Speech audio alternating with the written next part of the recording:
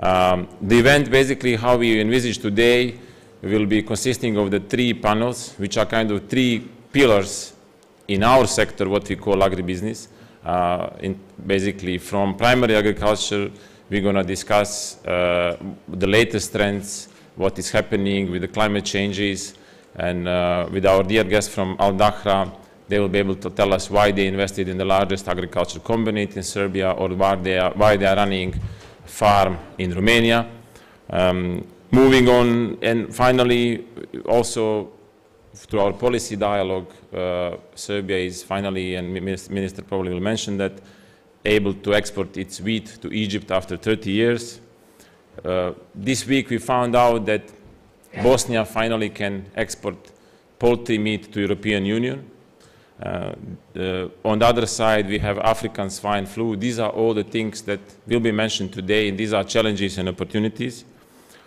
We read recently in the news, despite all this, that one of the largest companies from Ukraine in the poultry sector invested in Slovenia, but they are announcing they're not going to stop only there. They are probably going to invest in this country as well, MHP.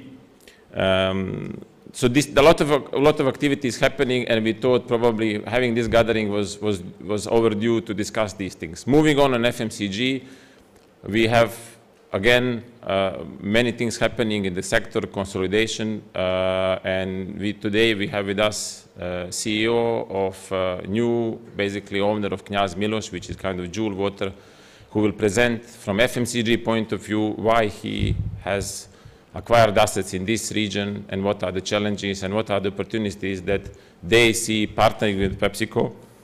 We also in retail, we have private equity activities more and more, so that's the next topic, and we're going to hear from the private equity funds who are active in the retail sector, why they are investing in the region and how they are seeing food retail positioning.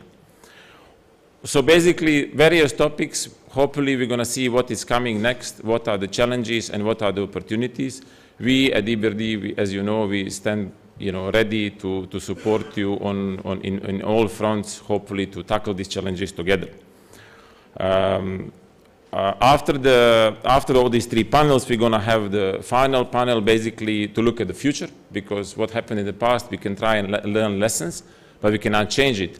And hopefully with our guests from traditional industries, but we're going to have also people from Microsoft, we're going to have people from the academic circles, Biosense, to tell us really what are the opportunities and challenges and how digital revolution is also feeding through agribusiness value chain.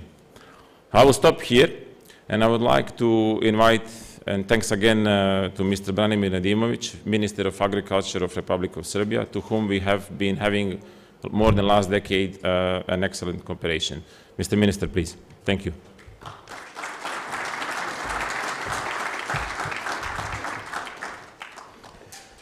Zahvaljujem, Miljane. Zahvalio bi se EBRD-u kao jednom od najznačajnijih partnera. Ajde, sačekat ćemo da ovo...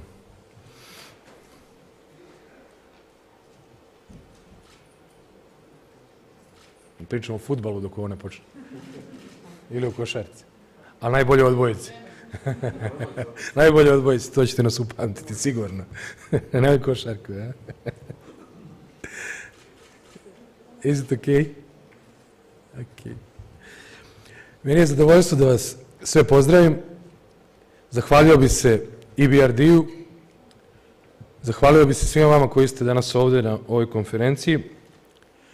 Verovatno neću ništa novo veliko reći, ali ću se truditi da vam objasnim poziciju Srbije u ovom trenutku vezano za sektor poljoprivrede. Ja malo poljoprivredu drugačije doživljavam nego moji prethodnici. Obično se u Srbiji polazilo od baze pa išlo se ka gore. Koliko da proizvedemo na njivi, pa ćemo onda da vidimo kako ćemo to da prodamo. A možda nešto i preradimo usput. Ja mislim da u 21. veku morate stvari da okrenete potpuno naopačke. Da prvo vidite gde ćete da prodate, da li vi to možda možete da napravite, što tržište traži, pa tek onda se bavite organizovanom proizvodnjom na samoj njivi, ako pođemo od poljoprivrede. Kad sam prvi put to izgovorio, svi me nešto belo gledaš. Rekoše čak da nije to moj posao, jer poljoprivreda je samo ono što se proizvede na njivi. Ja mislim da u Srbiji poljoprivreda je, pošto smo mi mala zemlja, sa svega 7 miliona stanovnika, malim tržištem, da je u Srbiji agrobiznis i poljoprivreda na njivi, i logistika, i prerada, i izvoz, da sve to mora biti u jednom šeširu. Ako nije tako, šta znači što imate proizvodnju kukuruza ili pšenice u top 10 po hektaru na svetu, kad niste neki veliki igrač? Nemate velike površine. Mi ne možemo da budemo Ukrajina, Rusija, koji imaju ogromne površine, pa bez obzira šta i koliko proizvedu po jedinici površine, opet su ozbiljni igrači. Gotovo 3/4 našeg izvoza, koji je najviše orijentisan na prostor Evropske unije i susednih zemalja, zemalja CEFTE, 3/4 tih proizvoda potiču od sirovine koja nastane u poljoprivredi. I to je stvar koju mi moramo da promenimo. Bez aktera kao što je EBRD, bez podrške Miljana u prošle 2 godine, možda i malo više. Doduše izgleda da sam ja najduži ministar poljoprivrede u Srbiji u zadnjih 15-20 godina. To baš i nije nešto za diku, ali šta ću ja, to je realnost. Hvala što nam je EBRD pružio podršku, pružio put, odnosno pokazao nam put u kom treba da idemo. Najpre, kod Egipta, to smo sarađivali vezano za izvoz pšenice, gde smo dobili sertifikat, a mnogi čekaju na sertifikat dugo godina. Nemojte zaboraviti da Rusija kad je htjela da izvozi pšenicu u Egipat, da je morao Putin da ide u Egipat. A eto, mi smo uspeli EBRD i naše ministarstvo poljoprivrede nekako to da reši. Tako da hvala EBRD-u na tome. Hvala na stvarima koje smo radili kroz geografsko poreklo, za ariljsku malinu, oblačinsku višnju, za stvari koje smo radili na srpskom kvalitetu. Srpski kvalitet u stvari to je jedna oznaka robe koja se koristi na unutrašnjem tržištu zbog zahteva potrošača. Tako da sa EBRD-em vidite radimo i unutra i napolju. I mislim da je jako važno imati ovakve partnere u srpskoj poljoprivredi. Šta nam sledi? Srbija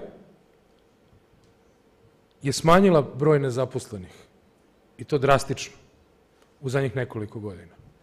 Zasnovano na industrijama koje akumuliraju veliko zapošljavanje. Automobilska industrija, mašinska industrija, neke druge u elektrosektoru. Ali gde je najmanje bilo realno greenfield investicije? Bilo je u prerađivačkoj industriji, odnosno u food processingu. Iz tog razloga Vlada Republike Srbije u januaru mesecu donela posebna pravila za ulagače u prerađivačku industriju. Ko želi u Srbiji da ulaže u prerađivački sektor, u visoke tehnologije, koji ima tržišta, bez obzira na broj zaposlenih? Ovo je jako važna stvar, jer ranije se naročito potenciralo koliko zaposlenih, pa sprem toga se dodeljevali subvencije. Ovde ne, ovde se insistira na novim tehnologijama, insistira se na tržištu. Vlada Republike Srbije 50% novca odvaja za to. Mislim da je ovo jako važan i filozofski preokret, jer od masovnog zapošljavanja prelazimo kao na video igrici u nivo 2. Idemo na nove tehnologije, na visoke tehnologije, na ono gde postoje tržišta. Mene često spočitavaju da sam mnogo vremena proveo lutajući po Bliskom istoku, Mediteranu, Severnoj Africi i više ne znam nija gde. Tražeći i moleći za sertifikate, jer vi nemojte nikada zaboraviti, bez fitosertifikata i veterinarski sertifikat nismo mi u poljoprivredi šarafi ili tegle, pa da možemo da idemo eto tako. Kako se biznis spoji, ćao, idemo dalje. Ovde bez ove dve stvari koje mora država da reši, nema dalje. Zato sam ja mnogo vremena proveo i po zemaljama Golfskog zaliva, i u Indiji, i u Kini, i nemojte zaboraviti, i Severnoj Africi. Mi možda ne možemo sa našim brendovima da iskonkurišemo evropskim vrednovima, velikim, ozbiljnim stvarima. Ali možemo ovamo ili možemo da radimo robne marke. Tako se uči posao. Nije to ništa sramota. Da biste ovladali tehnologijom i da biste mogli u jednom trenutku možda, ako se nameste uslovi, da ovladate i tim prostorom. Srbija u ovom trenutku ima sporazume o slobodnoj trgovini, ja mislim sigurno sa prostorom koji obuhvata više od 1 milijardu stanovnika. Evropska unija, SSP. Euroazijska unija, imamo sporazum o slobodnoj trgovini koji ćemo proširiti. Turska, sa velikim brojem proizvoda, imamo bescarinski režim. Primjer radi, mi smo na bazi toga prošle godine $40 miliona napravili posao oko izvoza goveđeg mesa, prerađene govedine, znači nismo izvozili živu stoku, nego smo prerađivali to u srpskim kompanijama. Isto tako imamo u delu koji se odnosi na suncokretovo ulje. Tu smo svu kvotu ispunili. Sve. I tu je još bio posao od 15 miliona. Zrno po zrno, idemo napred. Tako da mislim da možemo u budućnosti da računamo da će udeo prerađivačkog sektora biti veći. Ali to ne može ništa bez vas i ne može ništa bez ovakvih konferencija, bez našeg glasnika, kakav je sigurno IBRD, da širi ovu priču u Srbiji, jer mi smo, još jednom kažem, mala zemlja da bi neko samo zbog našeg tržišta došao ovdje. Mi sad radimo dosta na tome da uvežemo neke druge prostore oko nas u jedinstveno tržište, da uskladimo potpuno veterinarske fitosanitarne sertifikate i da ne budemo više tržište od 7 miliona, nego bar od 15-20 miliona. Kad imate tržište od 15-20 miliona, onda je to već druga priča. Naravno, stvari koje nam slede u budućnosti, to je masovna upotreba IT-a u poljoprivredi, jer danas šta se sve dešava bez toga i bez intervencija u delu koji se odnose na probleme vezane za klimatske promjene, tu poljoprivreda više onda nema šta da traži. Tako da ova 3 sektora, podrška prerađivačkoj industriji, podrška IT u poljoprivredi i podrška investicijama koji rešavaju probleme klimatske promjene, i zato sam zahvalan IBRD-u, radimo sad na jednom velikom projektu koji je sad imaće malu nišu 2020. godine za irigacione sisteme, da pokušamo da što više prostora navodnjavamo kako bismo izbjegli. Ja se zahvaljujem na prilici da govorim pred vama. Srbija je donela odluku da u prerađivačkom sektoru konačno iskorači. 20 godina je samo bilo priče o brownfieldima ili o gašenjima prerađivačkog sektora. Nije to slučajno. Neću da pričam o tome, o pojedinačnim situacijama. Jednostavno, više zemlja nije imalo 20 miliona stanovnika i svi prerađivački kapaciteti su bili bukvalno napravljeni za to. Plus što su imali neke svoje osobine poput energetskih potencijala i druge stvari koji su pravili velike troškove, jer kad uključiš fabriku praviš je za veliko tržište, a ne za malo, a sad se došlo smanjivanja tržišta. Tako da još jednom, molim vas, obratite pažnju na Srbiju. Bolje da obratite pažnju danas, jer možda za par godina će obratiti neku pažnju drugi, pa vi nećete biti u prilici. Hvala vam puno.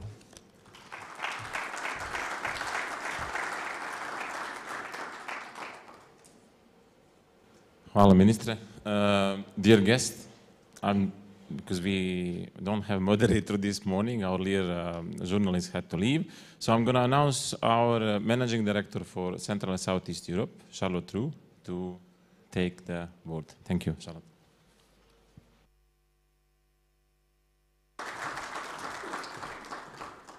Thank you, Miljan, and thank you all of our guests. It's really, really great to be here. I really appreciate the chance to speak with you all and get to meet so many of our clients here in the region.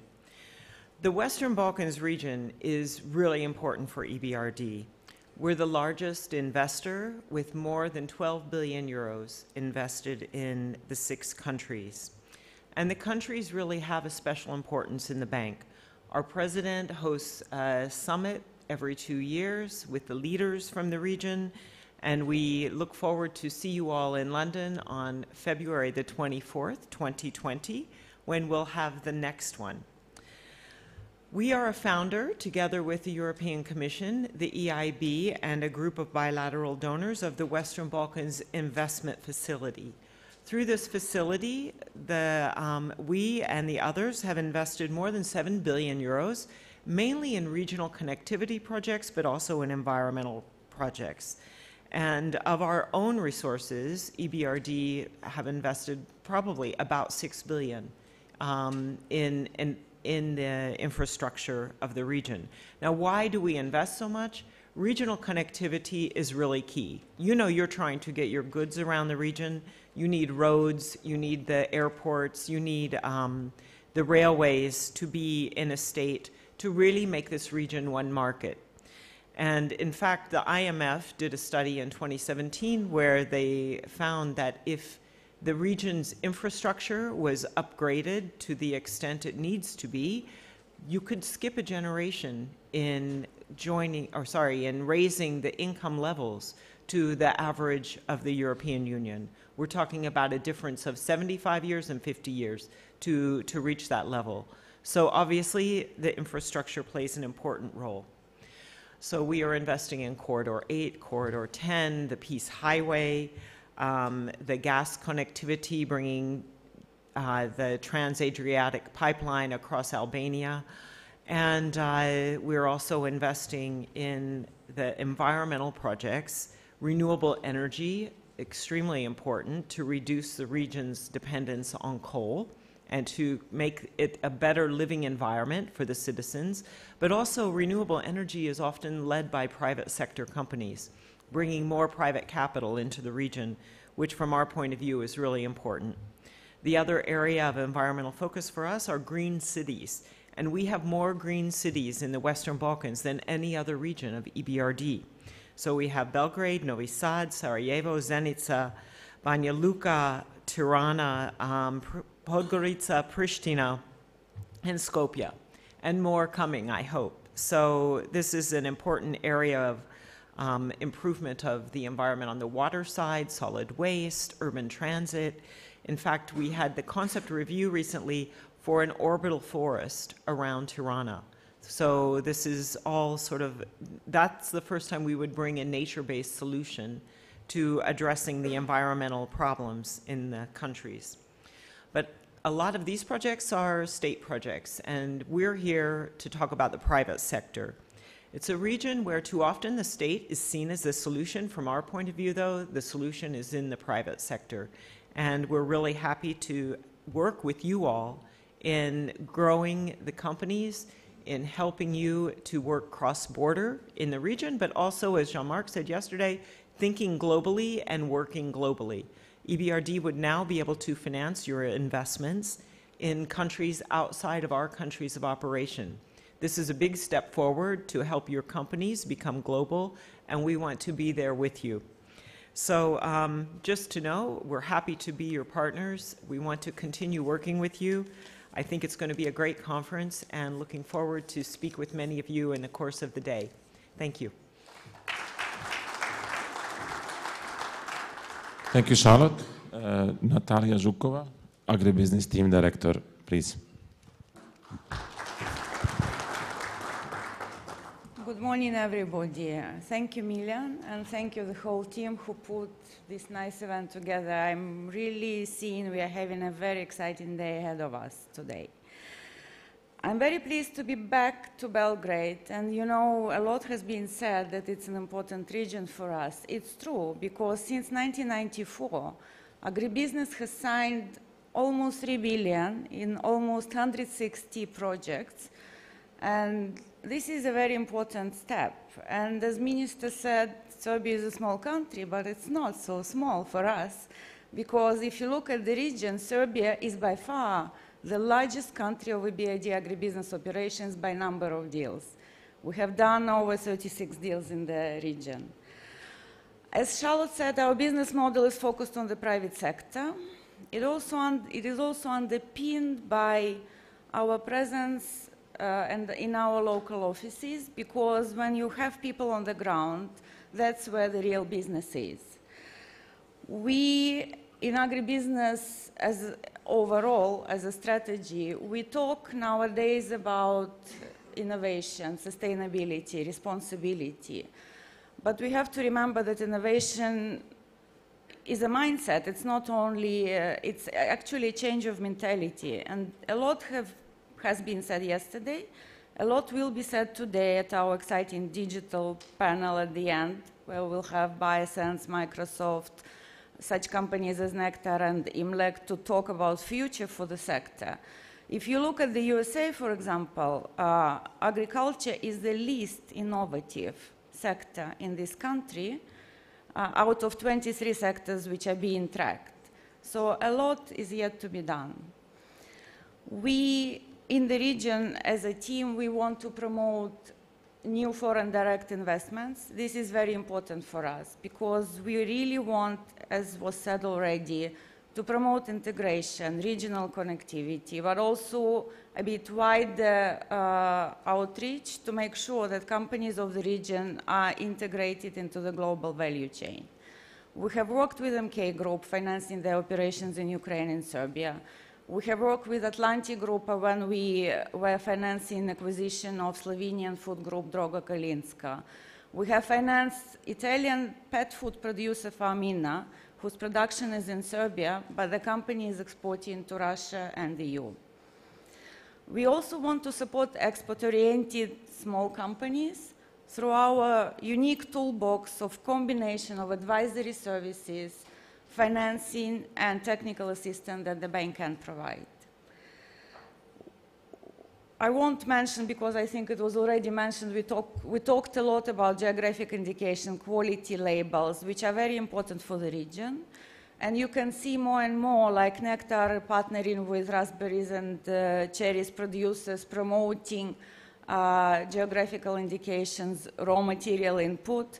We saw the same with a quality label, which is now being implemented by Connex for the meat industry. And this is part of our joint success of all the countries, clients, EBRD, and FAO, which is the Food Agricultural Organization of the United Nations, with whom we as a team cooperating for over 20 years. We also want to help to focus in general the strategy of our future on promoting policy enhancement. And we have an excellent cooperation with the Minister of Agriculture, Mr. Nedimovic, as was mentioned, via approach to irrigation. We really, because water management and water scarcity is becoming a really hot topic. For us, it's very important because it's a practical solution to tackle the problem, even if we start with a tiny project. We really hope it will move ahead. We're also partnering just in strengthening public-private dialogue. We are talking about increasing investor confidence. And I think that having all of you today at this conference is a real proof that we mean something for this region, but more importantly, we feel that we are kind of helping the region to grow and become more competitive. Food is deeply rooted in our lives, and a lot has been said about sustainability yesterday. Sustainability is a relatively complex concept because we need to address future needs, encompassing needs of the present, but also thinking about not breaking the food system in the future. And this is very important. So sustainability also talks about balanced approach. And we really hope that with all our provocative topics, hard talks, hungry talks, you'll really enjoy the day. Thank you.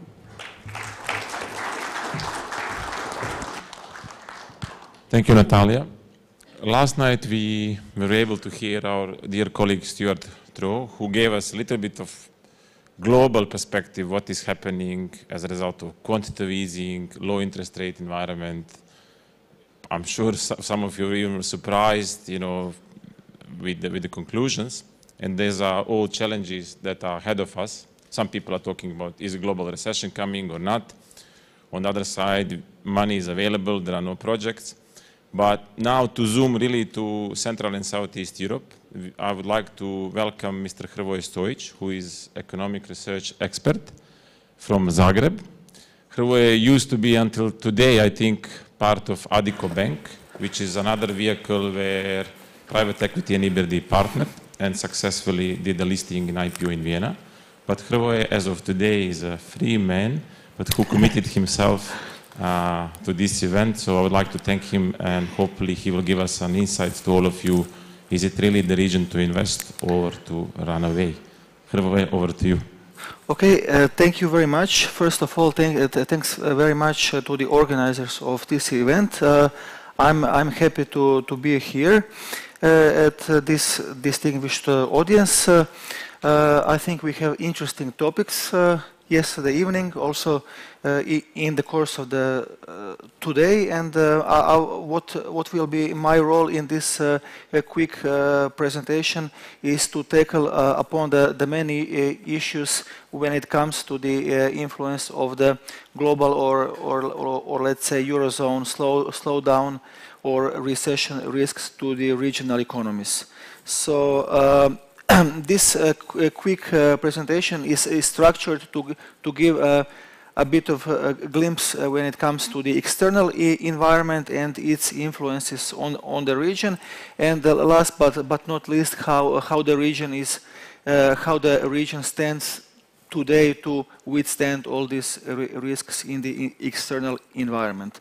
So I would like to start with the mainstream, so to say, findings. We can call this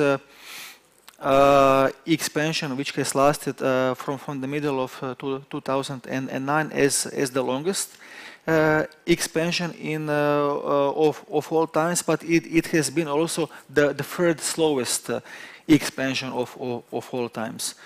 Currently, what we see from most of the surveys we see that the probability of the global recession has increased recently when it comes to the next 12-month outlook. So it's in the September of this year, it's been for the first time above 50%. So this is definitely one of the warning signs. When we are talking about the global business sentiment and also global consumer sentiment, here we can see quite some divergence. On one hand, we see a global manufacturing slump, or at least a slowdown, depending on the regions we are discussing. But at the same time, which has been almost unprecedented in the global economic modern history, we see quite some divergence when it comes to the consumer sentiment. Consumer sentiment, as one of the main topics of also this conference, is still holding up very well. We see it around the main global and most developed economies, especially what is important for the Europe and for this region. We see that despite the manufacturing slump in Germany, the automotive powerhouse of the Europe and also globally, we see that consumers are still spending a lot. The labor market is still very strong. The last 4 or 5 years have been the strongest when it comes to the real wage growth in Germany. Some of you will perhaps remember that German wages are practically very tied to the export results, but this is not the case in this moment. We see that despite export results are worsening, that the labor market is thriving and wages are still growing at a decent pace. Will this continue? If we are putting everything into historical context, for example, last 12 years or so, we see that manufacturing employment is eventually tracking what is happening with the manufacturing production. So the biggest risk is that the labor market will act with a sort of time lag if this manufacturing slump continues. And this is really the crucial warning sign in my view.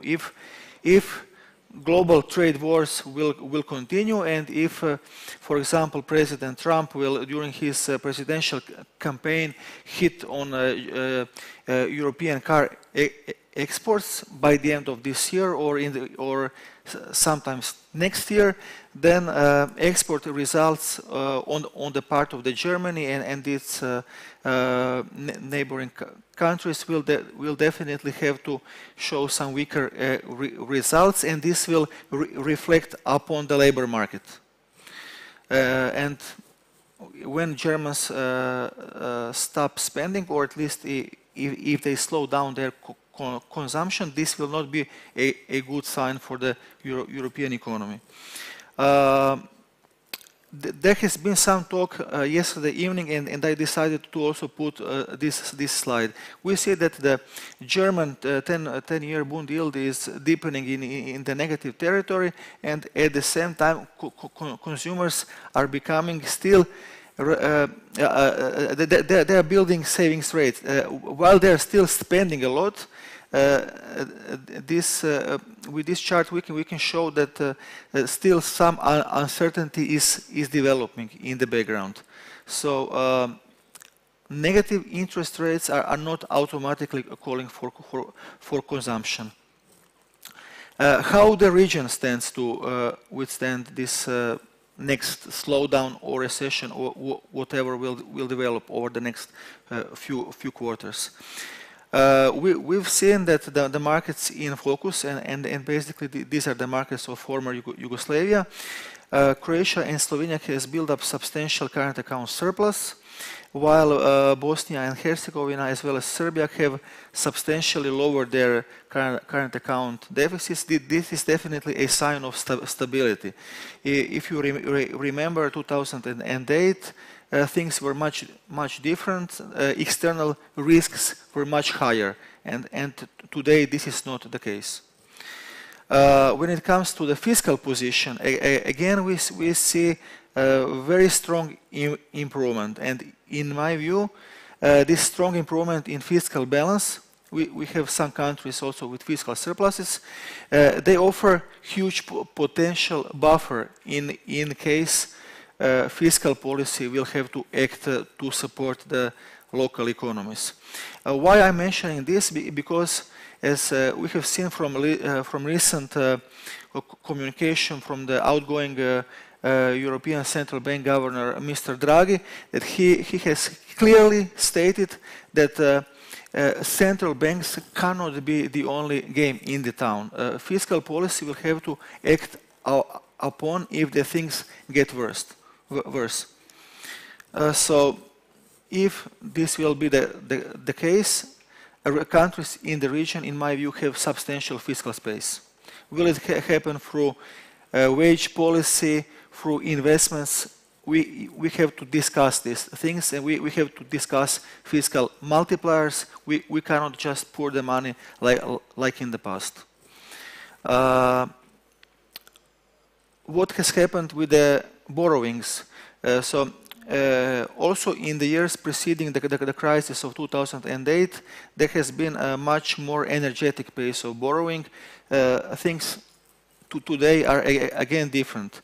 Private sector has undergone through a very long and severe, I would say, pace of deleveraging.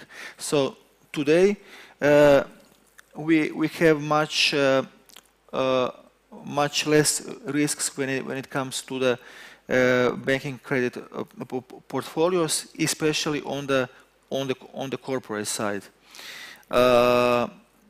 Last but not least, net foreign liabilities of banks are in even better position today compared to about 10 years ago. So again, financial systems should not be any source of instability. Like we used to have some threats 10 years ago, but even then we had the famous Vienna initiative, which has acted to save the day. Last but not least, I would also stress that there has been a strong improvement in the structure of Southeast European growth. Looking at the past 10 years, we see that the private consumption is practically the same. It has just moved sideways.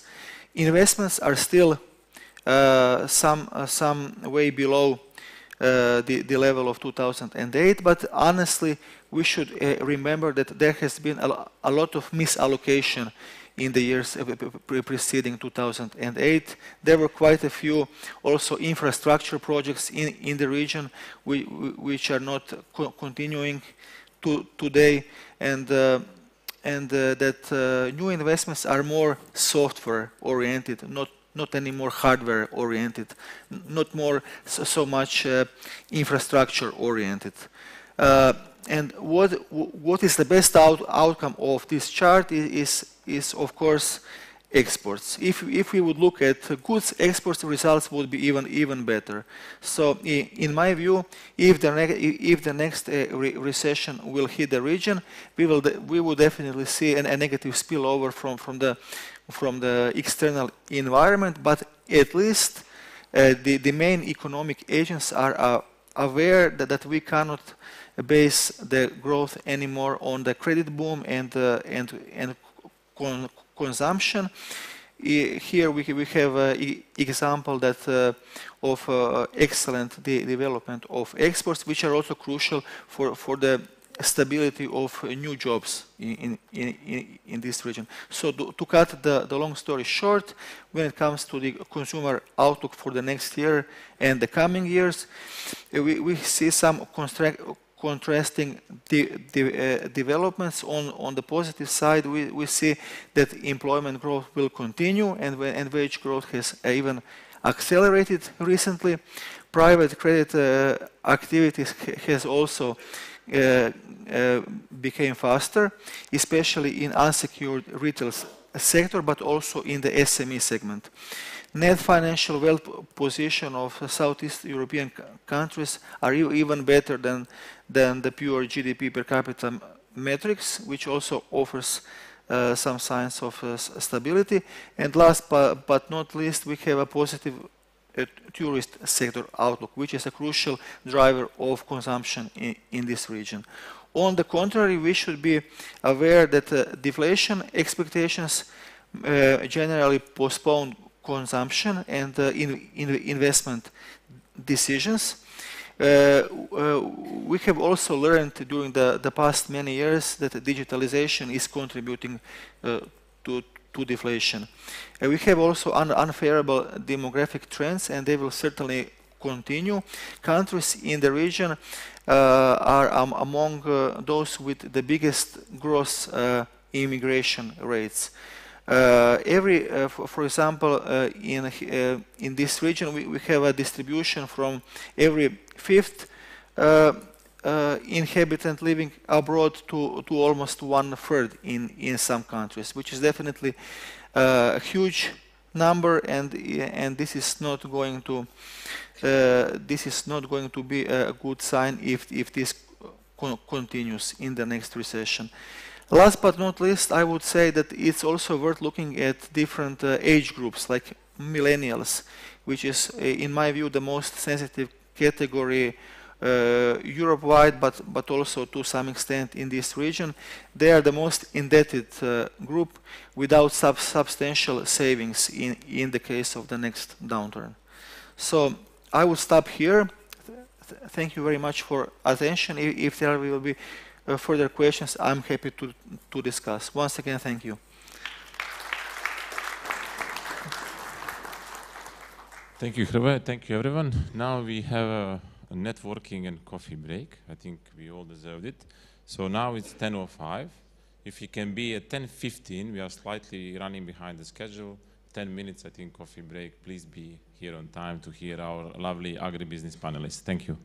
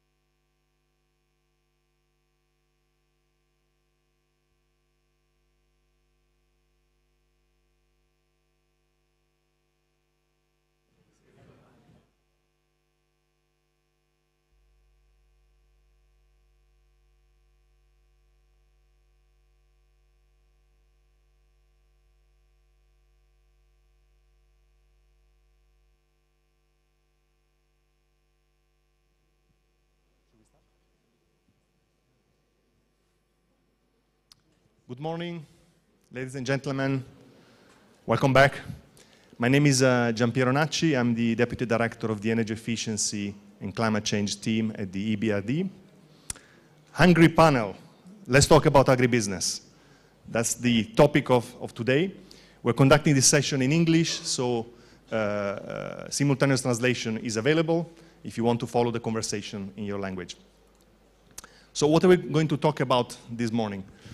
I think we're going to talk about what the future holds for agriculture in a very challenging environment. We talked yesterday about climate change, about growing population, how to feed the growing population. We talked about multiple environmental crises that are affecting our lives. Think about the issues associated with biodiversity losses. We've been talking about consumer trends and how societal trends are affecting the business. This is one key topic of discussion this morning. We're also going to talk about the role of sustainability more in general. The agribusiness sector, food processing, is responsible for about 1/4 of global greenhouse gas emissions and 70% of water consumption.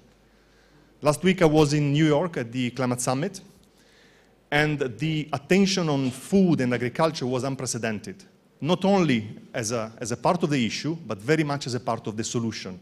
How we can identify solutions in the agribusiness sector, associated, for example, associated to soil carbon, associated to land management, that can deliver on the issues associated to climate change.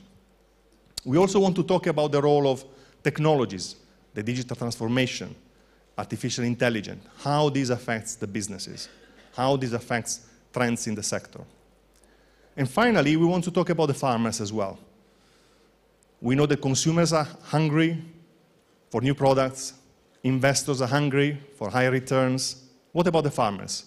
What is their role? What we can do to enable them to deliver on this very complex and increasingly challenging agenda? I'm very much looking forward to the conversation. We have a distinguished and very diverse panel from the region and beyond. So let me introduce them. Stefan Bucataru, Director of AgriCover. Gianluca Fabbri, Gianluca CFO, Valdahara. Frédéric Moulin, General Manager, Southeast Europe, Axreal. Gergely Pokos, Director of Business Development for Bonafam. And Ilya Studen, co-founder and the president of Studen & Co Holding. Please give a round of applause to our distinguished panel. We start with Gianluca, who kindly agreed to deliver an introductory remarks, setting a bit the scene of the conversation and helping us, go into this mood of looking at all these compelling and challenging issues. Gianluca, maybe, if you go to the lectern, I think you'll be more visible. If you want to stand here, it's fine as well. Okay, I'll try here. Actually, let me try this. Hello, good morning. Good morning, everybody. I'll start with a question for you. And please raise your hand, or keep it down if you disagree. Do you think that Earth needs to be saved? All right, we are almost 50-50. So, well, I believe it doesn't need to be saved.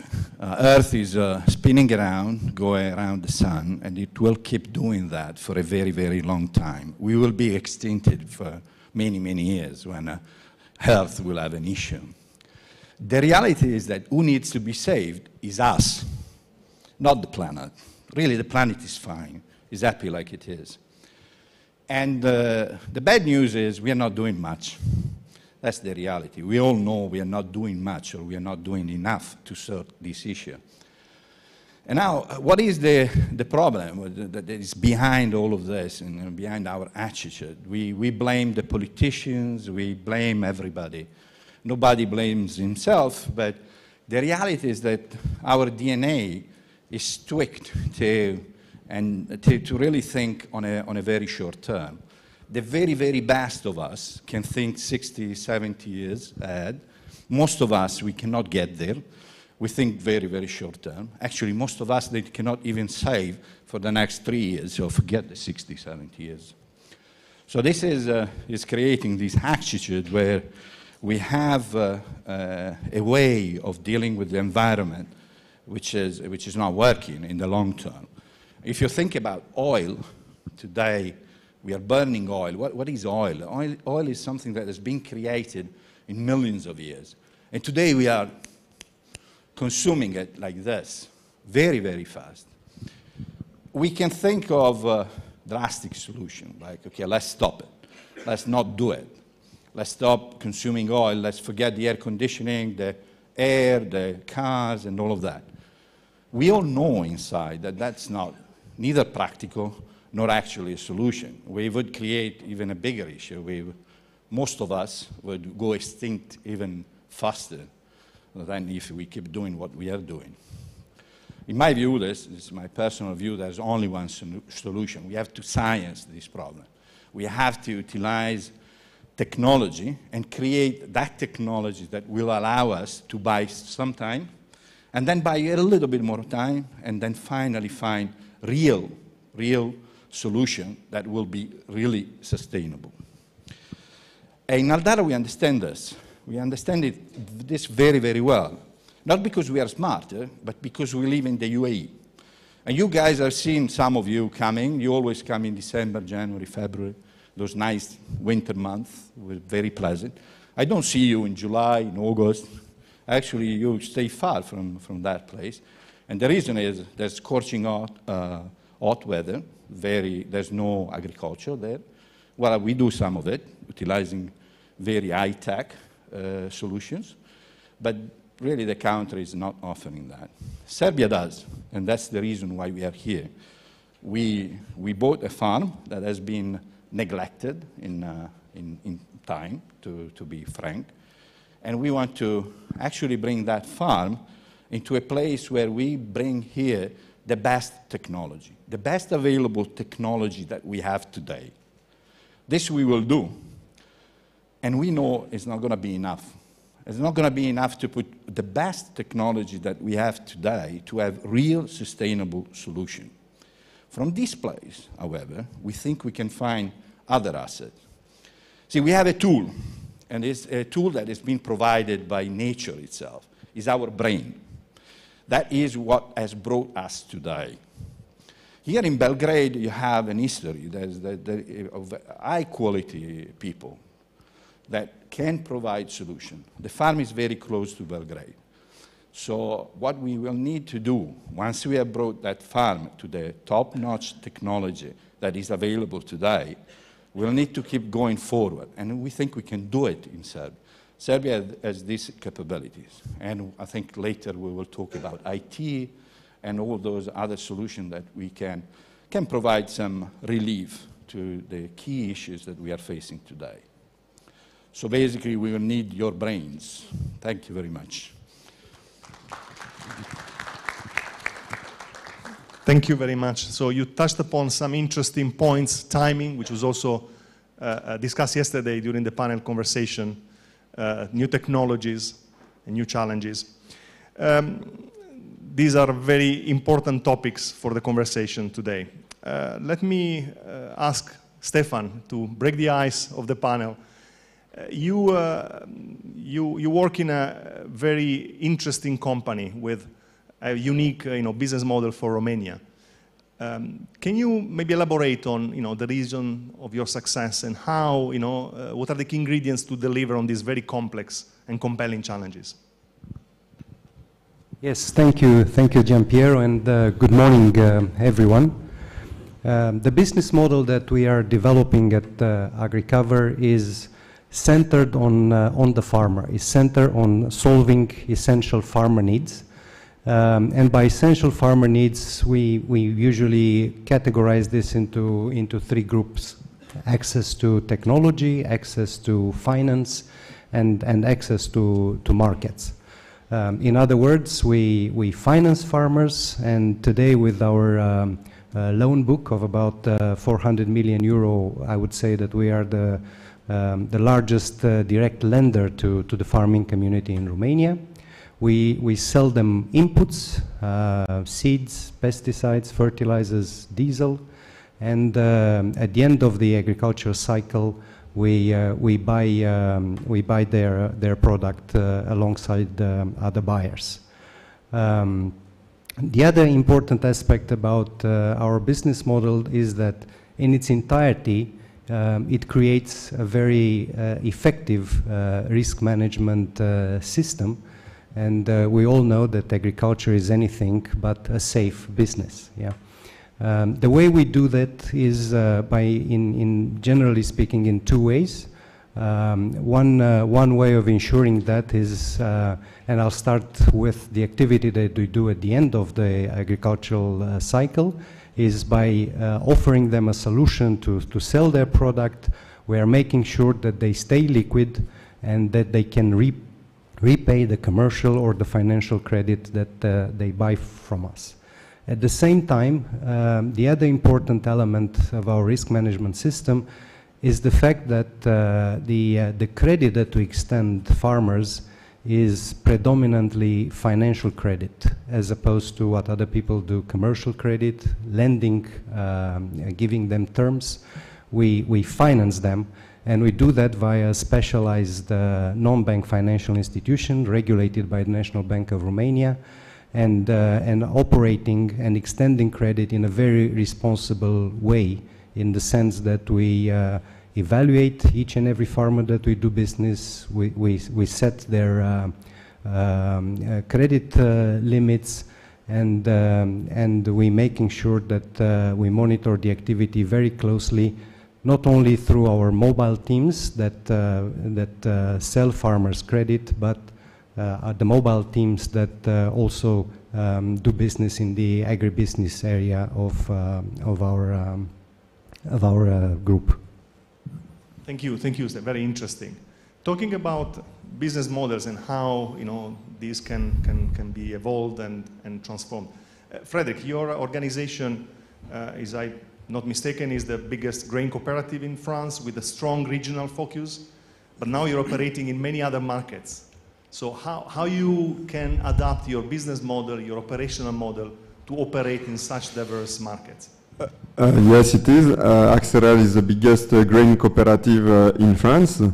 On our side, the first partner on which is funded all the business development, that's the farmer, because that's the origin of the company itself. So basically, Axerel today collects 5 million tons of grain in the center of France, but it's the development of several generations of cooperatives. So cooperatives movement, if I may speak 2 words about this, because it's important. It's the roots, and the roots are still there to explain what we are today.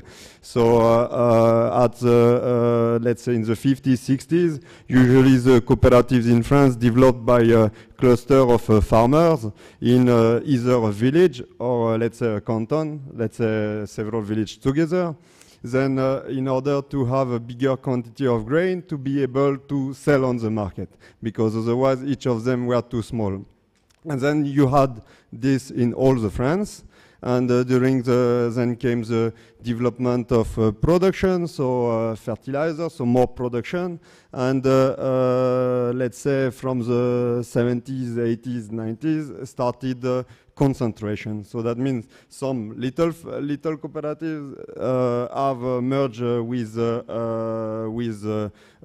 some others, and basically, if I may say for Axerel, so the last merge was 2009, when we merged between 2 main cooperatives in France to become a significant player on the French market, because globalization is today, and we have to do it if we still want to be there on the long run.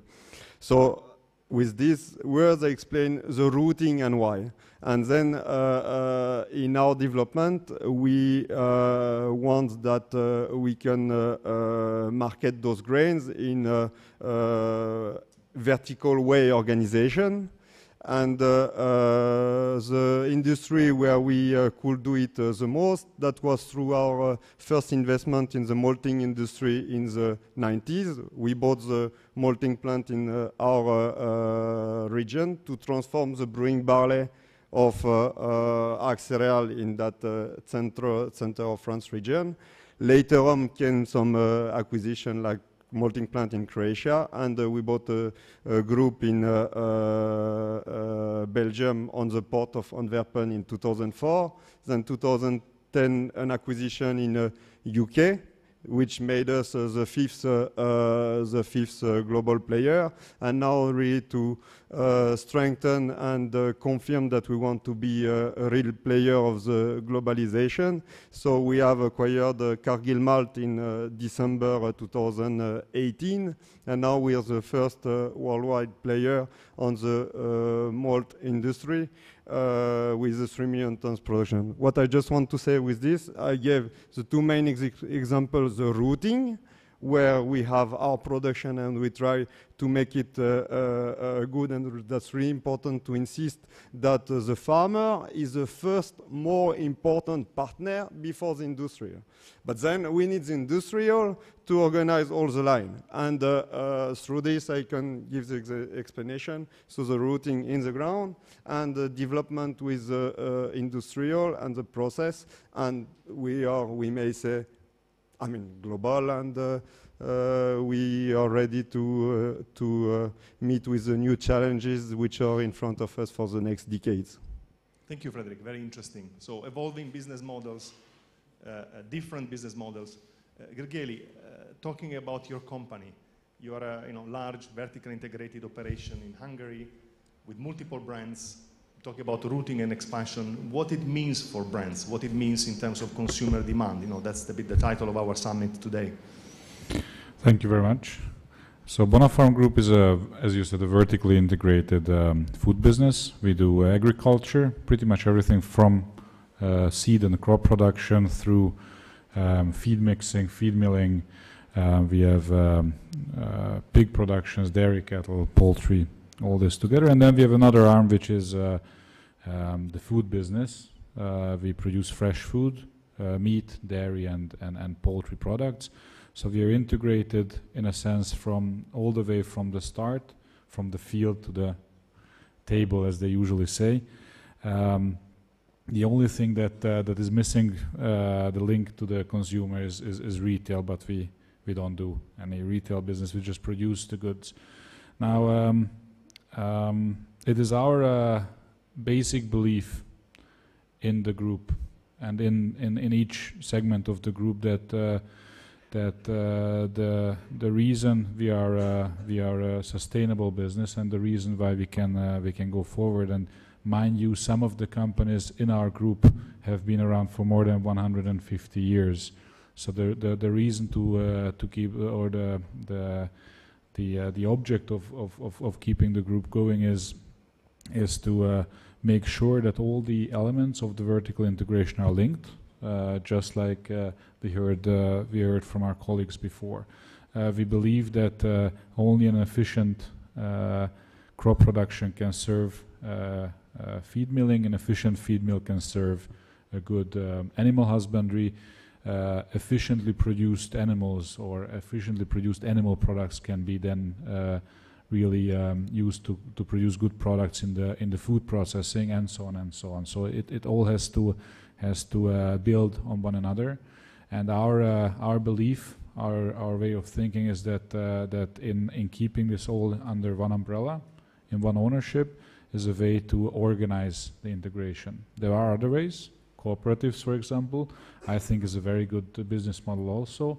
We are following a different path, but the basic idea behind it is the same. This is the way we keep the whole business efficient, and this is how we keep our products sustainable. Now, the way this translates into brands and products is that we can create value for the consumer that is then sustainable on the market. To give you one example of one of our recent developments, we have been working on in the fresh meat product category. We we have developed a premium meat product. This is pig meat, which is usually viewed as a commodity, but we've been looking at the way the consumer consumes meat, at their behavior, what they really want. So we came up with a premium product that is GMO-free, antibiotic-free, high animal welfare, and of secure origin. In the pork now, this is somewhat ahead of its time because there's not been something like this in the region, but now we produce it on a massive scale. It took about 5 years of development with from the grain through the animals and the feed all the way to the slaughterhouse, but now it's on the market. And this is something that we know it took a long time to develop. We had to put a lot of effort into coordinating it. Now we put it on the market, and we will keep it on the market for a long time because we know that it is sustainable. It's not something that is only there for a year or two or only on a small scale. We committed ourselves to it, and now we can do it. This is the way we think about the business. Thank you very much, Gergely. Ilya, your company is a success story, one of the success stories of this region. You have a business model which is really export-oriented. You have reached markets substantially in Turkey, Middle East. Can you explain a bit the reason of your success? And again, how your business model has really supported these results in beyond your country? Good morning to all. It's an honor for me that I have a chance to speak here. Question is interesting, and I will take some time, very short, just to explain how we started, and it's going to be a bit of politics in that what I'm going to explain, but we are mainly working out of the country which was destroyed in the war some 25 years ago, Bosnia and Herzegovina. So I think that's very important to understand also this political note in that what we are doing. So we started our business as a soft commodity trader in Vienna some 27 years ago. And we developed our distribution of soft commodity products, mainly sugar, oil, edible oils, oil seeds, coffee, etc. And in early 2000, we were looking for the investment in the region of ex-Yugoslavia. It was the period when in Bosnia and Herzegovina was established special autonomous unit, it's Brčko district. And this region had an old factory which was not working for more than 12 years and which was totally destroyed. It was edible oil factory. And we saw the chance that we, with investment in Bosnia and Herzegovina, in this special region, re-establish production of farming products in this region, mainly processing of oil seeds. And I have to say, it was quite a hard experience for us because we entered Bosnia and Herzegovina as investor in 2002. We were in Brčko district, and the country was really destroyed by the war. You could feel it everywhere that people are divided between national, let's say, borders. And Brčko district is the region where all three major nations, so Serbs, Bosniaks, Croats, have to live together and have to work together. And we really put so much efforts, not on one side to develop and invest in the production, but to bring also people to live and work together. And also people in the processing industry, but also the farmers. If you think that in this period, all this region, Posavina, Semberi, etc., which is very good agricultural region, was totally undeveloped in the production of oil seeds and many other things. So we were trying to support this production and to work very closely with farmers. Of course, it was not easy, it was not profitable business at the beginning, but it has this connotation that in the long term, if we are able to develop it in such country like it's Bosnia and Herzegovina, it will have good social connotation. From the other side, it's a small market, but it's still a market of around 4 million people. And location of Brčko district is excellent geographically. It's really in the middle of West Balkan region. And this, what we did at the beginning, was for us success. We saw that also from Bosnia and Herzegovina, we can develop agricultural business and processing business in this region and abroad. In the next stage, we invested there also in the sugar processing industry. We're investing in the coffee processing plant. And now we have in Brčko district one of the biggest, let's say, processing complexes in whole this region, which is able to support not only this region or to supply not only this region and Bosnia and Herzegovina with different products, but also to export to the world market. And when I see and when we see motivation of the people in this situation, that they have safe job, that they have a healthy company in which they can work, that they can travel all over the world, and that they have also motivation to stay and work in the country, that's something which bring us a lot of, let's say, joy and satisfaction with this business. So in the next stage, if we talk a bit more globally, I'm ready to talk a bit more globally, but I wanted to point out that we started really in one very small region, in one very poor country, where we developed a lot in our business in the past almost 20 years. And we are now also in the position that we, as a company from Bosnia and Herzegovina in this region, invest in this region and abroad. So I just wanted to put this a bit political connotation, working in such unstable, complex country,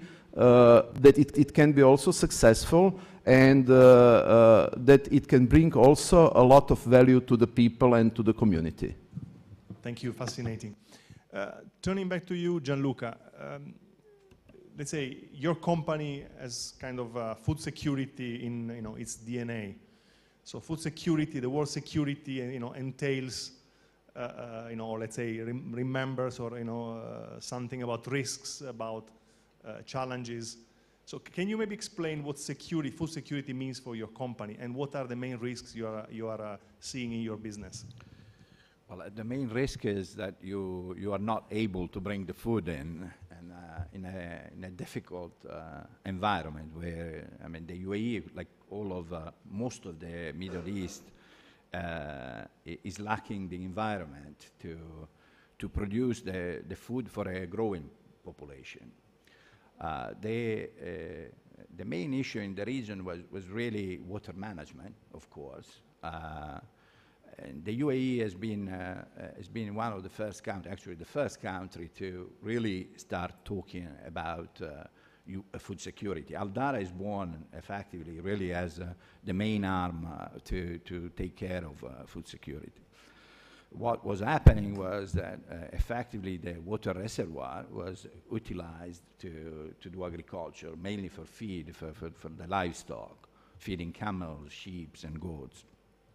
That was very inefficient, was heavily subsidized, and inefficient because effectively we were consuming an important resource and depleting it quite quickly. I mean, you could think that effectively water is not really the issue because you can use energy to produce water. But when you look at the numbers and how efficient that is actually terrible. It's a very, very difficult situation. Today, with the technology that is available, you can do much more to actually manage those risks. The UAE has took a choice around 11 years ago to say, okay, we stop this. We're going to go and look abroad to friendly countries that have surplus and that where water is available, and find our source in those places. And that has been the job of Al Dahra. We have now farms on a global basis in North Africa, in the US, in South Africa, in Europe. But we do believe that our risk management actually is best managed in this region specifically. The conditions of Eastern Europe is particularly good because even though the infrastructure needs to improve, there's a logistic risk to manage, and especially when you move millions of tons. So that is an area of improvement, but there is already a good infrastructure. There's a political environment which is stable, economy that are growing, and so it's economically viable.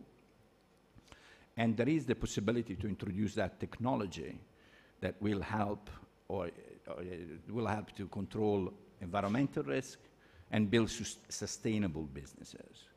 So we believe actually that the river that we can see outside is an incredibly good asset. And as I mentioned in my initial remark, the other very good thing that you can find here is quality talent. That quality talent that will help you to build a business that is integrated. We have touched on integration. Integration is also an incredibly good tool to manage risk in a business that is not fully commoditized, because you may have market risk, you have logistic risk, you have quality risk. So the full integration actually has that advantage to absorbs the market volatility without using derivatives, hedging, and those kind of things, which in most of our products, for instance, you cannot do. So this is, I think, is the reason we are here, and effective is really to manage those kind of risk you're talking about. Thank you, Gianluca. It seems to me that there is a common, thread here, which is companies, organizations that are based on long-term vision. I think this is common to all our guests today. Actually, Stefan, talking about long-term vision, yesterday we had a glass of wine together. You mentioned the value of partnership. I found it very, very interesting. Can you maybe explain a bit more what partnership means in your organization, why it's so valuable, especially in connection to the farmers that are your main customers? Yes, Gianpietro, and those are very good glasses of red wine last night. So our group is growing at a rate of more than 30% per year and has enjoyed that growth rate for quite a few years now. And obviously this level of sustained growth brings about a special type of risk which has to be managed in its own particular way. In our strategic thinking, the idea of forming very solid and very strong long-term partnerships with meaningful partners is at the core. And one good example is the fact that in 2017 we opened up the shareholding structure of Agricover Holding and welcomed the BRD as a shareholder. Since then we've continued to have discussions with strategic and financial investors, exploring vertical integration opportunities, and we will continue to do so, and we'll continue to form those strategic partnerships. But probably one of the most important forms of partnerships that we are very proud of is actually our partnership with a very large number of farmers in Romania. And to give a little bit of context to our discussion, officially, Romania has about 3.5 million farmers. In reality, more than 70% of the national agricultural output is produced by about 10 to 12,000 farmers. And each year, we have reached a number of 6,000 farmers that we do business with in one of our lines of business. And this says something in itself. Last year we started a very interesting initiative. We created a professional association of the farmers. It's a non-governmental, not-for-profit type of association. The membership started out by being small. We wanted to be focused on quality rather than quantity. But pretty soon, in less than a year, we will probably exceed more than 1,000 farmers as members in this association. We call it the Farmers Club in Romania. And the kind of activity that we are doing through the Farmers Club is, on one hand, talk to hundreds and thousands of farmers, understand what their issues are. And you know what happens when you talk to a lot of people, a mixed bag of things are throwing into the debate. And one of our core activities is to filter, to sieve through the whole host of issues and really identify the major themes that are common to all the farmers. And then at the other end of the spectrum, we enlist the support of the business community, of consultants, of law firms, of financial advisors, technology specialists. We call these think tanks that support the activity of the club, and opened up meaningful discussions and dialogues, both in Brussels and in Bucharest, with decision makers to find ways, specific, concrete ways of addressing those major needs of the farming community. And they encompass a whole host of issues, including the Romanian farming community's contribution to the development of the next common agricultural policy, as an example. What is very important, and what comes, we wanted this to happen, but comes as a very pleasant surprise, is the fact that when we talk to decision makers in Brussels and Bucharest, we find that they are really listening to what we have to say. And probably what makes the difference is the fact that when we talk on behalf of thousands of farmers, and we talk on behalf of those farmers that actually contribute a significant percentage to what is produced in Romania, and if it's produced in Romania, it is produced in the European Union. Thank you very much, very interesting. Talking about, again, business models and evolution, I think, going back to Frederick, in respect to your organizations to grow and to expand and to move abroad, clearly innovation is at the core of your how to say, business value.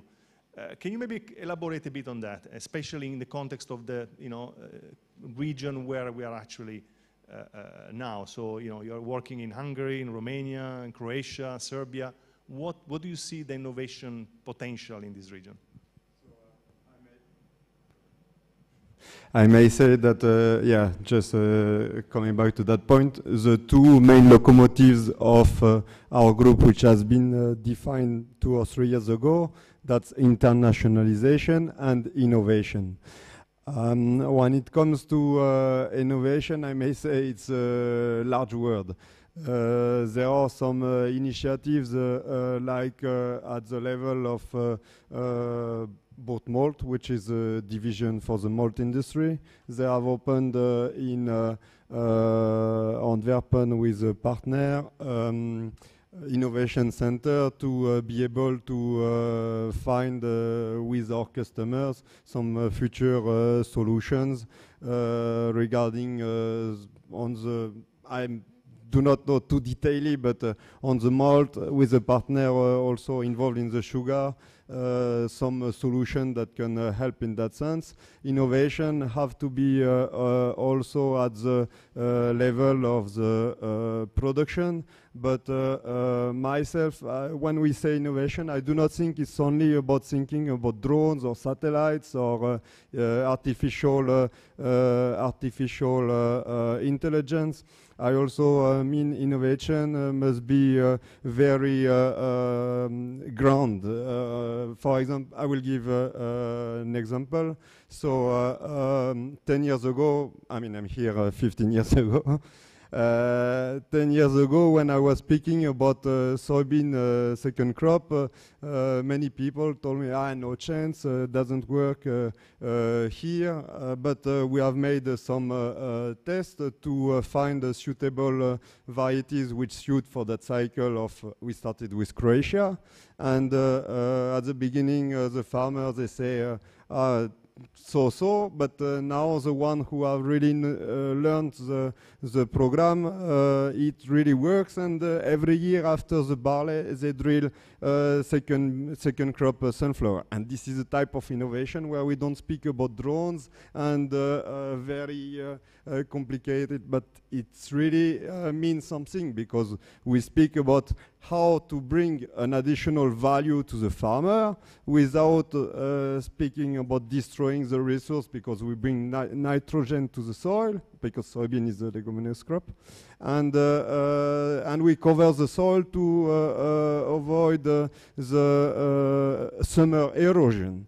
So I just would like to say, as a summary, innovation must be at several levels, and we are continuing to try to find solutions, and I believe it's really true for the whole Danube region. The one which we started this year, we made three years test, but the sunflower second crop, I'm sure it must work. Potentially in the future, we are working on sorghum one. Thank you, very interesting. Maybe we can expand a bit more on this topic with Gergely. You mentioned also to me before the start of the panel, the importance of efficiency in your business and how this is at the core of your, sustainability solution. Can you elaborate and tell us your story? Yeah, thank you.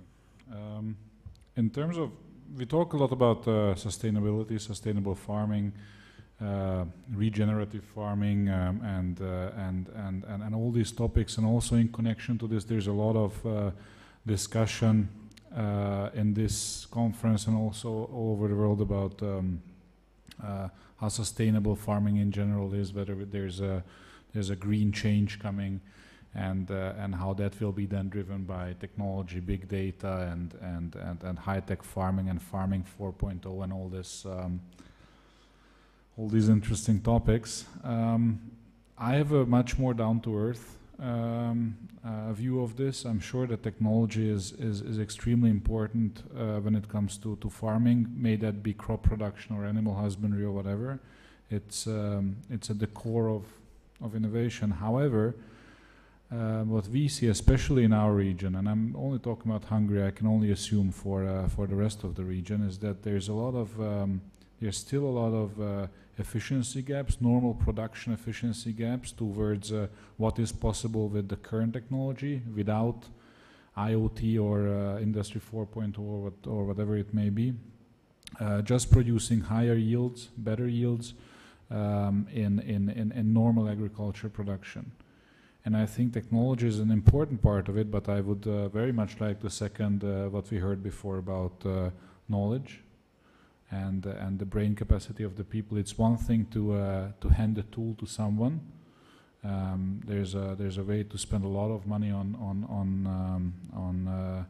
making your crop production visible from space and GPS-driven drones and whatnot. However, at the end of the day, if you don't bring in at least the average yield of a French farmer from the soil here in Serbia or in Hungary, where we know it's possible, it's all a waste of money. So what we believe in is that we have to find the efficiency in the core production activities that we do. This is what we strive for, and this is also what we try to do with the farmers that we cooperate with. Let's make sure that we have the adequate technology for the surroundings, for that economy. Make sure that our production is as efficient with the current level as possible, and that we can achieve by education. Bringing in knowledge and making sure that the people understand what they have to do and why. And once we are at a level where we can say our production is now efficient, it is on par with what's possible at this technology with the rest of the world, then we go into the new type of modern age technologies. Just by buying a very efficient tractor, your yield will not necessarily improve in the future. Thank you. This is very important. Clearly, improvement of efficiency with existing technologies is critical in order to achieve rapid decarbonization and indeed improve sustainability of operation. Ilya, I want to come back to you on one point. You mentioned your story, in a region that, let's say, under development. You referred to the value of people. Can we talk about skills? What are the skills that are needed, actually were needed at the time when you started, are needed now, and how you managed to retain these skills in your organization? I think this is very important for the growth of organizations like yours, but in general for the region. As we are producing products which are end consumer products, among that we have to be extremely efficient, we have to have high quality products. And basically, we are an Austrian company. Many of our major shareholders are big Austrian and German corporations. So we had a request that we produce our products at the level which is accepted at EU market. EU market is quite demanding market with many regulations, and of course for that, to bring this quality at a high level, you have to have really people who understand technology and who are ready to understand that high quality of the product is that what is demand and in which direction they have to work. We had really a big task for 3, 4, 5 years to find the ways how to bring in relatively small provincial city, enough people also from abroad, from Serbia, Croatia, other parts of Bosnia and Herzegovina, who are ready really to work and live there. We gave them very strong motivation in that, that they can live and work in Bosnia, but they can be part of a very international company and very much international story. Because if you think about our products, let's say about edible oils, from one point of view we can think about quality, and natural market is market of EU, but on the other side, this region is region where it's high surplus of this product, and we had to take a look where we can bring this product also to some other markets, which markets are natural markets.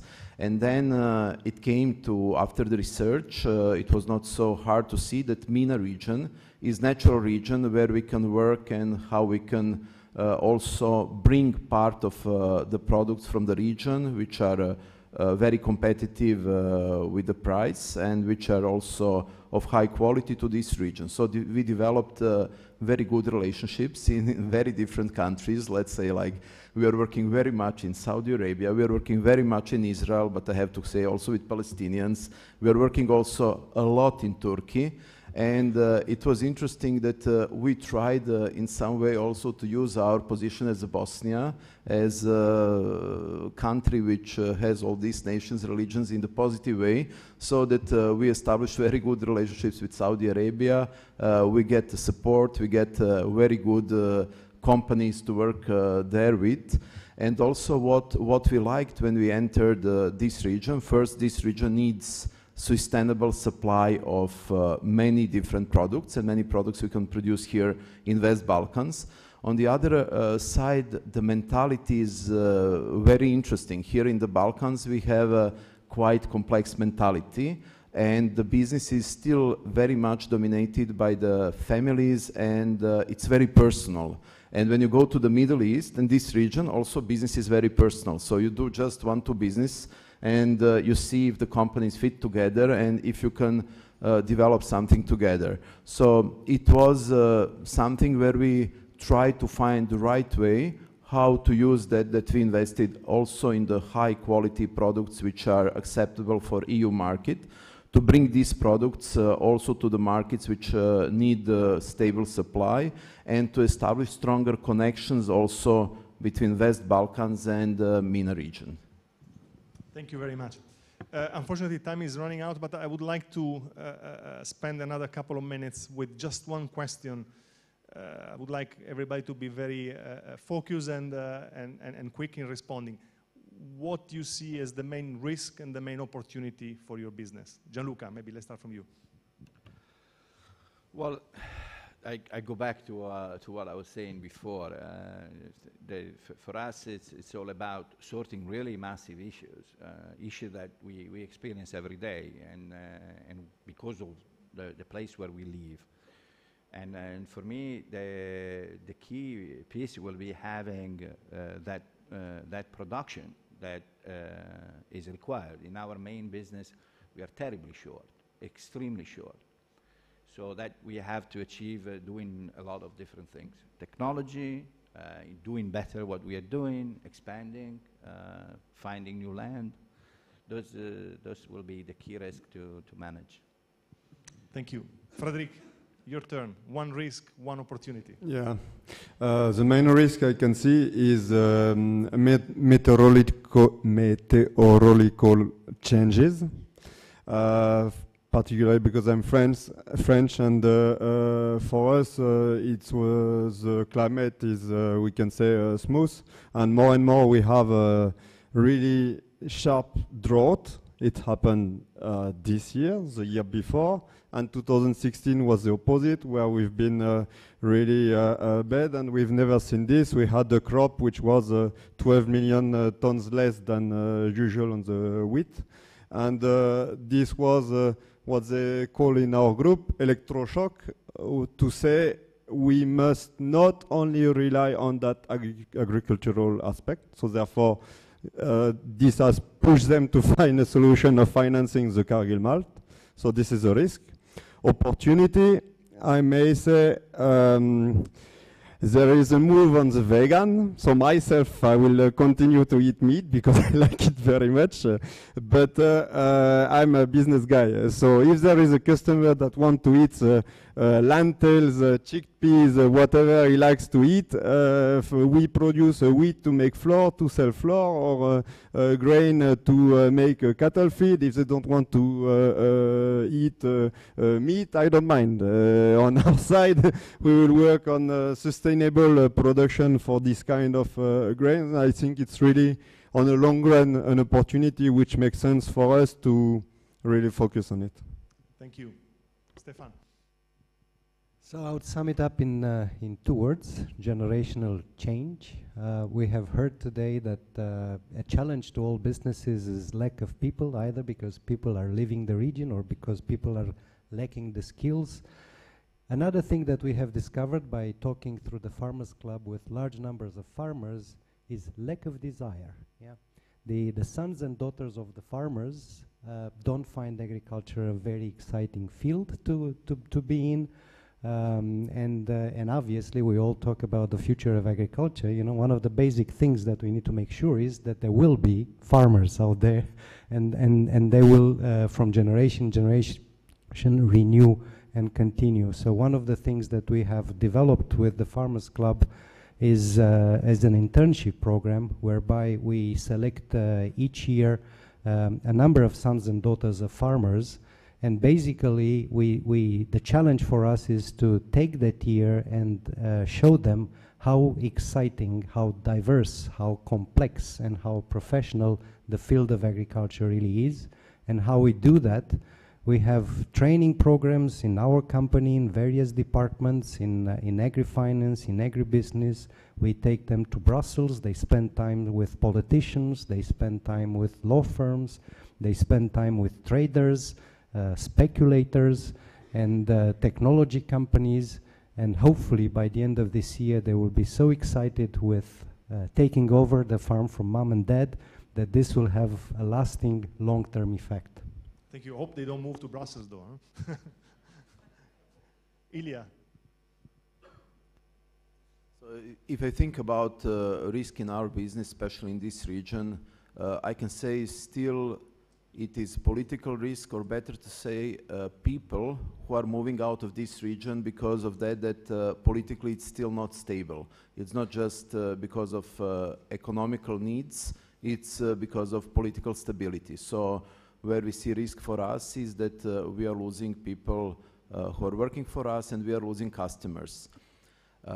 If it can be stopped, and I'm sure it can be stopped, we see also big opportunity in production of high quality and organic food, because if you think about market of European Union, it is around maybe 8% of world population, and it uses around 50% of high quality organic and bioproducts. So, and we are here at the border of this market, so it's a bigger opportunity for us. Thank you. Thank you. Gergely.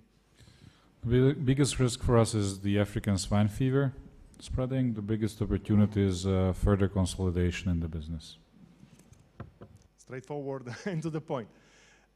So thank you very much to our distinguished guests and panelists. I really appreciated the conversation, enjoyed also your straightforward and honest answer. Great stories. Thank you for your stories. I hope you enjoyed as well. So please give a big round of applause to our guests.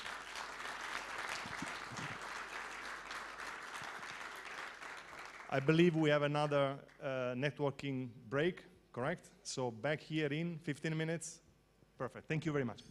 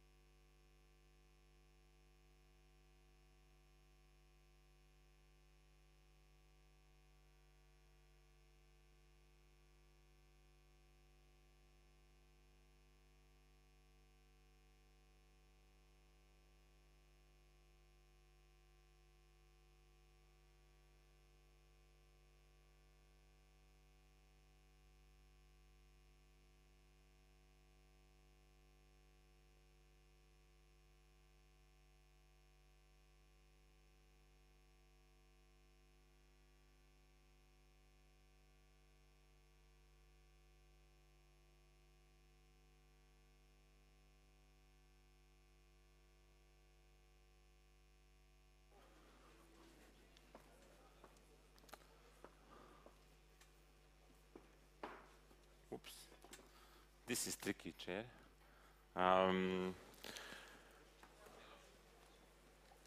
Dobar dan svima, ovima koji su uporni, koji hoće da čuju dalje šta se dešava. Sljedeći naš panel je FMCG, Fast Mover Consumer Goods. Ja ću miksati malo jezike, radit ću malo srpskog, hrvatskog, bosanskog i engleskog. Pre nego što krenemo, ideja ovog panela kao nastavak jutrošnjeg, vidjeli smo da FMCG industrija jeste jedan veliki driver, da ukupna potrošnja čini 60% BDP-a, a da su sve ove kompanije koje su danas sama na stolu upravo iz te industrije. Da probamo da čujemo od njih šta su to driveri, koji su to faktori koji utiču na njihova razmišljanja, njihove sljedeće poteze.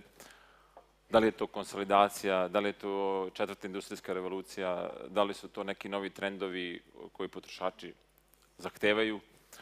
Vidjeli smo jutros, sinoć, kako nam je kolega Stuart Rowe dao šta se dešava kao rezultat, hajde kažemo onako, narodskih štampanja novaca, zapravo da to uopšte ne utiče na potrošnju, nego utiče na jedan asset bubble i nejednaku raspodelu kupovne moći i daljih, što samim tim pravi jedan neodrživi sistem daljeg razvoja. A onda smo jutros vidjeli gospodina Rvića koji nam je dao onako pregled gdje čak ni mi u EBRD-u, bar u ovom našem banking timu, nismo razmišljali da li dolazi recesija ili ne. Vidjeli ste pozitivne i negativne trendove vezano za kretanja koja mogu da utiču na potrošnju, a samim tim i na odlučivanje svih ovih relevantnih ljudi. Ja ću sada brzo da predstavim sa desne strane gospodina Aleksandra Paskale, CEO i vlasnik kompanije Matoni, koja je od skoro postala vlasnik vodeće srpske kompanije u industriji vode, Knjaz Miloš. Welcome. Gospodin Dario Šalić, CEO Jamnice, kompanija nekada u sastavu Agrokora, danas u Fortenova grupi. Gospodin Rusmir Rvić, CEO i suvlasnik, a danas mu je rođendan, tako da jedan aplauz za slavljenika, koji je pored rođendana danas odlučio da bude s nama, AS Grupa je jedna od vodećih prehrambenih kompanija u Bosni i Hercegovini. Gospodin Marin Pucar, CEO Podravke, ne moramo Podravku puno predstavljati. Gospodin Robert Knorr, partner u Mid Europi, jednom od vodećih private equity fondova, mislim da ga svi znate i redovni gost naših konferencija i regiona, i gospodin Mihajlo Janković, CEO Nektara. Ja bih sad zamolio gospodina Alessandra Paskala da nam kratko objasni pa zašto je on došao u ovaj region.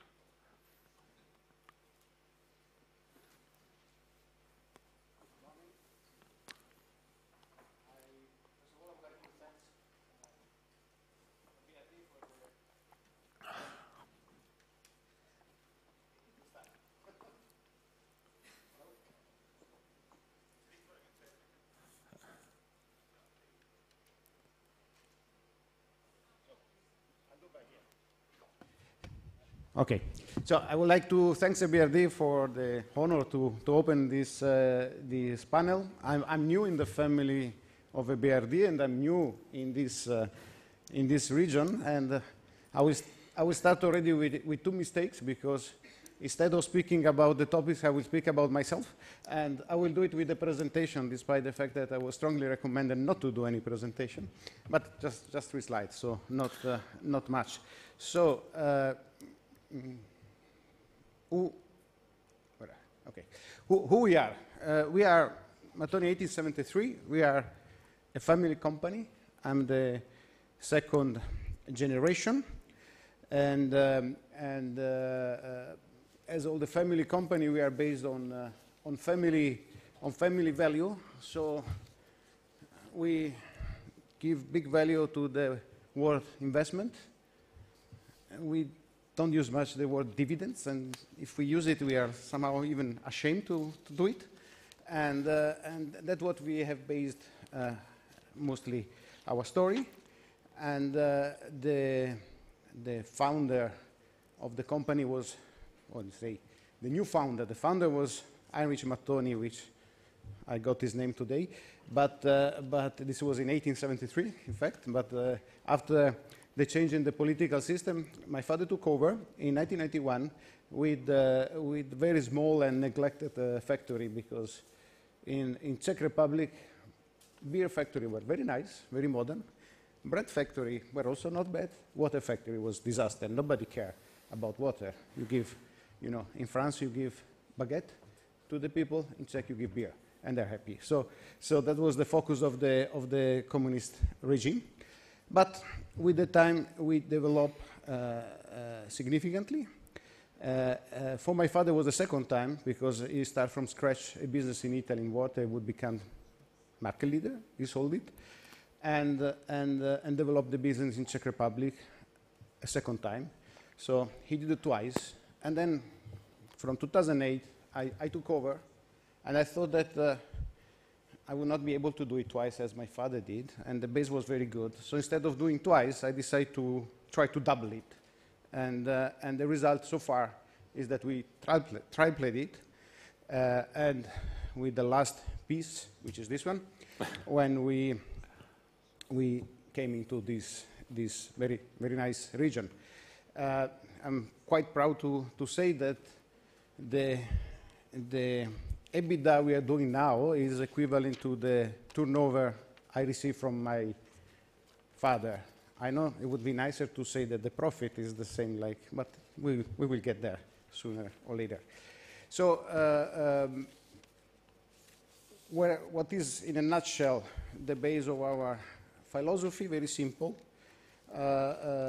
We try to, instead of convince the consumer to consume what we produce, we simply offer everything, and we try to understand what the consumer wants, and we give it to them. This is pretty different from all the other soft drinks company, where they have one or two brands, and they try to convince the whole globe to drink the same things. We don't. We just are very local with our brands. We also have some international brands, but we are not based on that. We are based on our local brands, and we try to simply fulfill the consumer needs. On the other side, we believe in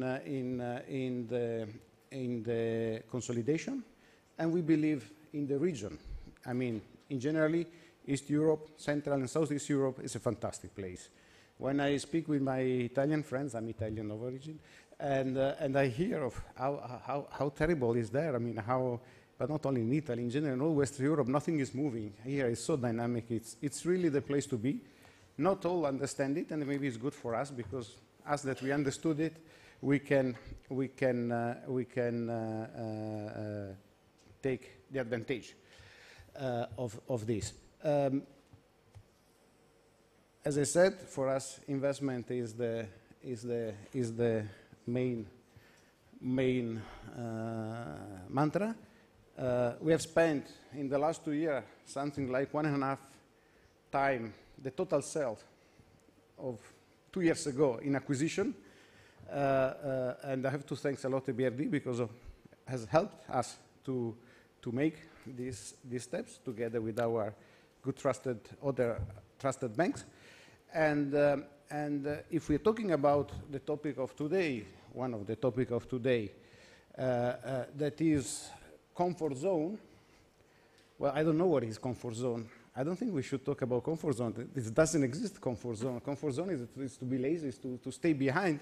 And you imagine that in 1991, my father from Italy jumped in completely chaotic and disorganized ex-communist country, where still privatization was not there. He made a joint venture with it was still Czechoslovakia state, and we then kept moving around.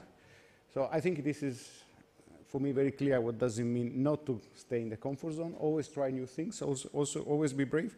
When we invest in Hungary, many people told us, "In Hungary, are you crazy? You know, there is Orban. It's all difficult." Well, that was fantastic investment, fantastic country, fantastic people, and perfect, I have to say, relation with administration. Same when we went to Bulgaria. We are pretty happy also with Bulgaria. It's a small company, but we are doing well. And for the first experience here in Serbia, it's the same. I'm very happy with the people. I'm very happy with the company and the country. So it's important to challenge also what the general opinion are. And consumer are here to consume. They are called consumers, so obviously they will consume. They are happy to consume. If not, they won't be consumer. But they need two things. They need money, and they need a product which is relevant for them. For the first part, we cannot do much. We saw before that crisis may become. It seems that they are better equipped than in the previous one, so let's hope that they will have money. For the rest, we just have to figure out how to fulfill their needs and how to get to them. Online, which is the topic of today, is definitely growing. I don't think it's significant anywhere except in a few countries. Actually, Czech Republic is one of the countries most developed on that, more in electronics than in other sector. But that's just a normal change. I mean, if you look at that, even in the traditional retail, there is a shift from the big hypermarket to the other sites like discount or convenience store. And there is also a move to digital. And there is also a blurring because sometimes the people get information online and then they buy on the shop, or vice versa. They go in the shop and then they buy online. So it's simply part of our life, and we need just to answer to these changes in the more appropriate way. And last things, which is for me one of the most important, is very simple. We all try to be comfortable saying to ourselves that all the research say that finally consumers are not ready to pay more for sustainable product. Yes, we are all green, but nobody wants to spend more for that. It's true. But it's also true, I believe, that they will not spend more. They will simply not buy something which is not sustainable in the future. So we should not tell ourselves the story that it will be fine. It will not be fine if we don't find a solution to this problem. And surprisingly enough, we started 3 years ago. We are obviously very much in the plastic business. 3 years ago, and I'm happy to say that we did it in, let's say, times where steel was not so much in the focus, to care about this, and surprisingly enough, we discover that it's not only possible to solve it, but it also makes sense economically.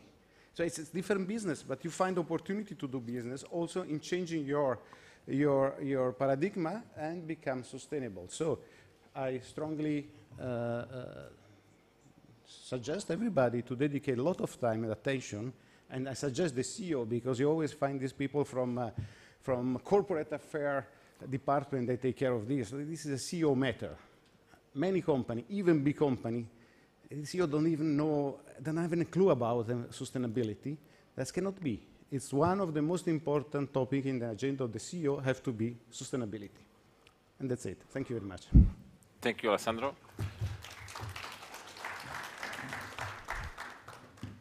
Čuli smo, znači, jednu priču geografskog rasta, sačuvanja lokalnih brendova, odlaska van svojih granica, održivost i platforma investicije.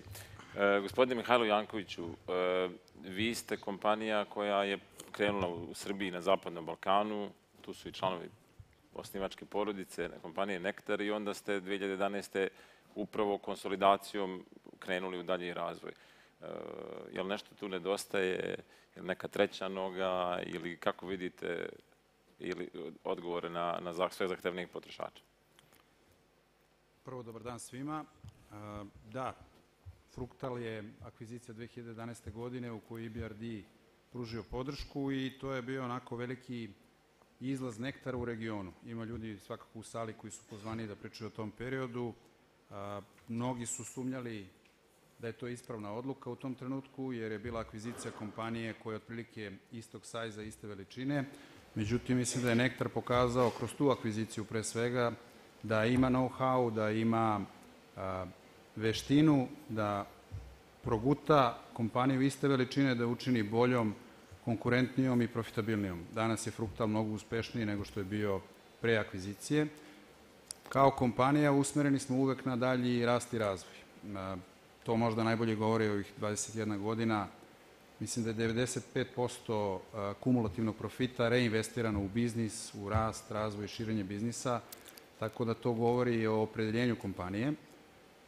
Što se tiče novih akvizicija, moram da kažem da mi smo otvoreni kako za organski rast na kome radimo, tako i za potencijalno adekvatne akvizicije u budućnosti, ne samo u kategoriji sokova po kojoj smo poznati, nego i u drugim, rekao bih, komplementarnim kategorijama, s obzirom da smo i u hrani i u sokovima. Tako da definitivno ćemo rasti, imamo neku ambiciju da dostignemo promet od 500 miliona eura do 2038. Tako da vreme će pokazati. Da li vidite sebe da radite akviziciju u Hrvatskoj? Pa zašto da ne? Zašto da ne? Mislim da je Nektar razbio te predrasude još 2011. kada je bilo praktično nemoguće ući u Sloveniju. To je, mislim, bila, Nektar je bio pionir, to je bila faktički prva ozbiljnija akvizicija u Sloveniji srpske kompanije. Pokazuje da je moguće, pokazuje da zna to da uradi, tako da ne bi isključio tu mogućnost. Hvala. Robert, I will do it in English now. You are the representative of private equity, of the financial investor, versus all others are from industry. And also to help us out, you have done, as a Mid-Europa, amazing job in selecting the right targets, obviously with excellent track record, both in IT industry and FMCG. But most recently, you started investment in one of the industries that, when we talk internally, you know, that's a traditional, there is no money there, there is a company here also doing a little bit of that. We hardly managed to pass even investment committee to do the loan, let alone thinking about equity. So can you tell us about your most recent acquisition and why you did it, talking about Mlinar? Sure, absolutely. Good morning to everyone.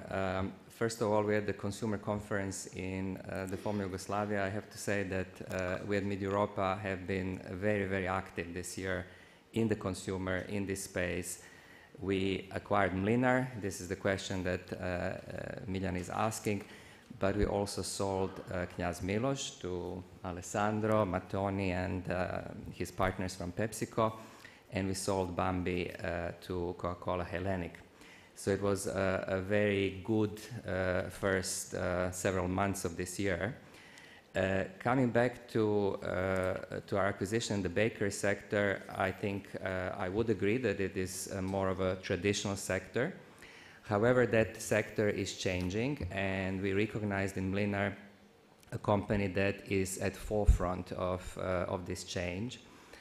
And this change is basically moving to different products, moving to different production ways of delivering those products, particularly in terms of products being delivered frozen to stores and then being baked off and attracting customers with, you know, their freshness and smell. And I think what Mlinar particularly attracted us with is their retail concept, where they not only deliver products to food retail chains, but they pioneered, and we believe very successfully, their own branded network of stores in Croatia and Slovenia, and they have 200 of them, which we believe is a very good concept, is a winning concept in a world that is moving towards the takeaway food. To quickly prepared but fresh food on the spot. And we believe it's a concept that can be rolled out in Serbia, a country which we know very well, but also in Romania, another country that we know very well. So not only this existing concept can be expanded, but this concept can be further improved and developed and morphed into some of the concepts that we see these days in Western Europe in particular. And those who travel around will know companies like Pret a Manger or similar who have sandwiches, salads, these days sushi and other products on the go. So we believe once you have your network of stores, you can do a lot of things with it. Thank you, Robert. I'm glad to hear that. So people were asking questions, particularly our colleagues coming from London. You know, where is the Pret a Manger? Is Pret a Manger coming? So now they hear it from horse mouth. Marin, Podravka je jedna od vjerovatno najstarijih kompanija ovdje, ali ipak i moderna. I sve ove godine ste uspjeli zadržati vjernost potrošača sa svojim tradicionalnim brendovima. Ono što mene zanima, šta je trik, kako to uspevate. I ne samo da uspevate, nego kad pogledamo vaše brojeve, vi rastete i vaši bilansi su svaki dan sve bolji. I mi očekujemo da vas podržimo i dalje. Dobar dan, pozdrav svima. Evo, uvijek sam se ugodno osjećao ovdje u Beogradu, pa tako i danas. Miljan uvijek voli malo biti provokativan, ali u svakom slučaju imali smo dosta izazova u organskom rastu zadnjih 7-8 godina i ono što smo u nepune sad 3 godine uspjeli taj trend preokrenuti, upravo ovo što je bilo jedno od pitanja, kad imate veliki sustav, onda je bitno da taj veliki sustav pokrenete, da izađe iz svoje komfort zone. Mi smo napravili velike reorganizacijske promjene, približili smo cijelu kompaniju bliže tržištu kroz biznis unite i stavili smo fokus na 2 stvari. Organski rast je bio prioritet svih naših ključeva uspješnosti kroz inovativnost i internacionalizaciju. U toj internacionalizaciji nam je Vegeta bila neki naš put kojim želimo ići. Vegeta, kad gledate strukturu prihoda od blizu 100 milijuna eura, svega 12% dolazi sa hrvatskog tržišta, 25% prihoda ostvarujemo na tržištima bivše države i 75% prihoda Vegeta ostvaruje izvan tržišta bivše Jugoslavije. I to je neki naš put kojim želimo ići kroz internacionalizaciju ostalih naših brendova i kroz inovativnost i ekstenziju Vegete. I zasigurno ove projekte inovativnosti koje smo napravili u ove zadnje 2 godine pokazuje da smo na dobrom putu. Prošlu godinu smo imali organski rast preko 4%, sada isto tako za ovih 9 mjeseci koji smo u istom trendu. Razdužujemo se, znači s druge strane smo nisko zadužena kompanija, ja bih rekao da sve imamo preduvjete za veliki iskorak. Da li će se taj veliki iskorak desiti i kada, zasigurno ćemo vidjeti šta se nudi na tržištu. Volio bi da bude izvan regije, jer neki naš strateški cilj je da pokušamo iskoračiti na zapadna tržišta, da nam regija, koliko je kompleksna i koliko ima negativne demografske trendove, je s jedne strane izazov, ali isto tako ti demografski trendovi, odnosno ti naši potrošači odlaze na zapad i tu vidimo isto tako i priliku da ih tamo pronađemo i da naše police plasiramo kroz globalne lance na zapadnoevropska tržišta. Hvala Marin, tu vam želimo puno uspjeha i da vas nadam podržimo u tim planovima. Rusmir. Nama stalno prebacuju kako ne možemo da nađemo puno kompanija u privatnom sektoru u Bosni i Hercegovini. I kad zaista pogledate strukturu našeg portfolija, tamo je jedno 80% državne, 20% privatni plasmani. U Srbiji i u Hrvatskoj to je obrnuto, što je dobro za ove 2 zemlje. Evo danas imamo tu vas. Šta to nedostaje u Bosni? Vidjeli smo, imali smo na prvom panelu gospodina Studena i napravili uspješnu priču. Imamo u maloprodajnom panelu ćemo imati još jednu uspješnu kompaniju iz Bosne, ali to nije dovoljno. Možete nam reći nešto više o tome? Dobar dan svima. Hvala Miljanu na čestitci. Tačno je da vam se da punim 46 godina. Moram reći da skoro 30 godina radimo, a imam 46 godina, jer sam počeo prilično mlad da radim kada sam još išao u srednju školu. Ja bih prvo nekoliko stvari rekao o AS Grupi. AS Grupa je porodična kompanija, znači koja je osnovana prije 30 godina, kao i kompanija Studien, i ona se isto tako počela prvo da se razvija i osnovana kao trgovačka firma, da bi kasnije donijeli odluku da su tu svoju djelatnost sa trgovine proširimo i na proizvodnju, u stvari na prehrambenu industriju. Nakon naših nekih prvobitnih uspjeha koji su nama bili veliki, 2006. godine smo donijeli odluku i usvojili našu novu viziju razvoja AS Grupe, jer smo tada onako prilično ambiciozno to uradili, rekli da želimo biti među 5 proizvođača prehrambenih proizvoda u jugoistočnoj Europi. To je tada tako prilično izgledalo izgledalo za neke naše kolege onako prilično neostvarivo, ali ja zajedno sa svojom ekipom smo nekako vjerovali u taj razvoj i evo kroz od 2006. do danas ta vizija nas je vodila i došli smo danas da smo jedni od možda i najveći proizvođač prehrambenih proizvoda u Bosni i Hercegovini, a zauzimamo i prilično neku poziciju i u regiji. Naravno, mi na tome ne želimo stati i želimo da se dalje razvijamo i da ostvarimo svoju viziju. To bi sigurno željeli da uradimo zajedno sa EBRD-om i evo mi smo tu u nekoj finalnoj fazi zajedno sa Miljanom sada da i napravimo jedan takav ugovor i da počnemo da surađujemo i sa ovako jednom ozbiljnom velikom financijskom institucijom. A to opet sve na putu ka ostvarenju naše vizije.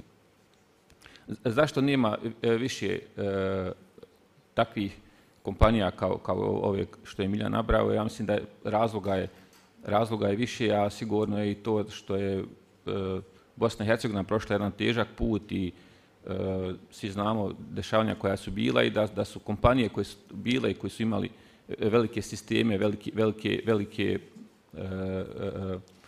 u to vrijeme izgrađene sisteme, ti svi sistemi su se jednostavno nestali, sve je došlo do nule i nama jednostavno trebalo puno vremena. Sada tek imamo ponovo stasaju grupe, firme koje uspijevaju na neki način da konsoliduju unutar svojih branši određene firme i postaju ozbiljniji igrači i u Bosni i Hercegovini i u regiji. Da bi se to sve postiglo, naravno treba puno vremena, treba puno ljudi, treba puno ideja, naravno treba puno i sredstava, puno investicija, ali ono što me onako nekad malo zabrinjava jeste to da nekako ne vidim dovoljno vizije, znači nekako imam neku, ono što smo i jučer čuli, sinoć jeste da jednostavno nedostaje vizije, nedostaje ljudi, nedostaje timova koji mogu da tu viziju iznesu u realnost. Tako da, evo, mi smo sigurno ekipa, grupa koja ćemo to pokušati da promijenimo i da u Bosni i Hercegovini vratimo nadu i nadu bolje sutra. Hvala Rusmir, nadamo se da će biti još uspješnih priča poput vaše. Gospodin Dario Šalić, CEO Jamnice Plus. Svi smo čuli za Agrokor, ali Jamnica Plus je nešto novo. Pa sad ja vas, jedno pitanje, to je kompanija i brand za koju su svi znali u regionu, ali je, nažalost, sve ovo dešavanja koje se desila, da li su ona uticala na brand, da li su ona uticala na percepciju potrošača i zapravo koliko je sad teško vama kao CEO, s obzirom na sve to što se desilo u skorijoj prošlosti, utiče na vaš način rada i da iznesete planove koje imate? Dobar dan svima, još jedan puta. Da, interesantna tema, Agrokor Fortenova za sve koji su van sustava, nešto malo manje nama koji smo u sustavu, ali šalu na stranu. Moj background je, dolazim iz nekih multinacionalnih kompanija i kad sam dolazio u Jamnicu prije godinu dana, nisam se ničim iznenadio. Zato što sam i znao i prije i kao na tržištu da je Jamnica jedna izuzetno organizirana, kvalitetna kompanija sa kvalitetnim kadrom i prema tome nisam imao nikakva drugačija očekivanja i to sam tamo i zatekao i na pitanje da li se išta promijenilo po pitanju percepcije brenda i stanja. Ne, sigurno ne po pitanju brenda, naravno da je 2 godine nekog, ne bi rekao praznog hoda, to se u operativnim kompanijama definitivno nije osjetilo, niti se drugačije radilo, nije nikak došlo do nekih promjena, ali definitivno nedostatak sredstava u tom momentu je sigurno odradio svoj dio na tržištima kako Hrvatske, tako naravno i cijele regije gdje smo mi prisutni kao najveći proizvođač vode u ovoj regiji. Ono što se mijenja i definitivno, a to je naravno kako novi vlasnici imaju svoje zahtjeve, ništa puno drugačije nego što je vjerojatno imao i prije, nisam radio s njima, ali vjerojatno uvijek očekuju neki i rast i napredak kako kroz prihode i profitabilnost, tako je vjerojatno i s ovim novima danas. Jamnica u stvari ima teret svoje snage i brenda i profitabilnosti. Jamnica je izuzetno kvalitetna firma koja je visoko profitabilna, daleko iznad prosjeka, čak bih rekao, industrije. sa izuzetno kvalitetnim kadrom, sa velikim market share-om na tržištu Hrvatske, Bosne i Hercegovine, naravno nešto malo manje u susjednim drugim zemljama i to je postao teret. Postao je teret toliko, naravno, kako sam rekao, očekuje se uvijek više i više.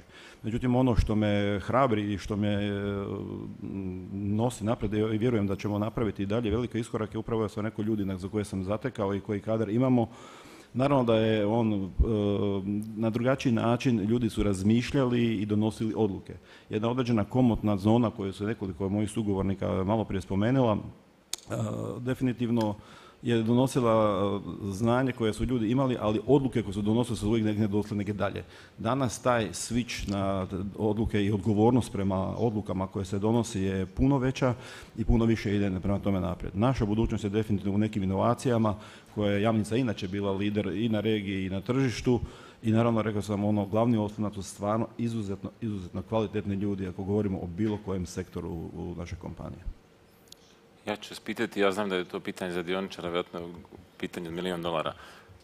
Je li Jamnica se sprema za udaju ili da to bude onako opet neka dugoročna priča u postojećem sustavu? Pa dobro, vi ste uz pitanje na početku mi odgovorili, to nije pitanje za upravu, to je pitanje za nove vlasnike, šta će biti s tim. Kažem, kompanija je vrlo stabilna, radimo, mi smo fokusirani isključivo na naše rezultate i ciljeve koje želimo postaviti, ne da izbjegavam sad neki odgovor ovdje, nego definitivno kad to odlučuje isključivo vlasnik, a po onome kakav momentalno imamo suport i odnose međusobno, ne stavljam previše prostora da bi mi uopće razmišljali da li smo za prodaju. Da, mi jesmo sigurno jedna od najseksi udavača u regiji, definitivno, ali o tome će ipak odlučiti vlasnici. Hvala. Alessandro, in your presentation you haven't mentioned, but at least maybe for audience will be interesting, what is the angle of the PepsiCo? We heard last night that PepsiCo bought the largest chips producer here.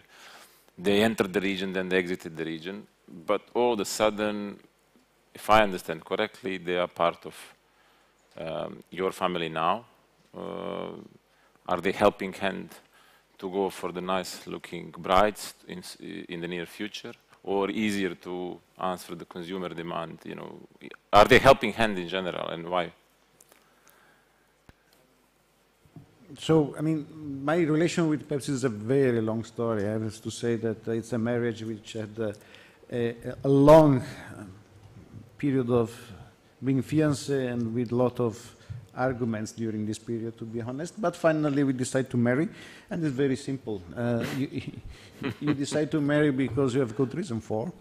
The good reason for us was what I said. We just need to have the most complete portfolio. I forgot to mention before, we are in the non-alcoholic business, so, and we are focused on that. So yes, we want to have the most possible complete portfolio in the non-alcoholic business. And I saw the advantage in leveraging the synergies and the distribution power we were having. As you know, in this region, the strong leader in the soft drinks is Coca-Cola. So Pepsi need to make a strong step forward, and we were a good tool. So basically, in this point, the reciprocal interest were aligned. And on top, I think that Pepsi is a very good company, a company who, despite being a multinational, is also relatively entrepreneurial. I'm an entrepreneur, we speak the same language. And so instead of being just a bottler, for example, in Serbia, we went a little bit further, and we have established a joint venture. But we are independent, we are still the same family-owned company. We just, if needed, we can do a more tighter connection, or we can have a lighter connection. We are both very, very flexible. So it's flexible marriage. It's flexible marriage, let's put it this way. I'm Italian, you know, Italians are able to manage everything somehow. We don't know why, but how, no, why. We don't know how, but we manage. Okay. Mihajlo, ti si bio CEO u kompanijama koje su u porodičnom vlasništvu, u kompanijama koje su bile u vlasništvu private equity fondova, u kompanijama koje su bile deo multikorporacija. Kako ta perspektiva utiče na razvoj, na odnos prema potrošačima i možda ovdje dosta ljudi ne zna vaše posljednje ulaganje u jedan novi inovativni proizvod povezan sa industrijom mlekarstva? To je više pitanja. Pa da, Prvo bih krenuo od potrošača. Mi svi postojimo zbog potrošača. Šta god radimo, radimo zbog potrošača. Živimo u vremenu kad je hiperprodukcija, ponuda je mnogo veća od tražnje u većini industrija, tako da potrošač je king. Naš posao je da predvidimo, zadovoljimo potrebe potrošača koji nekad oni ni ne znaju da artikulišu iskreno. Mislim da tu nema razlike između kompanija bez obzira na vlasništvo. Znači, svi smo usmereni na potrošača i na ono što je njemu potrebno. Možda razlika između, ajde, s obzirom na moje iskustvo, mogu da pričam na razliku u funkcionisanju između multinacionalki gde sam proveo 10 godina, private equity fondova i privatnih kompanija. Nažalost, na ovim tržištima ovde koja su relativno mala u svetskim okvirima, obično dođe stranac za GM-a da se trenira na malom tržištu i bez obzira što multinacionalke imaju vizije strateške za 10-20 godina, u praksi se to svodi na short term cilj. Čovek dođe 2-3 godine, ostvari rezultat, uzme bonus i odlazi. Ne brine mnogo za održivost poslovanja, ne brine mnogo za budućnost. Private equity ima možda najjasniju postavku. Ima neki horizont 4 do 7 godina, investira se jako na početku sa ciljem da se ostvari što bolji rezultat i ostvari maksimalan profit. I tu mislim da je možda prednost i rekao bih u tome budućnost privatnih biznisa i porodičnih kompanija, jer gledaju ipak malo dugoročnije. Mogu da prežive jednu lošu godinu, planiraju za 10 godina unapred. Evo mi iz naše perspektive investiramo u 114 hektara organske jabuke. Investicija koju si pomenuo je u potpuno drugi biznis u mlekarsku industriju i to je možda interesantno zato što je to prvi put da vlasnici nektara ulaze u joint venture. Do sada su bili 100% vlasnici. Znači, to je prvi korak u tom pravcu. Partner je Global Seed koji je vlasnik najveće farme organskog mleka u Evropi. I to je jedan korak u koji smo, odnosno jedan korak u pravcu u kome želimo da idemo, a to je razvijanje organskog portfolija, to je fokus na tim zdravim proizvodima koji negde su već trendovi koji su prisutni u svetu, ali i kod nas. Hvala, Mihajlo. Robert, we heard last night, at the Hard Talk panel, what is missing, lack of teams, lack of leadership, lack of good people. People are leaving the region, but yet you always manage somehow to assemble the good execution teams.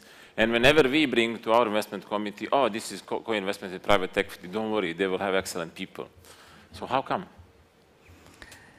Well, first of all, I have to say that we are very proud, I'm personally very proud of what Mid-Europa has achieved in this region. We first started with SBB, which when we invested was a small cable operator in Serbia. We, together with the founder and the management, took it across the region of the former Yugoslavia and then put Serbia and the former Yugoslavia on the global map of investors. Both debt investors with the first corporate bond issuance for SBB, and then the acquisition by KKR and then further by BC Partners. So that's definitely something everyone these days talks about in the global financial circles about investing in the former Yugoslavia. And when they look at the track record, they say we want to see a full cycle investment by someone, and there is a full cycle now, not only of the investment by Mid-Europa, but now also by KKR. That is very, very important for a country, that is very important for the region, because it gives more confidence to newer investors who are coming for the first time into the region to actually deploy their money and invest in that region. And I think we played our role very well in that. We now have two further full cycle investments. One is in Bambi and one is in Knjaz Miloš. And this is really good, for private equity, for ourselves to show that, we come, we select the target, we do something sensible, and then we exit and we have happy buyers who take these companies further. Your specific question about management teams, about relationships, I think that is very, very important. It is very, very important to select the target, but it's even, I would say, more important to choose people you're going to work with. And I think one of the recipes and secrets of our success in this region has been choosing and finding and partnering up with founders, with management teams in all of our companies. And how do you actually do that? You know, partially you do that for who you are, and I think private equity generally attracts management teams because it's a more challenging environment, whereas as you said, in a relatively short period of time, you have to create value. So that, you know, for many managers is a challenging task to accomplish. But also, you know, when you know, you're working with private equity, let's not forget it, we have a very different set of incentives. So it's not just a salary paid to a management, it's not just a bonus, but we very much try to align people we work with what we actually want to achieve, and that is create value in a relatively short period of time, and then everyone wins. So with this alignment, you get a very different energy into the project, but you obviously have to do it with the right people. So on one side, these are you know, the assessments of these management teams. Who is Mid-Europa? What Mid-Europa has achieved? Should I be working with Mid-Europa? And it's a mix of track record. It's a mix of personal persuasion. It's a mix of, you know, chemistry between people. But it's also an assessment on our side of these management teams, you know, what they have done so far and can we work together. Once you've done this ahead of an acquisition, then once the acquisition is done, then things depart very quickly because we don't have too much time to wait and to discuss and to select. We want to have the right team as we depart. In case of Moj Brandovi, in case of Bambi Knjaz and Imlek, we had management teams because there we unfortunately had to make you know, quite a few changes, but we had those management teams ready before we completed the acquisition. I see Bojan Radun here. I think Bojan and I had discussions 6-9 months ahead of our acquisition of Moj Brandovi, and already an idea what he would be doing once we acquired the company. Thank you, Robert. So I guess the movie from last night from Stuart, in your case, would be fair. So both monkeys probably would be happy, because I think if management gets the fair treatment and aligned interest, I think that's probably one of the things that that you mentioned, and probably that is missing in non-private equity companies. What we see in the region sometimes, that there is not right balance always. But I see Alessandro wanting to say something because he's taken Sure. over the management team of Jasmine. Exactly. Please. I can confirm by the side of the buyer that the work that has been done by Mid-Europa in terms of establishing extremely high quality management, and not only high quality but extremely motivated and nice team of people that are nice family together, has been great, and we are very happy of the management. Thank you. If you allow me something, Sure. I know it's very topical, and even yesterday was discussed, you know, is Mid-Europa behind whoever is buying shares in Kraft? I can deny that. We are absolutely not buying shares of Crush. Neither anyone is buying on our behalf. We don't need that. If we want to buy something, we buy it. But why I want to make this point on what we are discussing now, because when this news first came out, it was obviously a fake news, and you know, you generally don't like to see fake news, so we're clearly not behind that. But what struck me more in the article that was published was not so much, you know, we think Mid-Europa is behind this or that buyer, but what they said, for days we have been wondering why this buyer is buying at this high price. This makes no sense. Now we know why. Mid-Europa is behind them. Thank you, Robert. You missed hard talk, but then there was a continuation of that by Emil. I said, after Mid-Europa, there is IBRD, after IBRD, there is Emil, after Emil, there is Agrokor. So there was like full chain. We can confirm what you have said. And I think it's good from our angle, you know, you have a person who came on an open market, on Zagreb Stock Exchange, paid the premium. his reasons are his reasons, but that shows that market economy is growing and it's working basically. And I think that's the only good thing. And hopefully we have here Croatian, Bosnian companies, you from London investing in the region. I think these are the great things. Alessandro coming from Italy, from Czech Republic. These are the things that we want to see. And talking about sustainability as well, for the first time we're going to have in the region carbon neutral new factory about the Belgian producer of confectionery. These are the things that I think we should just get relaxed. So that's why my dear friend Marina, I'm not going to ask you about Crush. Everybody would like to hear, are you buying, are you not? Of course you are very well positioned to move. And you said you would move if there is a right opportunity. And if you want, you can comment whether it's a Crush right opportunity for you or not. But very few people know that here you have also a very successful pharma business in addition to the food. So how you square the two, and you are still the one who is persistently working successfully on Russian market, being from this region. Pa možda je interesantno, znači naša druga divizija farmaceutska od nekih naših 600 milijuna eura prihoda, 130 milijuna je okvirno prihod Belupa. Ako se vratimo 10 ili nešto više godina unazad, onda je Belupo, odnosno farmaceutska divizija, bila negdje 90% ukupne dobiti Podravka grupe. Ono što smo mi napravili u zadnjih nekoliko godina, i evo sad rezultati prošle godine i ove, da 2/3 dobiti dolazi iz prehrambene divizije, a 1/3 dobiti iz farma divizije.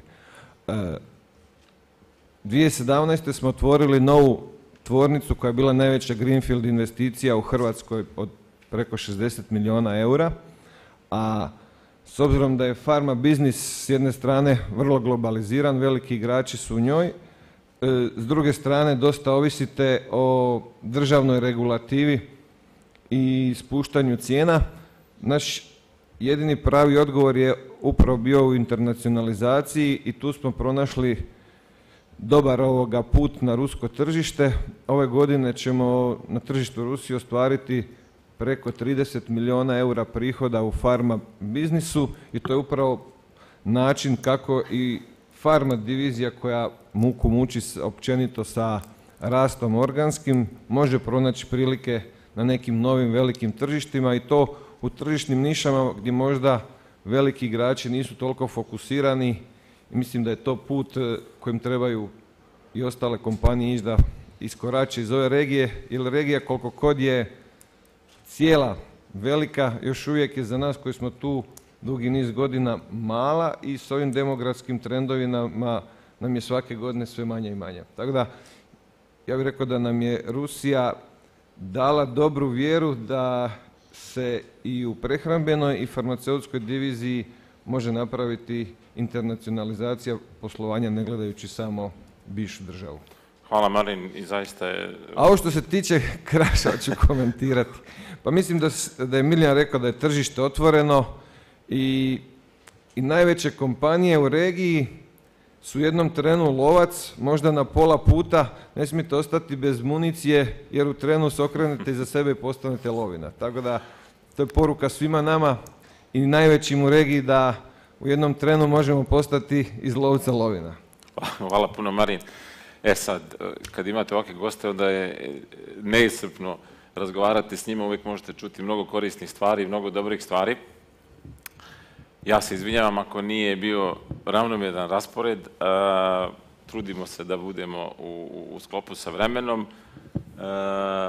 Čuli smo znači, da su odgovori na nove izazove i konsolidacija i inovacije, nove proizvode, vidjeli smo i sa e-komerca, partnerstva i sa multinacionalnim kompanijama, izlaska na nova tržišta, dobar management tim, zajednička ulaganja po prvi put u porodičnoj istoriji. Znači, ljudi su mnogo više otvoreni nego što su nekada bili za nove biznis modele i mislim da je to zaista jedna važna poruka jer svijet se menja, svi kažemo, svaki dan sebi osjetimo da je sve ubrzano i jeste mnogo ubrzano.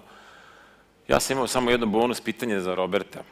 Ako bi on skinuo, a sad ovo ću da uradim na lokalnom jeziku, bio da go radimo na engleskom, njegovu šešir mepa, a pošto smo i mi na neki način financijski investitori, a s obzirom da pratite consumer sektor, gde biste vi investirali svoj novac za dalje? Look, I think in this region, in the consumer industry, and not only in the former Yugoslavia, I think there are, these situations across Central and Eastern Europe, and also in some Western markets, you still have some gems, some jewels in the consumer industry that are undervalued. There are companies that are either, different divisions being together that don't really belong together, where you could, split them up and free them up and make both divisions more successful. I think as Mid-Europa, we are looking at those types of situations. Moj Brendovi is one type of this situation. We invested in Poland in a company called Hortex, which is another example of this situation. And I think I personally, if you ask me, would be prepared to look at this kind of more food conglomerate type of situation. The new world of consumer is very much divided. If you have Unilever or Nestle, who are a bit of everything, when they buy, they don't buy a bit of everything. They buy a very specific target. And even when you get, further down that road, when you look at Bambi and what we did with Bambi, and again, Bojan was, for the good part, leading that effort, we actually stripped away from the core biscuits everything else. Not only this was a confectionery, and therefore this was, a possible target for a number of potential strategic buyers, but we said when they buy, they actually want a very specific thing, and that's the biscuit only. So let's get rid of chocolate, let's get rid of everything else. I personally don't think that Crush, as of today, since we talked about it, is a target for a strategic buyer. We are seeing some other potential buyers, but they're not strategic buyers. You have work to do there, and therefore, at the price, that's a very interesting target. To move out of, because the question you made was a personal question, to move out of the consumer itself, what I see as a very attractive sector to invest in, potentially including in this region, is a new tech sector, a sector of new technologies, a sector of online, a sector of e-commerce. I think here, you can take a leap over, certain developments, certain investments. You can come up with a new idea, attract the right funding, and actually have a company wherever in the world, including in this region, that can become very successful. And here it's really about recognizing the idea, recognizing the potential implementation of this idea, and obviously of people who are behind this idea, and then putting your money behind it for potentially a successful investment. Hvala, Robert. Ta sinergija IT sektora i agribiznisa će biti tema panela posle ručka. I to jeste, i mene muči da li je to dovoljno iskorišćeno. Čuli smo Podravka želi da ide u Horeku, to je segment koji najviše raste s obzirom na sve trendove. Pre nego što damo jedan veliki aplauz našim dragim panelistima i gostima, ako ima neki pitanja iz publike, ovo vam je jedinstvena prilika, a možemo i u toku coffee breaka ukoliko nemate. Pitanja nema. Ja vas molim za jedan veliki aplauz. Hvala još jednom na učešću. Hvala vam. Hvala ti. Izvinite.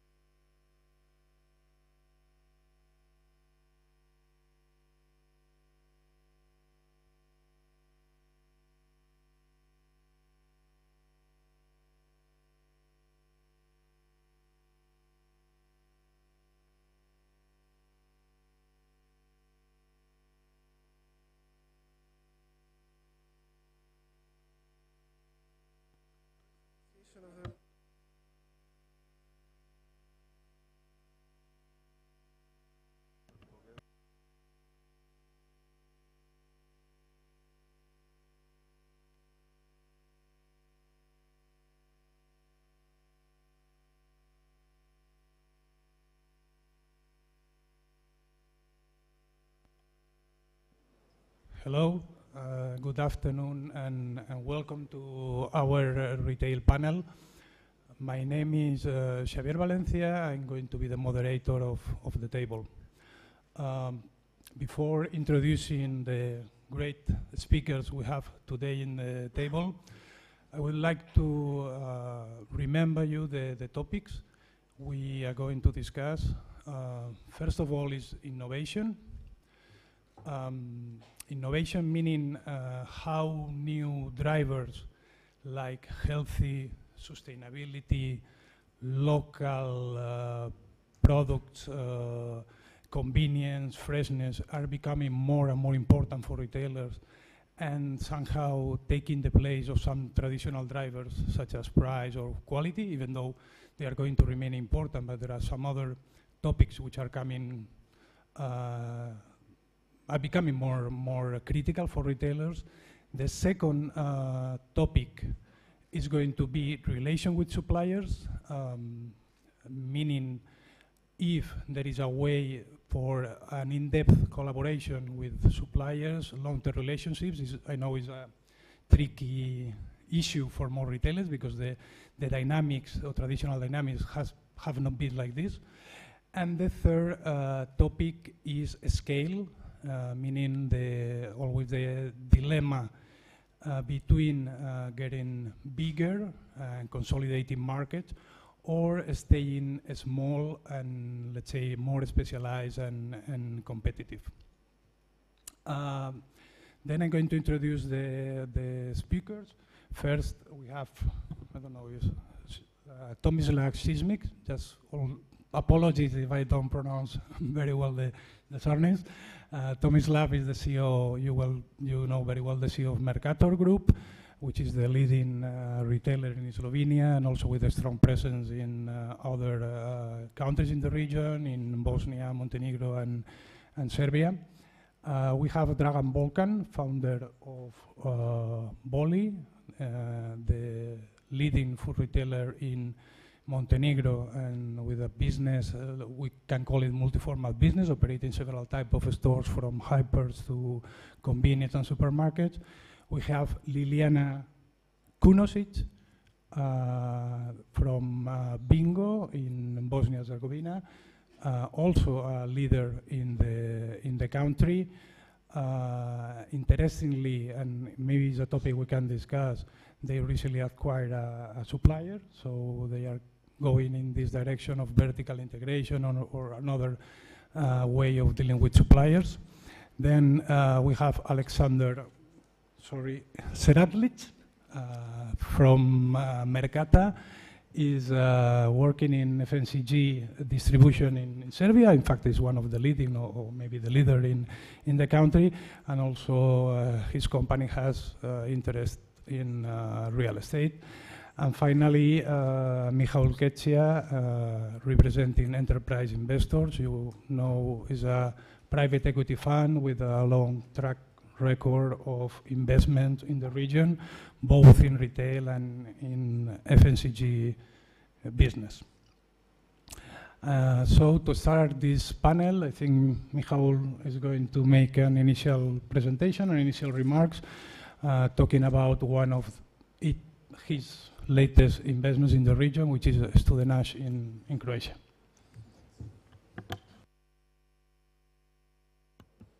Okay, good afternoon, everybody.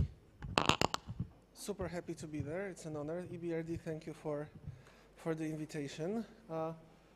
I promise to take no more than 5 minutes of your time, so apologies for rushing. The idea is I would like to introduce a bit myself and what we do for a living, and then just tell you about a couple of words of our first experiences about our most recent grocery retailing investment called Studenac in Croatia. Just a couple of words about Enterprise Investors. We're a mid-market private equity fund the oldest and one of the largest operating across Central and Southeast Europe. Almost 3 billion euro of capital raised so far. I'm checking the numbers because they change dynamically. It's over 140 investments committed, around 15 companies right now in the portfolio. We very much like every sector which is consumer focused. Shall it be retail? Shall it be FMCG? A couple of our experiences from the especially retail sector you can see on the screen with Dino supermarkets in Poland, Profi. The similar story, although a bit different, in Romania, followed by Studenac right now in Croatia. Moving to Studenac, this is the investment we have actually approached a couple of times after finally we agreed terms with the founder. We managed to close the deal in actually just above 1 year ago. It was August 2018. We bought into a network comprising of 380 stores, predominantly small formats, say convenience up to proximity, located predominantly in Dalmatia on the Croatian coast. I think the strengths of the network, that was first of all very good locations. At the same time, during the course of our due diligence, we noticed, let's say, a couple of areas where, especially on the assortment front and fit-out front, where the improvements should be and can be introduced. And that's how our journey began. First year. What we managed, we put on board, first of all, the new management team. We sort of combine existing management with new industry experts with various backgrounds. Managed to refurbish a number of stores and introduce a new layouts and a new interior focused much more on fresh products and food on the go products. We have regained the capacity or rebuilt the capacity of the company to roll out very fast. 50 openings we're talking about this year. Plus we acquired already 2 competitors. The most recent one just a couple of days ago. All in all, over 100 new stores under the logo. That's about history, what we want to achieve. We very much aim to maintain a very rapid rollout pace. The company continues to be actively looking both at M&A targets as well as continuing the organic openings. We do hope that in a couple of years we'll be talking about over 1,000 stores and at least twice the size of the current business in terms of both EBITDA and the top line.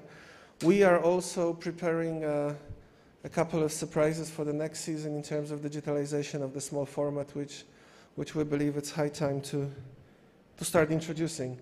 I think I made it in 5 minutes, so I wanted to thank you very much for your attention.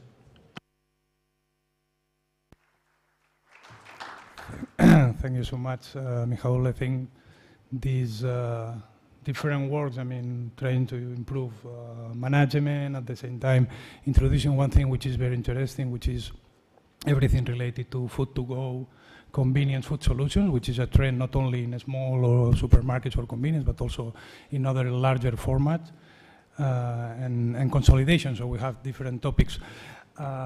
Now I think it's time to start with our speakers. I would like to start with the first topic, which is innovation, and maybe we can start by order with Tomislav. So my first question is for you, Tomislav. How do you see these new drivers for competition? And also maybe you can tell us something about your recent experience, particularly in Slovenia, but also in other countries, of improvements of the commercial model, and what are the novelties and things you are introducing in your stores now. Dobar dan svima.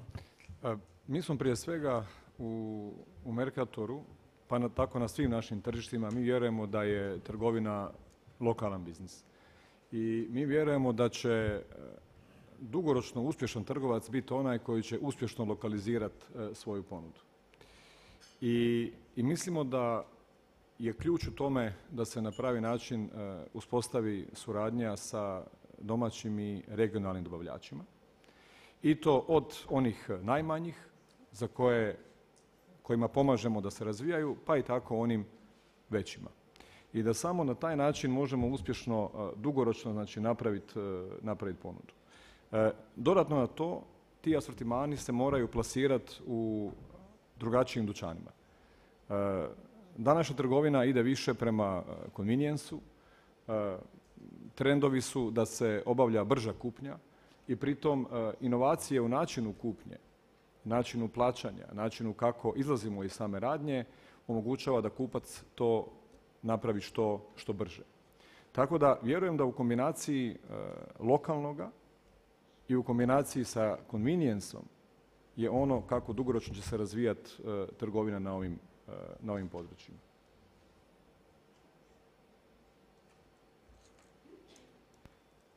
And, do you have another,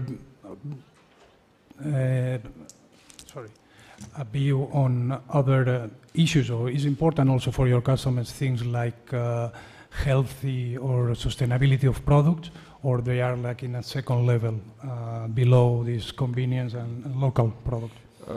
Naravno da to je sigurno izuzetno važno. Znači, ukupan dio zdrave hrane, znači healthy, cijeli to-go asortiman, u kombinaciji sa sustainability, kao što ste rekli, to su trendovi znači, koje i mi slijedimo isto tako u našim trgovinama. Mi smo razvili dvije komercijalne platforme. Jedna je Vredno je zajedno ili My Brands, ovisno o tržištima gdje nastupamo, gdje dajemo mogućnost svim domaćim i regionalnim dobavljačima, a mi od njih kupimo oko 70% ukupne nabave godišnje i imamo oko 25.000 njihovih artikala. Mi im omogućavamo da preko te platforme i dalje rastu. I naš uspjeh je u tom dijelu takav da mi sa tim produktima koji jesu u okviru te platforme da rastu čak od 25 do 90%.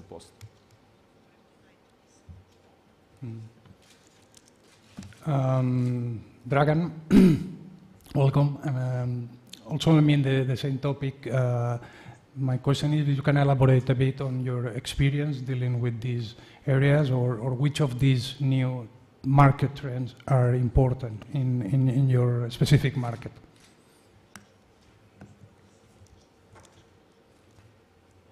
Hvala na pozivu organizatoru, Europskoj banci, našem partneru koji je vlasnik Volije 15,7%. Drago mi je da sam u društvu najvećih kompanija u regionu. Drago mi je da čujem sve ovo od prvog čovjeka Merkatora. Prvo što bih poslao poruku Europskoj banci i mome poslovnom partneru gospodinu Ždraletu sa njegovim menadžmentom u Londonu da pokušaju, ne govorim kad je u pitanju Slovenija, gdje je prosječna neto zarada 1.100 eura, skoro 1.100 eura, a u Crnoj Gori je 511. Opet u Crnoj Gori možemo biti zadovoljni kad je u Makedoniji 395, u Srbiji 460, u Hrvatskoj 860 eura. To su velike razlike u ovom malom regionu.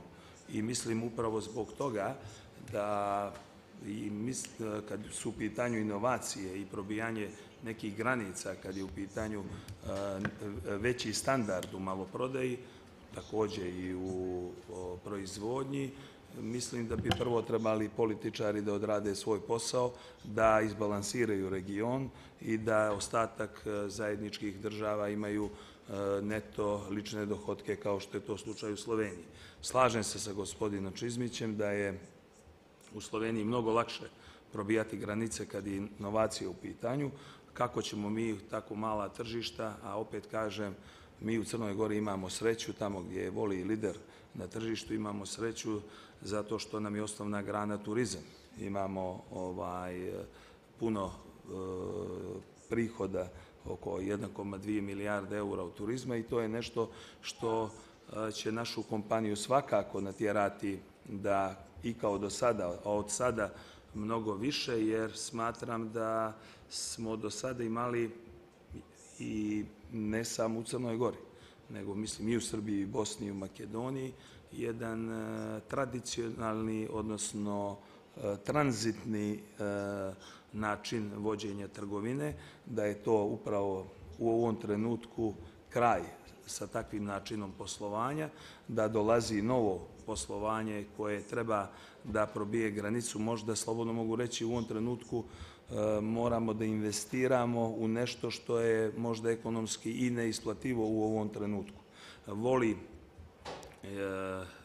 ima plan i usvojen je plan da u narednih 3 godine investira preko 30 miliona eura u inovacije u našu maloprodajnu mrežu. Ako to budemo sproveli, onda sam siguran da će naš retail biti spreman za neminovno dolazak još veće konkurencije od strane stranih lanaca. Generalno gledajući situaciju u kompletnoj regiji, kad su inovacije u pitanju, mislim da svi mi iz trgovine moramo biti mnogo veći partneri sa našim dobavljačima, a mislim da to nije na sceni. Podijelio bih tržište na domaću trgovinu. Kad kažem domaću trgovinu, ne mislim na tržište Crne Gore, nego mislim na kompletno tržište regiona. I podijelio bih proizvodne kapacitete na multinacionalne i na domaću proizvodnju. Mislim da tu nije napravljen dobar balans. Mislim da isto kao i u trgovini, da i proizvođači lutaju, da nisu transparentni i to pravi puno problema.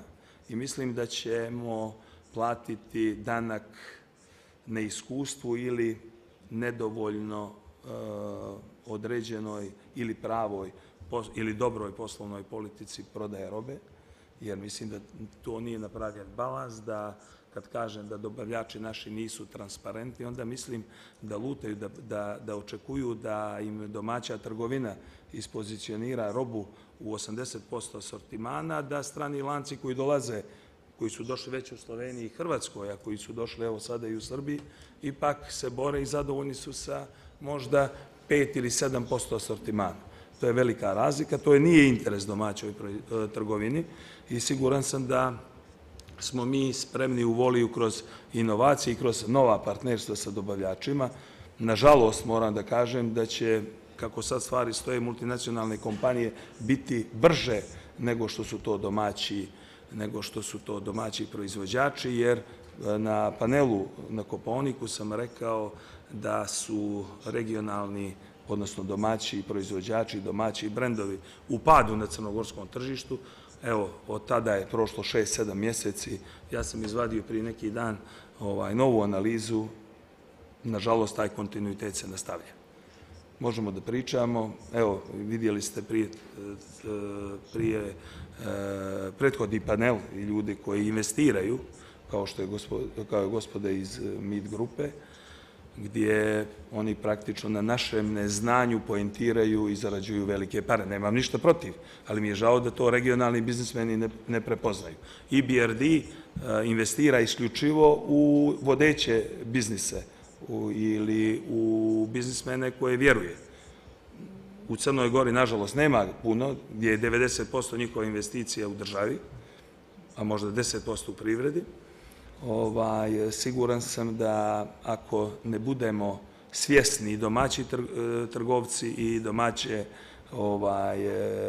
domaći brendovi ili domaći dobavljači, mislim da će biti tolike štete da će nam doći biznisi u opasnosti. Toliko za početak.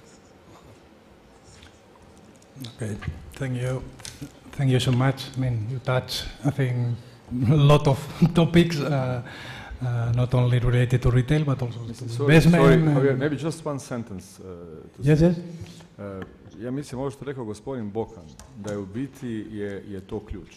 Znači, mislim da domaća i regionalna proizvodnja, dugoročno i brendovi koje one razvijaju, mogu preživjeti isključivo u partnerstvu sa lokalnim i regionalnim trgovcima. I to mislimo da je ključ za sljedećih 5 do 10 godina. I samo to neko savezništvo koje je vrlo prirodno, ali da se razumije na pravi način i od strane dobavljača tih i nas kao trgovaca je ono gdje se može graditi zajednički uspjeh. Moramo jasno reći ovo što kaže gospodin Bokan, govorimo o nekim trgovcima, da diskontni model trgovine koji ima ograničen broj artikala na svojim policama koje su domaće regionalne proizvodnje, dugoročno ne može bitno pridonijeti razvoju tih proizvođača. To možemo samo mi kao klasični trgovci. I sa ponudom mi imamo, vjerujemo jedni i drugi, oko 25.000 proizvoda domaćih i regionalnih na svojim policama. Ali to mora biti prepoznato sa oba dvije strane.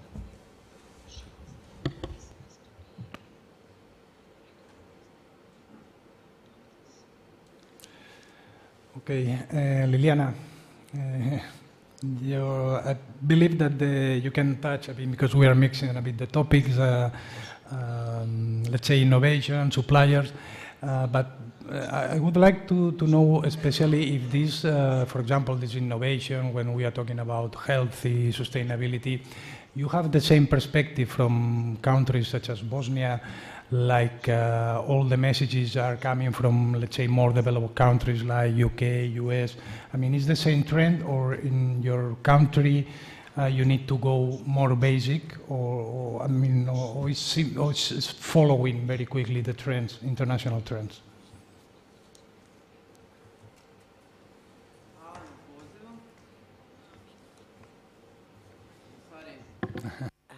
Hvala na pozivu. 13 godina s Evropskom bankom se družimo, puno su nam pomogli, puno smo naučili. Jedina sam žena, koliko gledam, 2 dana, pa reko treba mi bar vremena za jedno 3 mjesta. Jer inače ne znam kratko ništa da reknem, pa ćete me malo, molim panelista da me malo podrže u ovom prostoru, u izlaganju. Bosna. Eto, bilo je juče tema, pričalo se cijelo vrijeme, niko nas spomenuo nije. Mislim, Makedonija, ovo, ono, niko Bosnu nije ni spomenuo, nema nas nigdje, pa sad priča gospodin opet, pa nema nas nigdje. Elem, ima nas. Čudna smo mi zemlja. Mi smo, ko prvo da se predstavim, kompanija koja, zamislite, biti prvi u Bosni. I što se tiče javnih i svih preduzeća i u prometu i u dobiti. Tu stvarno treba izdržati. Troglava glava stoji, mi se tu moramo uklopiti, uklapamo se, ali nismo čisti retail, imamo negdje oko 670 milijuna eura prometa i od toga mi imamo i 30 milijuna proizvodnog.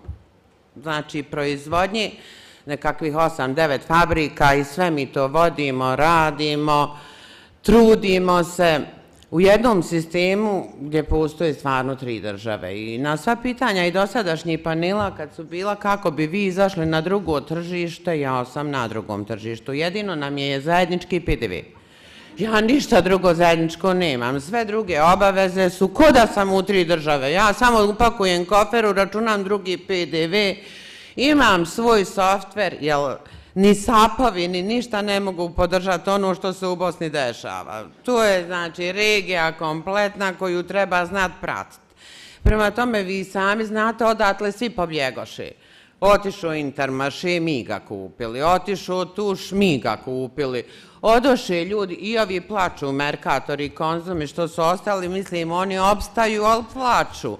Mi se tu stvarno snalazimo, funkcionišemo i ostvarujemo fantastične rezultate koji normalno neće biti uvijek isti, toga smo potpuno svjesni, jer nama ta konkurencija koja je napala susjedna tržišta nije još došla.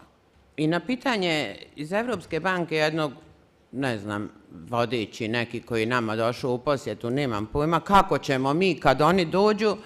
Mi smo u Tuzli sa centralom, a on dolazi iz Sarajeva. Ja sam ga samo pitala, izvinite, molim vas, kuda ste došli? Kaže on iz Sarajeva. Pa rekom, mislim, kad ste vidjeli taj put, to je jedini. Da niko ovdje doletiti neće. Otiđite sutra malo i do Bihaća, pa ćete vidjeti kako ćete proći. Kad će ti autoputevi kroz tu pustu Bosnu proći? Kad će se oni usaglasiti, niko ne zna. Mi se u svemu tome moramo snalaziti, snalazimo se, znaju dobavljači da njihove robe idu na različita tržišta, potpuno različito. Je li to zdrava hrana koja se koristi? Nemojte misliti da ne. Naš narod potpuno sve trendove prihvata. Prije je bila možda jedno 7 godina diskusija o internet prodaji i ovome, meni je to bilo tad smiješno, sad je to u Bosni. Mi radimo internet prodaju. Znači, sve tendencije koje su u regiji dolaze sasvim normalno i u tu Bosnu i tu se sasvim normalno živi, sasvim normalno funkcioniše i imamo veliku prednost, to je što nam odlazi narod. Ali nam se vraća ta dijaspora i dokazuje kad dođe. I onda imamo tu dijasporu koja nam potrošnju diže, jer ne mogu da zaborave tu Bosnu. Nije je lako zaboraviti. Možda ove druge države kad odu iz Slovenije u Njemačku, malo im je i sličnije. Ali kad odu iz Bosne u Njemačku, oni trče ovamo, to su Uskrsi, Božići, Nove godine, sve je puno, oni nama fino to donesu. Imamo odliv taj radne snage, moramo ga znati sačuvati, trudimo se u tom dijelu, funkcionišemo. Znači, ako se prostriješ koliko ti je organ dug i ne pretjeraš, što u Bosni je slučaj kod velike većine firmi, prema tome, vi možete napraviti jednu kompaniju i da vas niko ne dira. Ako god me šta pita, ja kažem, meni je Evropska banka. Oni su mi samo u kreditu, nisu equity.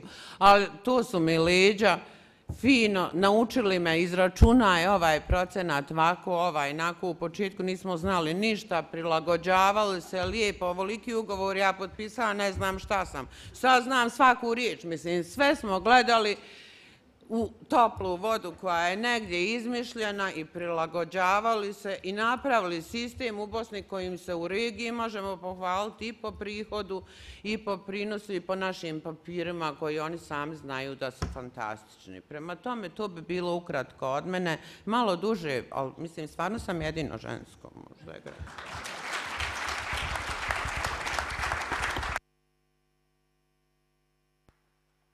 Okay, thank you so much.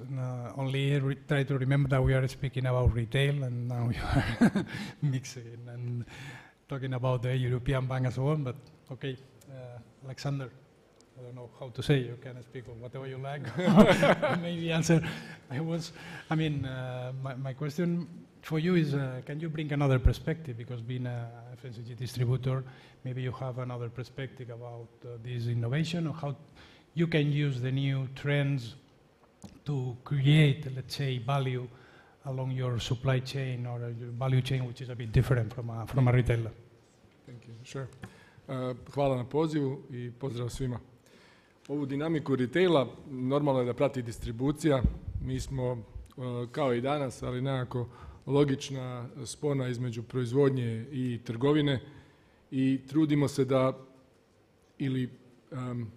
pokušamo stvoriti konsenzus oko stvaranja dodatne vrijednosti. Razumijem gospodina Bokana kad razgovara o inostranim lancima koji dolaze, posebno discounterima, jer je teško naći tu onda neku zajedničku dodatnu vrijednost. I u proizvodnji jer uvoze artikle, i u distribuciji jer je ne koriste, pa onda i u trgovini jer je na puni način sve samo ne lokalna ili regionalna. Razumijem i gospodina Čizmića kad govori o trendovima i o pokušaju prvenstveno Mercatora koji je najveći regionalni retailer da postavi trendove koji će biti dugoročni održivi i mi to pratimo. Dakle, Mercator je ovdje lansirao jedan potpuno inovativan format koji prati trendove održivosti, organskog i zdrave hrane. Ideja Organik je baner koji je po svemu poseban i mi se onda u distribuciji trudimo da ispratimo potrebe i da onda na kraju dođemo do onoga što je i tema ove konferencije, to je consumer rules i mislim da svi zajedno trebamo pokušati graditi taj okvir zajedničke vrijednosti. Da se ne svede sve na neki posto rabata gore ili dole u ovom cijelom lancu, nego da zaista korisnicima koji su sve zahtjevni isporučimo najveću moguću vrijednost koja kreće od lokalne proizvodnje, a završava u lokalnoj trgovini. Kad lokalno kažem, mislim na region bivše Jugoslavije. Distribucija će to pratiti. Naš je cilj da pokušamo također inovirati na digitalnim platformama, na svemu onome što vidimo da je već neko smislio u Americi ili negdje i da onda kroz druge načine stvaranja te zajedničke vrijednosti i sajza o kojem ćemo govoriti kasnije pokušamo biti što konkurentniji partner i proizvođačima i trgovcima. Naravno. Mogu sekund. Baš mi je drago, nisam do juče znao tačno radni angažman gospodina Seratlića, ali pošto sam dobio info koje sve brendove zastupate i distribuirate u Srbiji, nadam se i u Crnoj Gori da ćete brzo, što reći, odakle, iz kojeg budžeta investirati u inovacijama i probijati granice možda nekog projekta koji nije isplativ. Ako mi u Crno konkretno kažem da u Voliju je bruto marža 19,46%. Izanalizirajte koliko je to, želim spomenuti Bosnu, koliko je to u Bosni i Hercegovini, koliko je to u Makedoniji, koliko je to u Srbiji, koliko je to u Hrvatskoj, Sloveniji, koliko je to u Italiji. U Italiji, Francuskoj, Njemačkoj, u retailu prave bruto maržu između 28 i 32%. Siguran sam, zašto sam se javio, da će Saša, bez obzira, iako smo ja i on i prijatelji i poznanici, više razgovaramo o košarci nego o biznisu, sad ćemo početi o biznisu,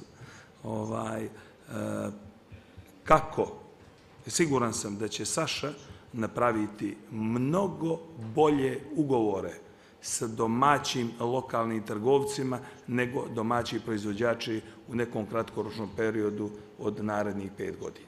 Ja sam u to ubijeđen. Zašto kažem?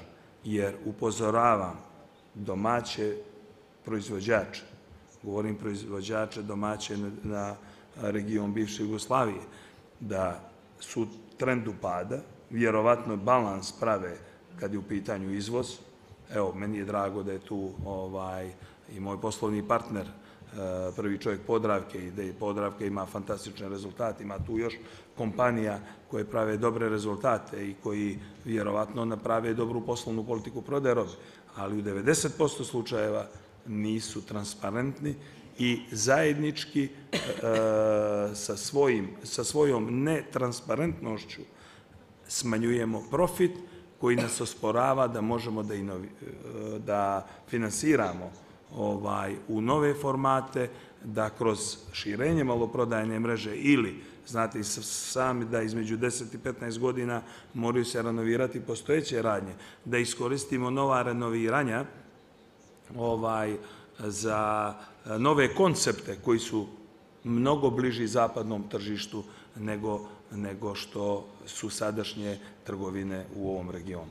Eto, to sam mislio upravo da multinacionalne kompanije bolje razumiju neke stvari kad je u pitanju plasman roba, partnerstvo sa domaćim lancima nego što to rade domaći, jer upravo zbog loše komunikacije između domaćih trgovaca i domaćih proizvođača i brendova naša marža je drastično manja ili bruto marža je drastično manja u odnosu na kompanije koje se bave našim poslom na razvijena zapadna tržišta. Mislim da tu moramo stvoriti taj jedan dio novca koji će pokrenuti kompletnu mrežu i maloprodaju i proizvodnju u regiji. Izvinite.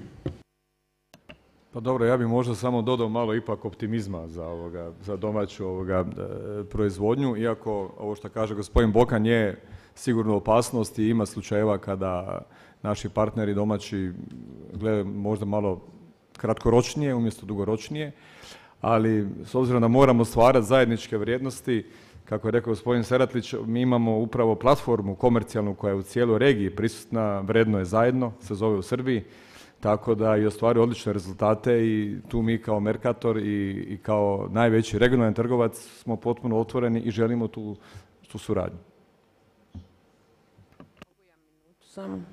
Ja bi se nadovedala isto na ovu temu, ako nemamo domaćeg proizvođača regija, širu je uvijek, gledamo, nećemo imati ni potrošača, mislim, ljudi negdje moraju zaraditi novce koje bi potrošili.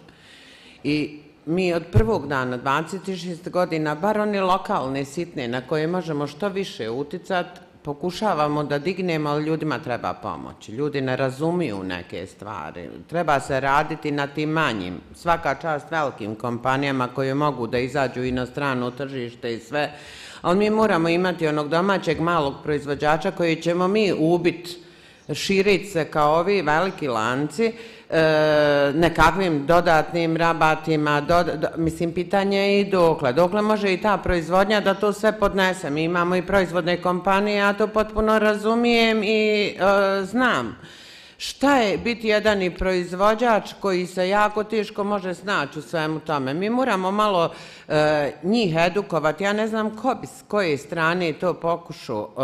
Mi kao maloprodavci, ja sam lično bila uključena u edukacije tih malih kompanija koje su lokalnog karaktera, pa malo izlaze možda i šire, kojim je pokušavano objasniti način rada, jer ljudi nisu upućeni kako bi mogli ići dalje. Stanu do jednog nivoa i onda se gube, pojedu ih veliki igrači na tržištu, ne dobiju dovoljno prostora, jer mi kao veliki retailer moramo se pridržavati određenih normi i načina rada, a postoje i kompanije koje su dosta jake, ja se tu slažem sa gospodinom Bokanom, dosta jake lokalne kompanije gdje imamo od njih uticaja, nedovoljno uticaja na naš razvoj u nekom dijelu, koliko oni moraju da daju da bi se proširili na druga tržišta, pa vjerovatno tu prave neki balans da bi uspjeli to da odrade sve. Hvala.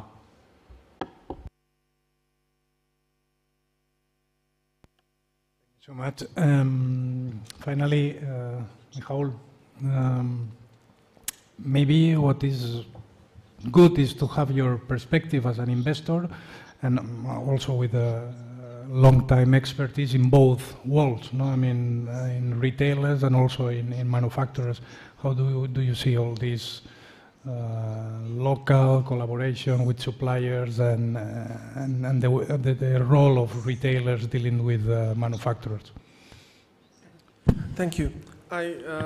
Well, first of all, the deepest belief and experience I'm having and we're having as a fund from investing in this part of the world, and this goes beyond this part of the world, by the way, as well, is that retail is a local business, and you cannot really do retail without the local products. Obviously, there are, you know, Heinz ketchups of this world and Hellmann's mayonnaises that are probably sold all over the place, but without the local brand, you just won't make it. And it doesn't change from Germany through Poland and up to Serbia, where we are right now. So obviously, the collaboration with the brands locally is extremely important. I wanted to build up on one thesis that I believe Tomislav mentioned at the beginning, is about, you know, the markets move in particular patterns or phases, right? We had the emergence, not really emergence, but the history created traditional channel or mom and pop stores.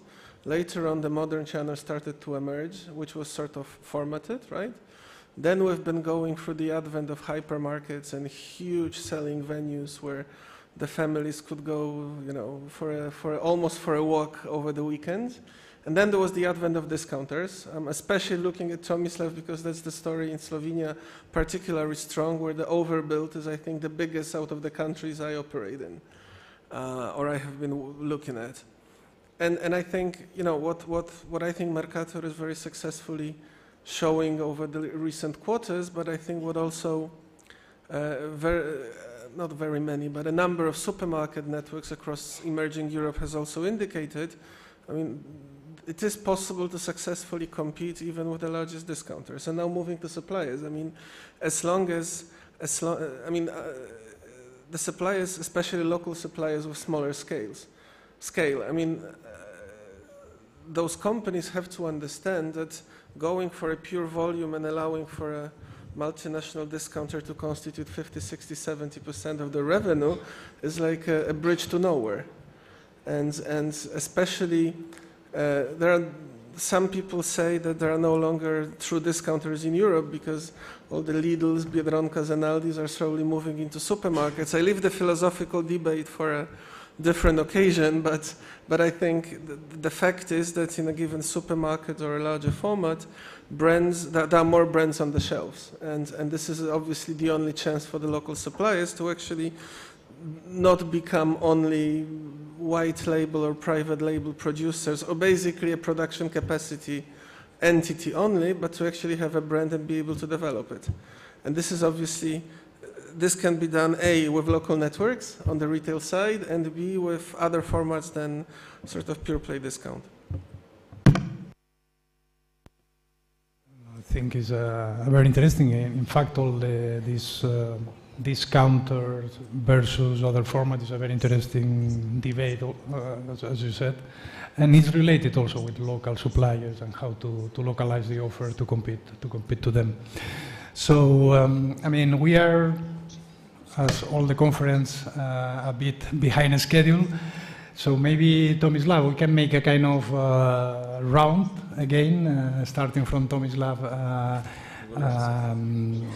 Maybe you can make some final remarks, or I don't know, if you like to talk, for example, it's a topic we haven't discussed about scale.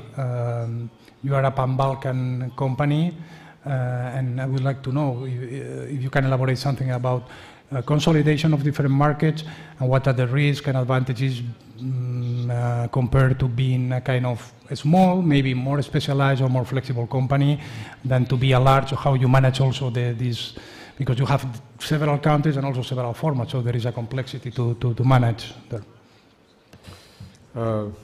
Thank you. Naravno da uz lokalizaciju trgovine je veličina izuzetno bitna. Ako gledamo faze razvoja tržišta, pa pogledamo samo primjer između Slovenije i Srbije, jasno je da je Slovenija vrlo konsolidirana, a da Srbija nije. U Srbiji postoji potreba za okrupnjavanjem, postoji potreba za konsolidacijom, taj proces će sigurno uslijediti i mislim da od danas će svake godine tržište u Srbiji izgledati bitno drugačije.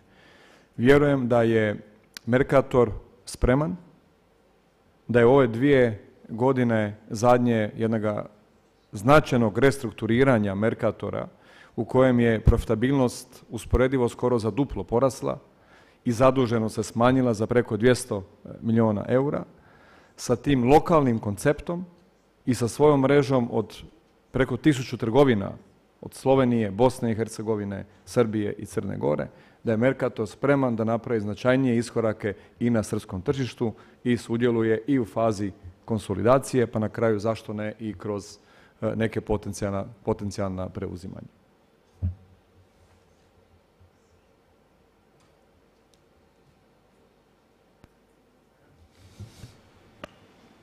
I think you can elaborate about the same topic, or you like to say your final remarks. Happy to listen.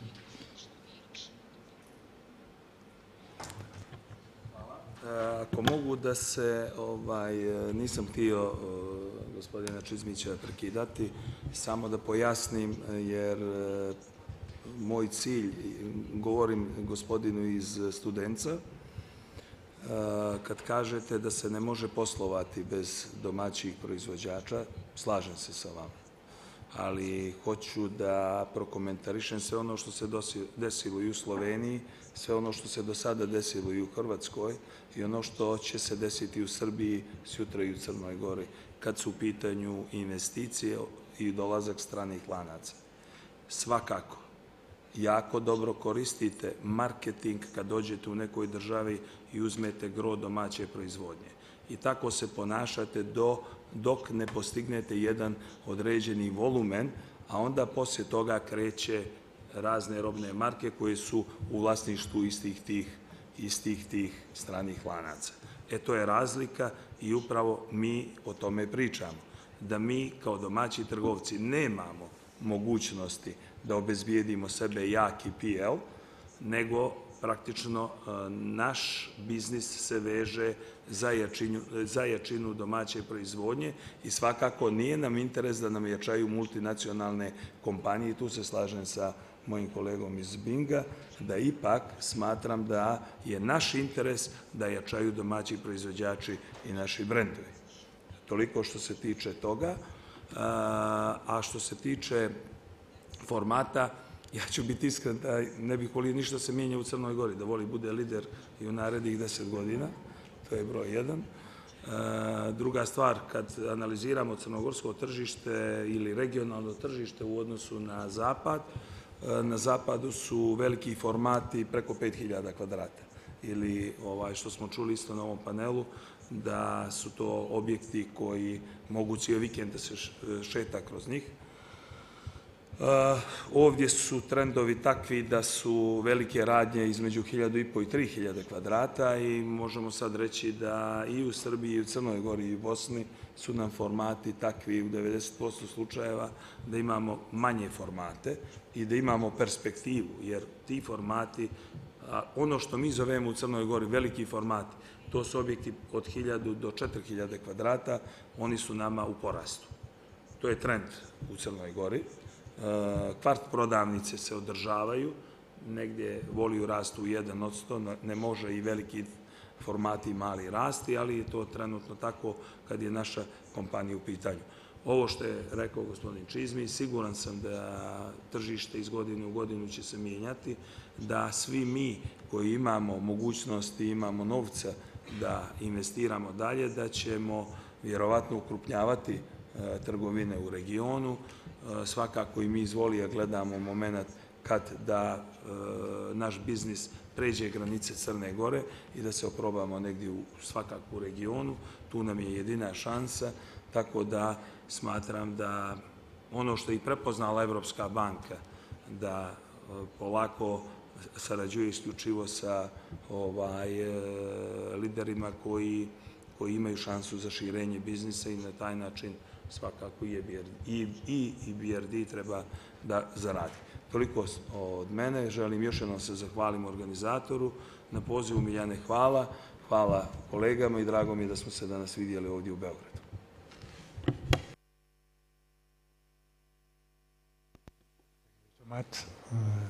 Liljana?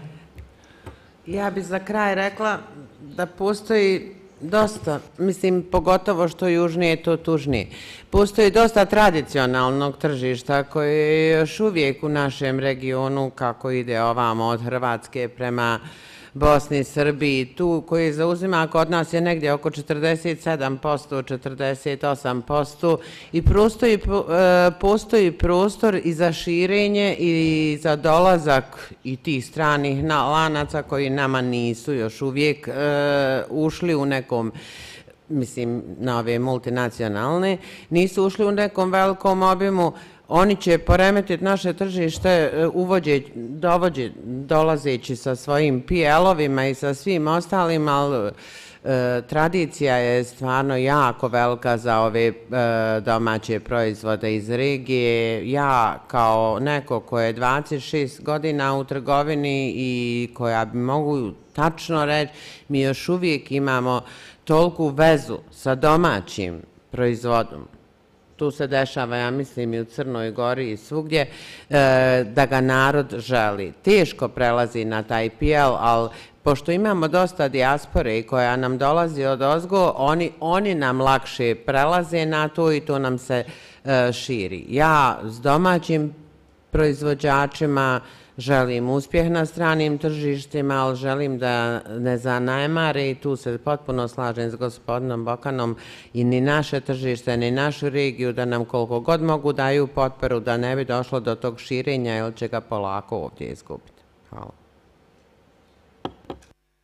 Alexander, I mean, your final remarks, or maybe there are some topics such as the declining of traditionals, but also at the same time this need to, let's say, support the local production, the local manufacturers. What is the role that a company like yours can play in these both fields? U Americi na gotovo jednak broj građana ili korisnika imate 3 telekoma. U Europi ih ima 220. Konsolidacija će doći. Ona je potrebna jer samo snažne bilance mogu ulagati i inovirati. Naš izazov ili prilika je u tome što je to kod nas tako tradicionalno shvaćeno da se jedina konsolidacija događa iz MPL-ova. Kod nas niko ne prodaje i niko se ne spaja i merge ili joint venture su, spomenuo je Mihajlo, Nektar sad na tome radi i rijetka je kompanija koja to radi. Meni je žao da mi nemamo šire razumijevanje da nije veličina sama po sebi važna i Tomislav je rekao, ja mislim, nešto što je i za očekivati. Ono što je ključ danas kod Mercatora ili kod Volija je što ima pravi tim ljudi i lidere koji to mogu da iznesu. Jer neki Mercator je to pokušao prije 10-15 godina pa je propao. Zapravo, ja mislim da je budućnost u tome da mi spajamo znanja, da odgajamo lidere koji mogu da iznesu pravilnu konsolidaciju u svakom od sektora, i proizvodnji, i distribuciji, i retailu. Dok god imamo 20 proizvođača slatkiša i grickalica na tržištu od 7 miliona ljudi, kakve vi inovacije možete tu očekivati? Onda dođu private equity fondovi, ulože neki novac, multipliciraju tu vrijednost i prodaju dalje. Hvala na današnjoj konferenciji, hvala Miljane, mislim da se iznad svih očekivanja trudiš da podigneš ovu razinu razumijevanja u našem društvu. Ja sa svoje strane i strane moje kompanije mi ćemo činiti sve da se ovo razumijevanje digne na veći nivo i da onda partnership između proizvođača i retaila ispratimo tako da se stvori jedna zajednička, održiva i dugoročna vrijednost. Hvala svima. Just to finalize, Michael, I don't know, maybe you can elaborate something about, because we are talking about consolidation and the questions that Alexander is raising is fair, but probably here private equities have a role to play, no? Yeah, I deeply believe this is the case. I'm mostly familiar with the Serbian market landscape and Croatian market landscape, and I can elaborate on these two markets. And I think on both there is definitely a role to be played for a fund like ourselves, both in terms of consolidation on the retail side as well as supply side. I think a couple of most important points have already been raised. I mean, we can pretend that scale is not important, but it is important. And without scale, you cannot afford.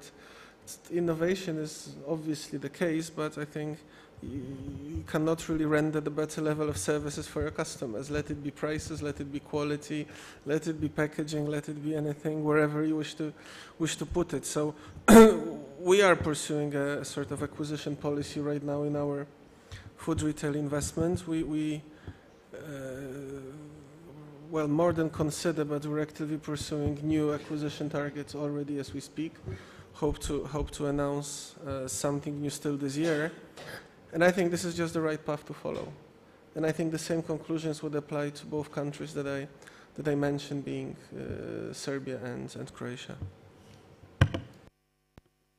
Okay, thank you very much. So if I think we have still some minutes for questions, so please. Thank you very much. Just one small clarification, actually, which is that our private sector business in Montenegro is actually 36% of our portfolio, and we're happy that we just added to it another 10 million today when we signed a new loan with Voli in Podgorica. So thank you for that.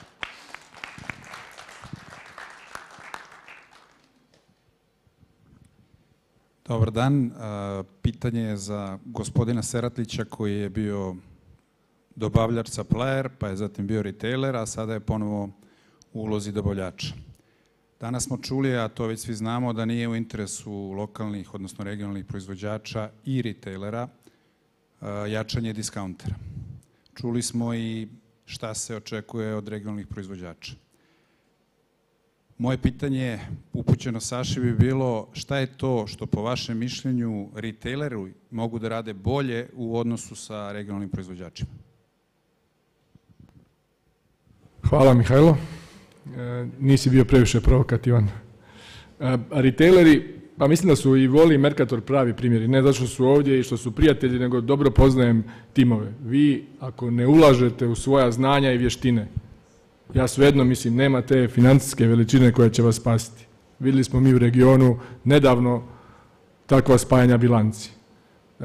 Retaileri treba da ulažu u sveukupno znanje koje će onda dovesti do toga o čemu je gospođa iz Binga govorila, da pomognu malim, srednjim, pa i nekim možda malo većim proizvođačima, da se njihov portfolio i njihov proizvod zaista bude dugoročno konkurentan i da onda zapravo to mjesto na polici ne dođe kao posljedica nekog ničega drugog, nego zapravo onda vrijednosti koju ti proizvodi imaju kod konzumera ili potrošača. I ja da sam na čelu retaila, radio bi ovo što rade i Voli i Mercator. Radio bi platforme koje su dugoročno održive, koje spajaju sve to, vredno je zajedno, je super primjer. Voli je brend u Crnoj Gori, mislim, ne samo retailer. Obično percepcija retailera i nije previše pozitivna kod krajnjih potrošača, ali pogledajte Voli u Crnoj Gori. Dakle, to je sve samo ne suhoparan retail, prvenstveno emocija.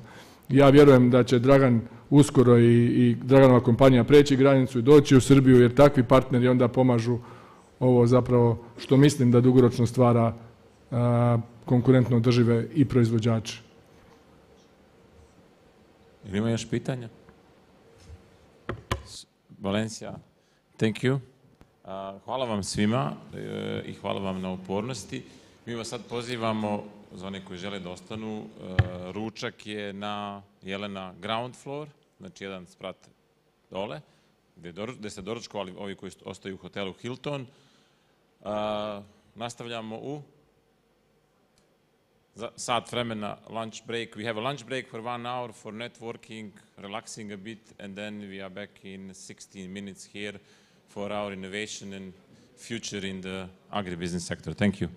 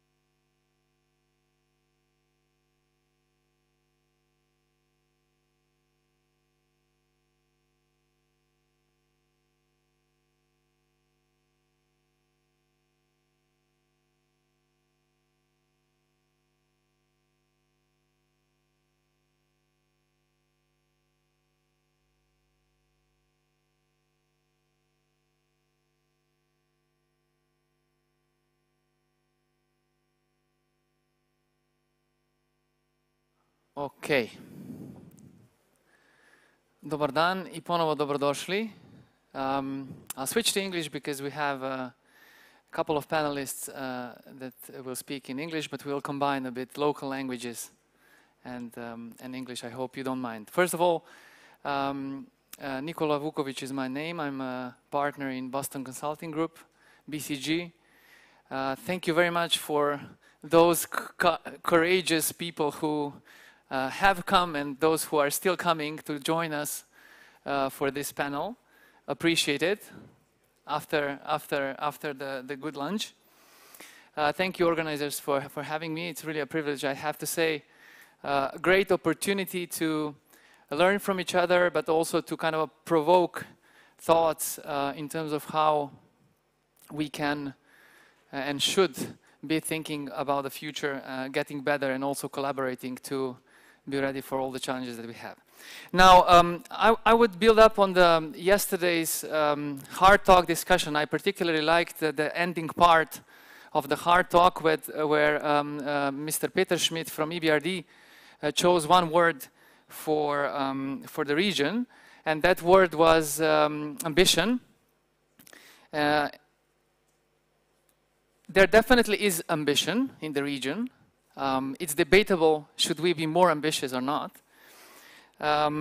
It's true, though, that when I was listening to that hard talk and when I was listening to choice of words, I thought of my friend. A very good friend of mine has been competing a lot in triathlons in a couple of last years. Yeah? And to be very fair, he's not particularly good. Yeah? But he claims that he has one very distinct capability. Yeah? If I quote him, he says, "I'm remarkably fast of finding my own bike. But by the time I get out of the water, there's nobody else anymore," right? So I think that these were the thoughts that I was thinking when listening to the talk and listening about the thinking about the topics. The truth of the matter is that, of course, the current technological advancement or fourth industrial revolution, as we call it, is fundamentally changing the ways we produce, distribute, and of course is, very much transforming the consumer demand. Yeah? This creates tremendous opportunities, as we all learned, to create value, to develop further, but it also creates many, many challenges if we don't get it right. Yeah? And we are at the same time facing a very demanding customer who increasingly wants to have a personalized experience, online and offline. They want to have brands that are socially responsible. They care about the environment more and more, social inclusiveness, and they care less and less about big brands. So the loyalty is going down. It's all in all more and more challenging to understand what really our consumer wants and how to address that. And of course, speed was the other word yesterday that has been mentioned all the time. Yeah? I'll just give an example in terms of speed and timing, yeah, that was mentioned yesterday. It took close to 40 years for radio to reach 50 million customers, right? 50. TV needed 13 years to reach 50 million customers. Instagram did it in 6 months, and Pokemon Go, if you know what that is, I'm sure you do, reached 50 million consumers in 19 days, right? So what I'm trying to say here is that this technological advancement is going exponential, and that's clear, right? It's really, really fast. But us people, we don't really, catch up that fast, which means that we do need to clearly adjust. We need to reskill. We need to adjust the way we work. And, this all takes time, right? So by this, the window of opportunity for us to catch up is actually getting closer and, smaller and smaller. And if there were 3 messages for today's panel that I would definitely want to leave you with is the following ones. The first one is technology is a must. We all know that. Yeah? Those who will not have it will not be able to compete or will inevitably lose over the time. That's a fact. The second message is technology is difficult. Even those who do have it, they don't always get it right and they don't necessarily win. So it's very difficult to get it right. And the third message is for sure, it will not be technology that will be a game changer for those who get ahead of the curve and continue winning. It's going to be people, the right business models, and the right corporate culture. Yeah? And across those three areas, we want to really steer today's discussion.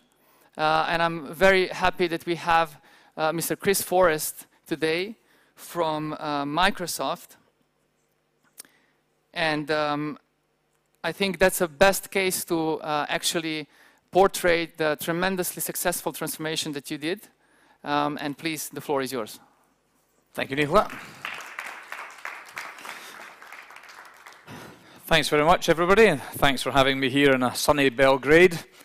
There are no prizes for guessing that I'm not actually from Central and Eastern Europe, but I do operate across Central and Eastern Europe. And I'll start with just a very short apology to the wonderful translators in that box over there, because I have a Scottish accent, which is notoriously difficult to translate. I'm just going to unpack a little bit a couple of the themes that Nicola touched on to begin with, around the fact that this is what everyone is referring to now as the fourth industrial revolution. And what do we really mean by the fourth industrial revolution? Well, I think to explore that and to unpack it a bit, it's worth going back in history. And for those of you that recognize this building, this is what's called the Flatiron Building in New York, and this is in 1905. Now, the second industrial revolution was said to start around about 1870, so we're now in 1905. And I think what's striking about this photograph is that New York City essentially entirely run by horses. And if you take that forward by just 2 decades, only 2 decades, 20 years, and you look at the same photograph from the same point, and as I just reiterate, 20 years, there's not a horse to be seen. Everywhere you look, there are cars which have sprung out of this revolution, which was perhaps started fairly gradually, but then happened in a very short space of time. In 1905, it took 100,000 horses to keep New York City running. Now, 100,000 horses, of course, needed people to operate them, to look after them, to clean up after them. 25% of the output of the US agricultural output was saved to feed and run these horses. And what I'm getting at here, of course, has nothing to do with the horses per se. It's the people that were involved in those businesses looking after the horses and running businesses that were all to do with the horses. And of course, this new wave of innovation that was unleashed created new jobs and new industries. But of course, those that did not change with that had no job and no industry. And so it was a very, very scary time. And people talked then about creating new laws and policies to govern the modern society, as indeed people talk now about new laws and policies to govern this fourth industrial revolution. And so if we fast forward to today, we're in a pretty similar place, actually. The circumstances of the technology, and the technology itself, of course, is completely different. But the pace of change, the creation of new jobs and new spheres of work altogether, and the elimination of old ones is very similar to this industrial revolution of the past. And the pace of change is accelerating.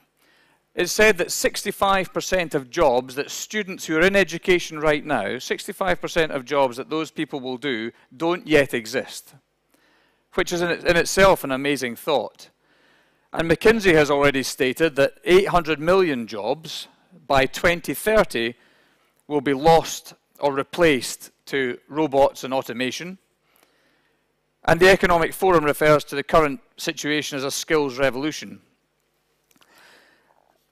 And the question is, will people be ready for this revolution? Because if you think about 2030, that's what, 11 years from now, students graduating that year are already in education.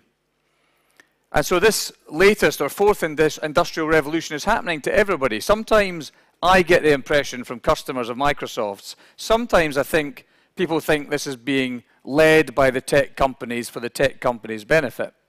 Now, certainly the tech companies are benefiting, but this involves everybody, and it involves every organization. This, if you don't recognize him, is the chief executive of Microsoft. And what he says here is absolutely right, and I would put it to you that not only is this becoming true of organizations within their boundaries, within their own organizations, it's becoming very true of many organizations who are looking for new revenue streams and new businesses to enter.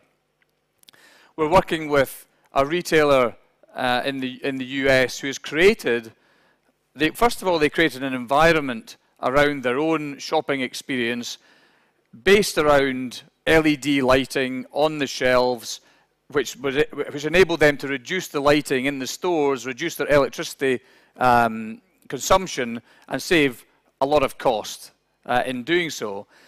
But the whole solution they created for their store, which is effectively based on Internet of Things, based around the cloud, they then packaged up, created what we refer to in the industry as an independent solution vendor. And now, as an independent solution vendor, they take that solution to other suppliers or other companies in their own industry, in the retail industry, and they work with them to create that new revenue stream.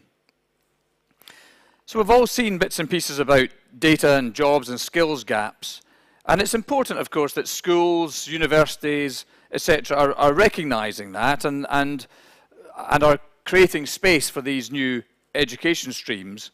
And it's not just, sometimes again, people talk as if this were just a developed market or a USA issue.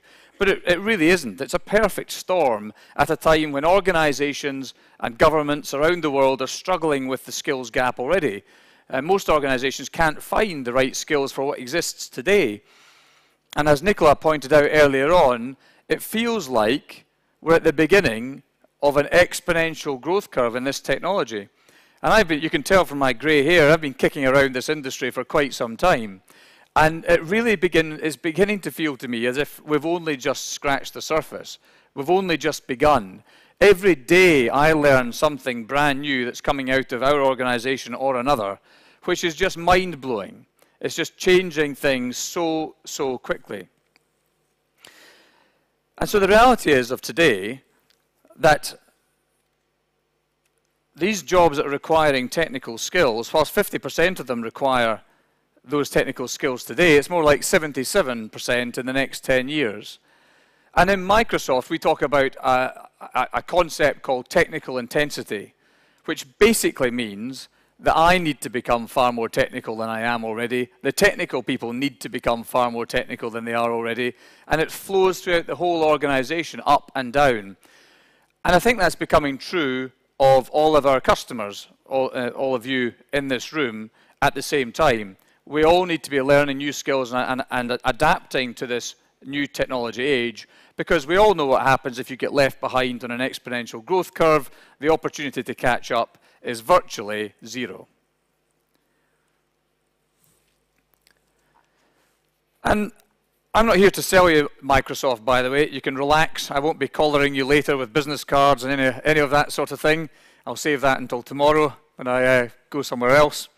I'm not going to bother you with that. I'm really here to talk about Microsoft, because this transformation is not just something that our customers are doing. This is something that Microsoft had to do.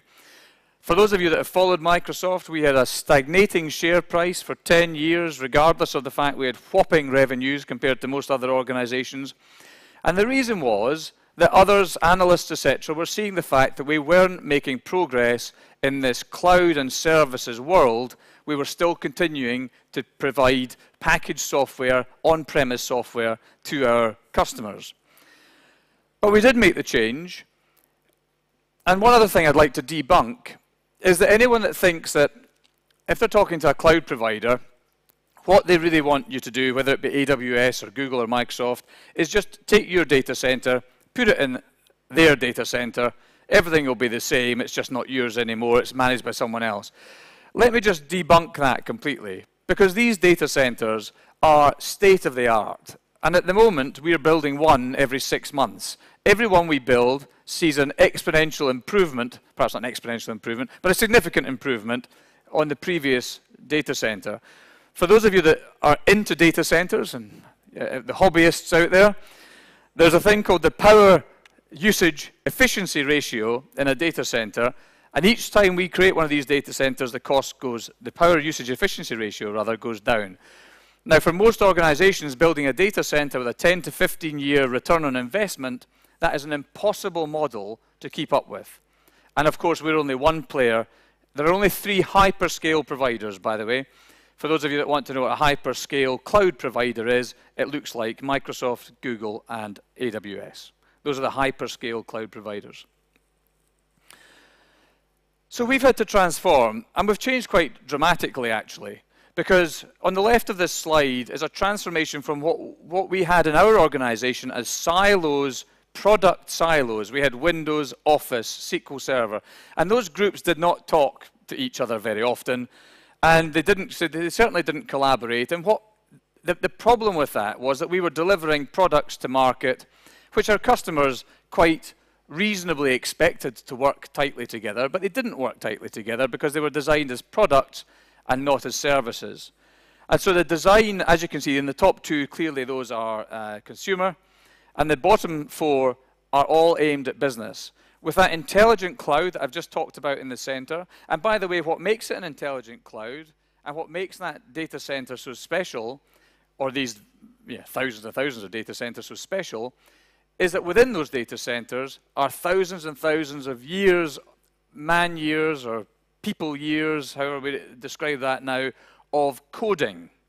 And that coding is built into what happens in the data center. So we have those the intelligent cloud surrounded by what we call the intelligent edge.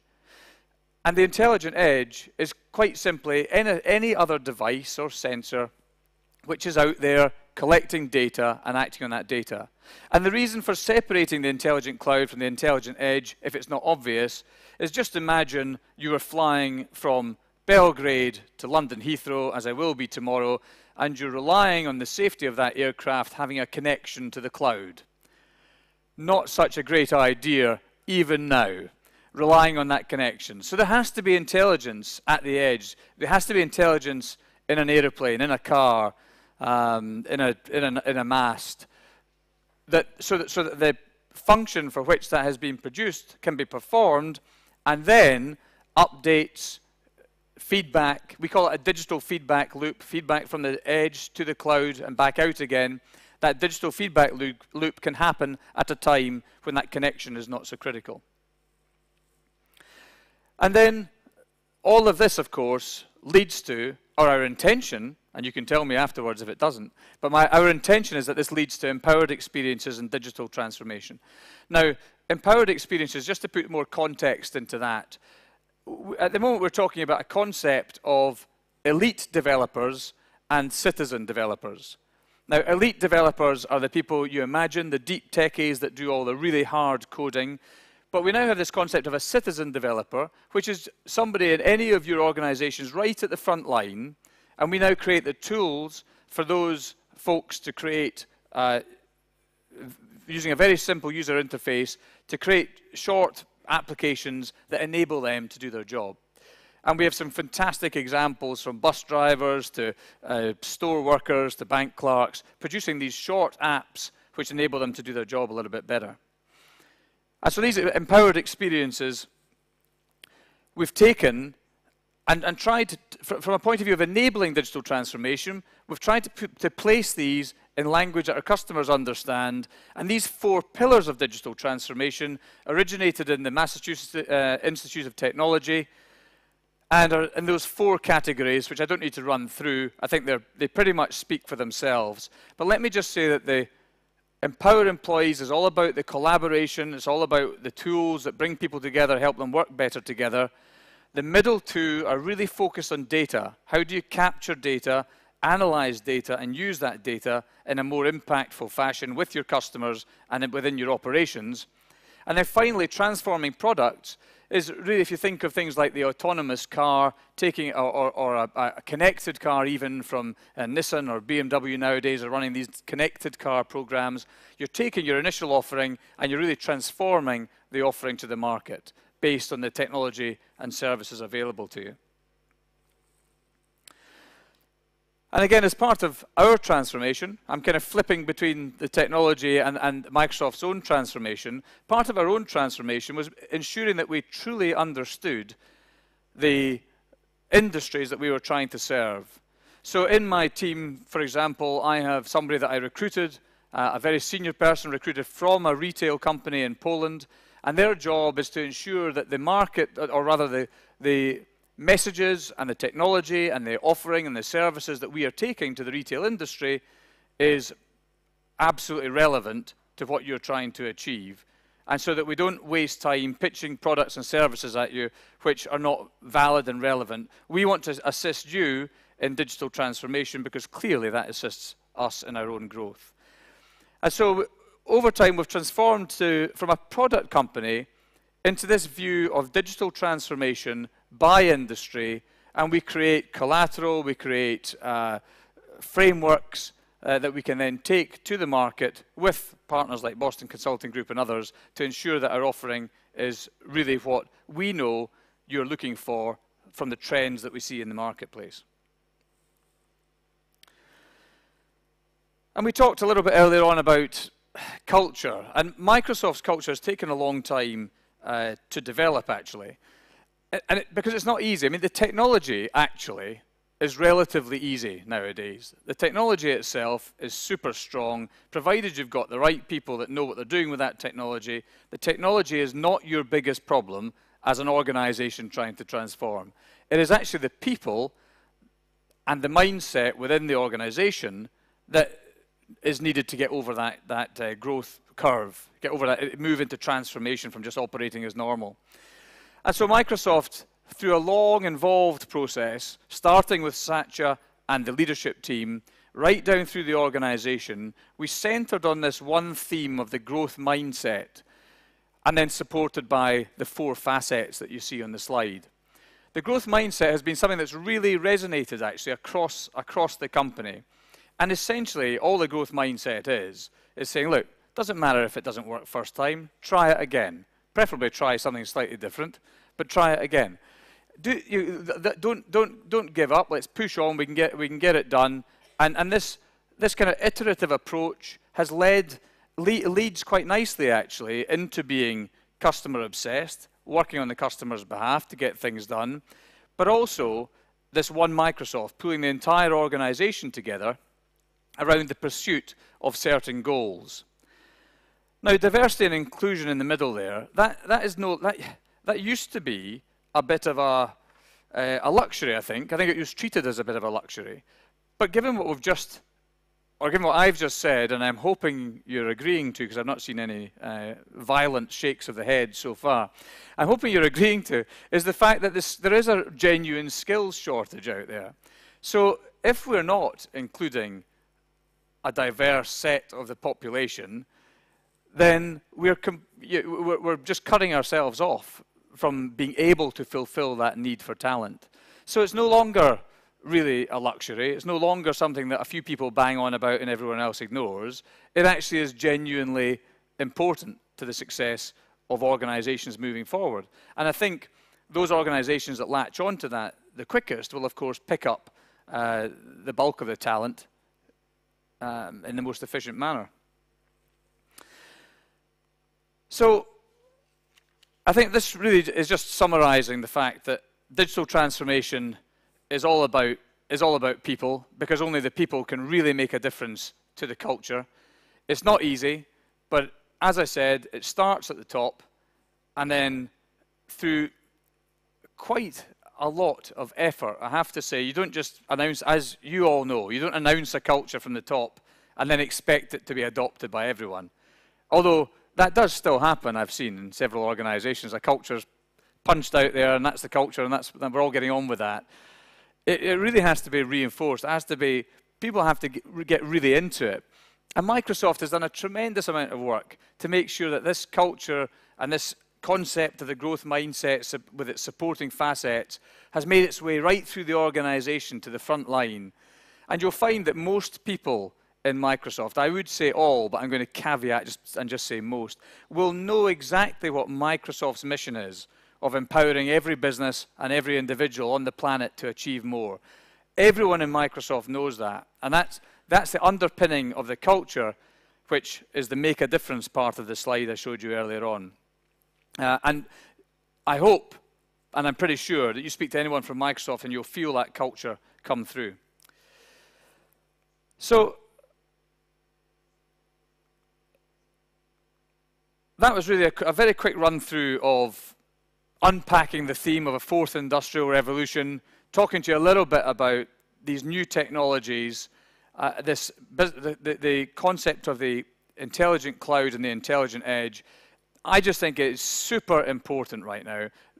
We are at the beginning of an exponential technology curve, and really everyone needs to be on it. And I'm not just saying that because Microsoft's going to be successful when you do. It is just a fact. And you can see some of the transformation going on in different industries around the world just now. It's just screaming at us all that transformation is happening in a big way. So that's it from me. Back to you, Nicola.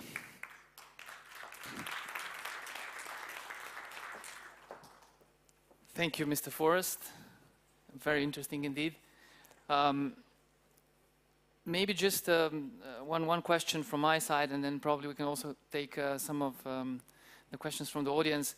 But in 2014, when Satya Nadella took over as a third CEO, so to say, in Microsoft, yeah, was not really the easiest time, right? You had plenty of challenges, the Nokia chapter, and then lagging behind the cloud. A very challenging corporate culture, at least from the media, that one could see. But then this huge success that you've just explained to us in terms of successfully really transforming the company, embracing what we had the privilege as a BCG to do together with you, right? The end-to-end process, you know, capturing the head, heart, and hands of transformation, as we say, right? Yeah. So basically making sure that you know where are the priorities, that you do things in a different way, in an agile, innovative way, but at the same time that you take people on board. Which of those three, of the head, hands, and heart of the transformation at Microsoft, in your view, were actually the decisive for this success?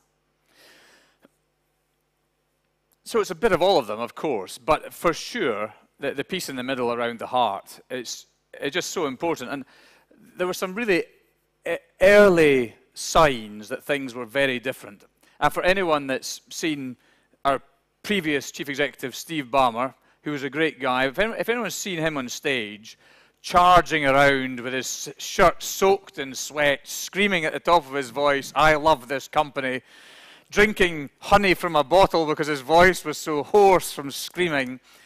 And then we went from that to Satya Nadella, who's a very measured, calm, quietly spoken, modest Indian man. That right away was a huge change. But more importantly, when Satya Nadella first came onto that big stage at the same time that Steve Ballmer would have done before him, what he didn't talk about was Microsoft. What came up on the screens were video after video of partners, which we'd kind of expect at that point, HP, Dell, etc. But much more importantly and much more telling were the videos of our competitors. So Mark Benioff of Salesforce was on screen. We had Larry Ellison of Oracle talking from, you know, these are pre-canned videos. But these guys, I mean, if Steve Ballmer was on the stage, he would have been seething, because you know, before that we had programs which are literally called, I mean, if you remember the big fights with Sun that we had in the old days, you know, we had a program called Sundown, which was basically just kill Sun at every possible opportunity. It was really aggressive, competitive culture. And of course, Microsoft's still an aggressive, competitive beast, but we recognize the fact that actually there's far more to be gained from everybody in those partnerships. And so when Satya took over, he released apps immediately, released apps onto the iPhone and Android operating systems. We started partnering with Salesforce, with VMware, with Oracle. And just that huge, immediate change in culture had an almost immediate impact on the trajectory of the share price. And that bit's not so important as the external sentiment which led to that trajectory change. So all of it is the answer to your question, but certainly the hearts and minds of people, both inside and out of the company, was very important. Great, thanks so much.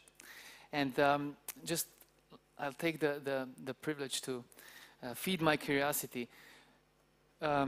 Looking at the region of Southeast Europe, yeah, and knowing it quite well by now, in the scope of the Central and Eastern Europe clearly, how do you see our businesses, our societies in this whole context of the new transformation that we would need to be up to speed, but it's questionable to what degree we are?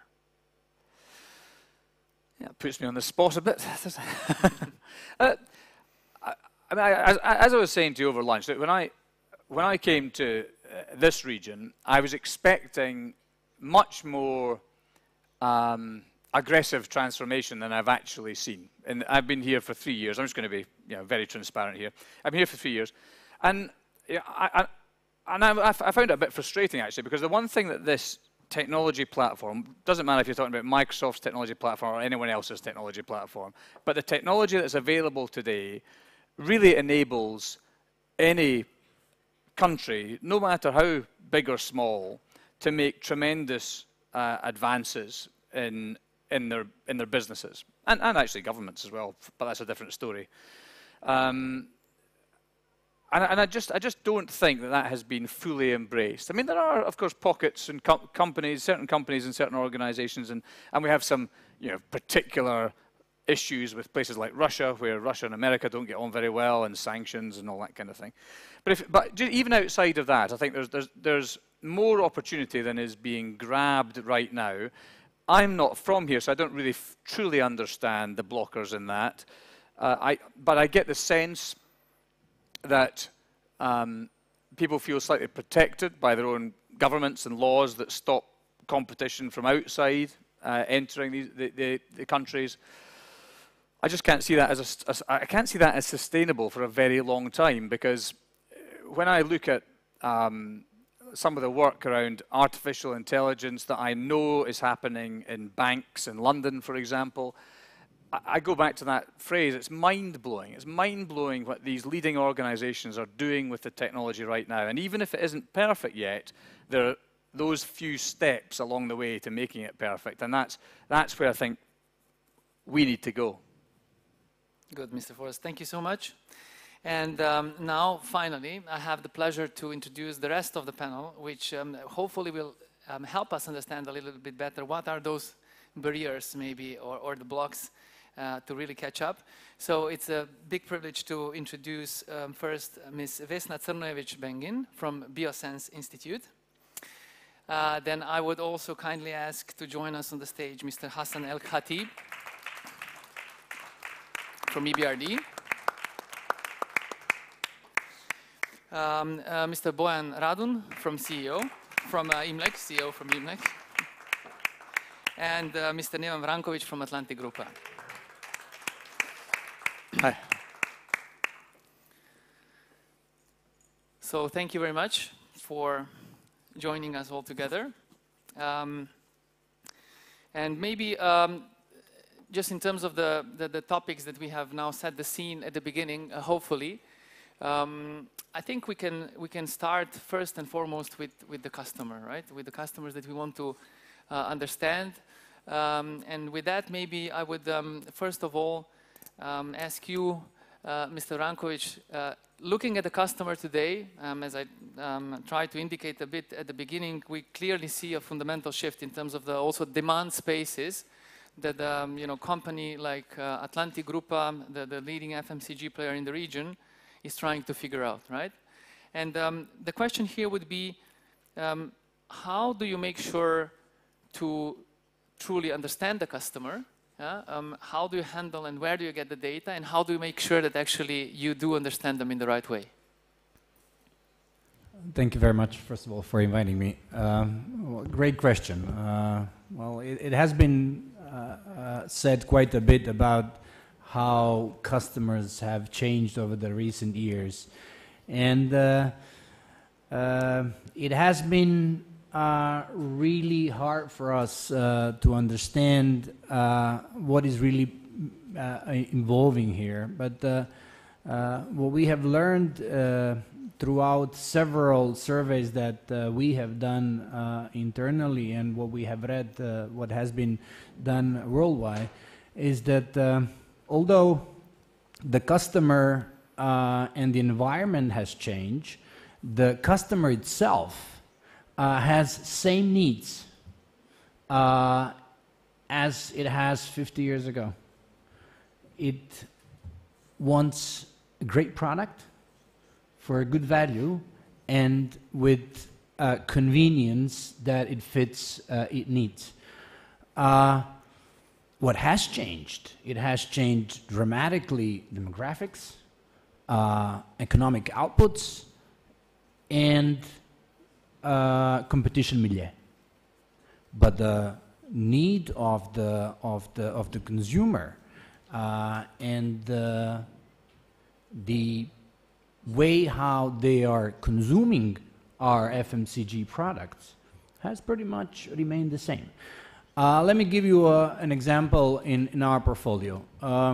Those who live in the region have heard or have drank Cedevita. Cedevita is it's a Chris for you. I'm familiar with that. Okay, you're consuming it.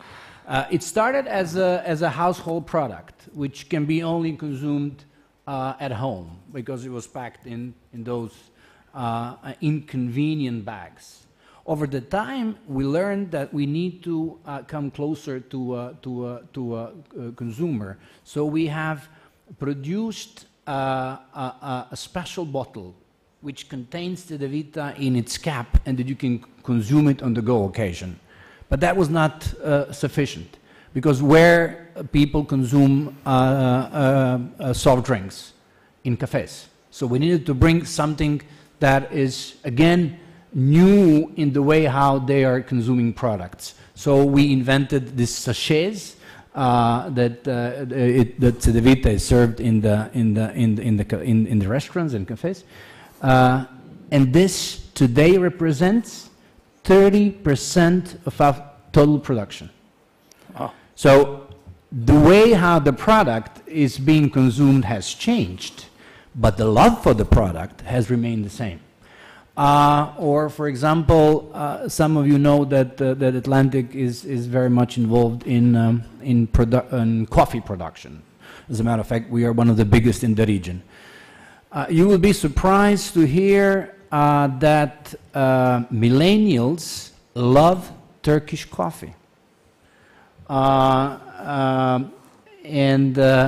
Which means that the product that we have is something that new generations have adopted as well. But there is a problem. They live differently. They don't have time to make a Turkish coffee. So what we have come with is the instant Turkish coffee. So it's the convenience that plays, but if there is a great product, things have not changed much.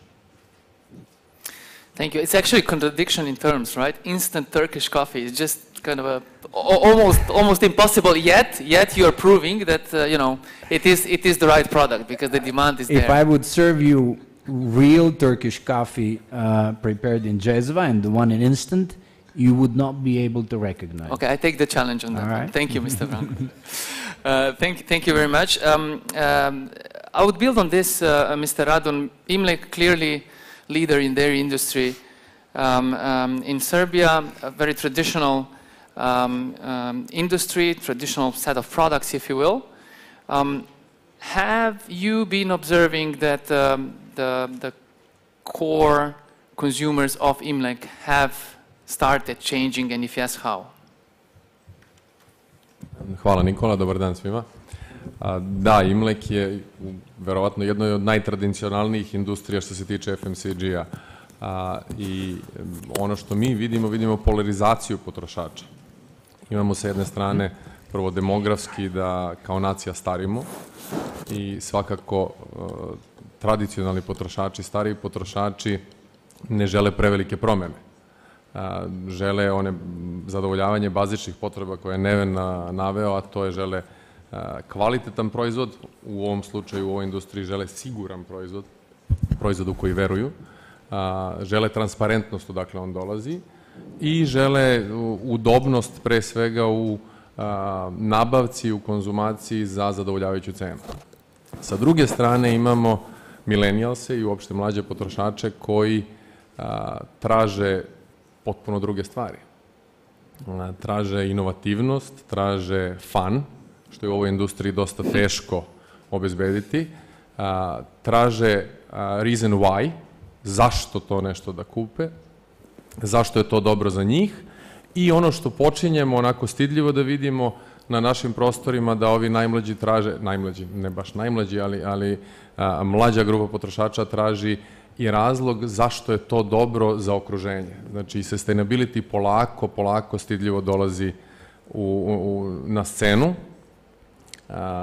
U našoj industriji, što se komunikacije sa potrošačem tiče, ne menja se puno, osim što se sada više ne borimo za share of voice, nego share of attention, jer su oni bombardovani sa sve više i više informacija. Ali da bi zadovoljili ove potrebe i jedne i druge ciljne grupe, pogotovo mlađe u budućnosti, mi više ulažemo u digitalizaciju downstreama, supply chaina. A to je da u budućnosti neki ultimativni cilj je da svaki potrošač zna kada je proizveden taj proizvod koji on konzumira, sa koje farme je došao, kako je došao i koliko je za njega bezbedan i koliko je ceo taj lanac održiv i koliko je ekološki pogodan. Super. Thank you very much. Mr. El-Khatib, you as one of the leading institutional investors here in the region, looking at the companies that are able to offer a credible and strong and sustainable growth plan, yeah? In light of being able to truly address the proper customer needs and changing customer demand spaces, what for you as EBRD constitutes, let's say, the key drivers or core pillars of the credible growth story when it comes to consumers? Thank you very much.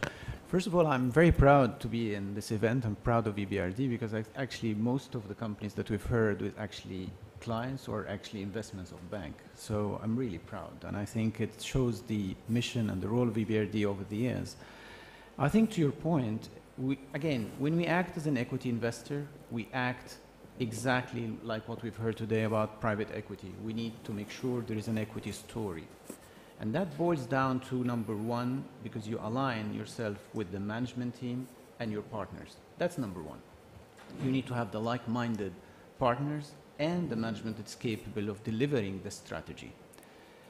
The difference between EBRD and the private equity is that while we do the same in terms of the thesis and the risk return, but we actually an impact investor.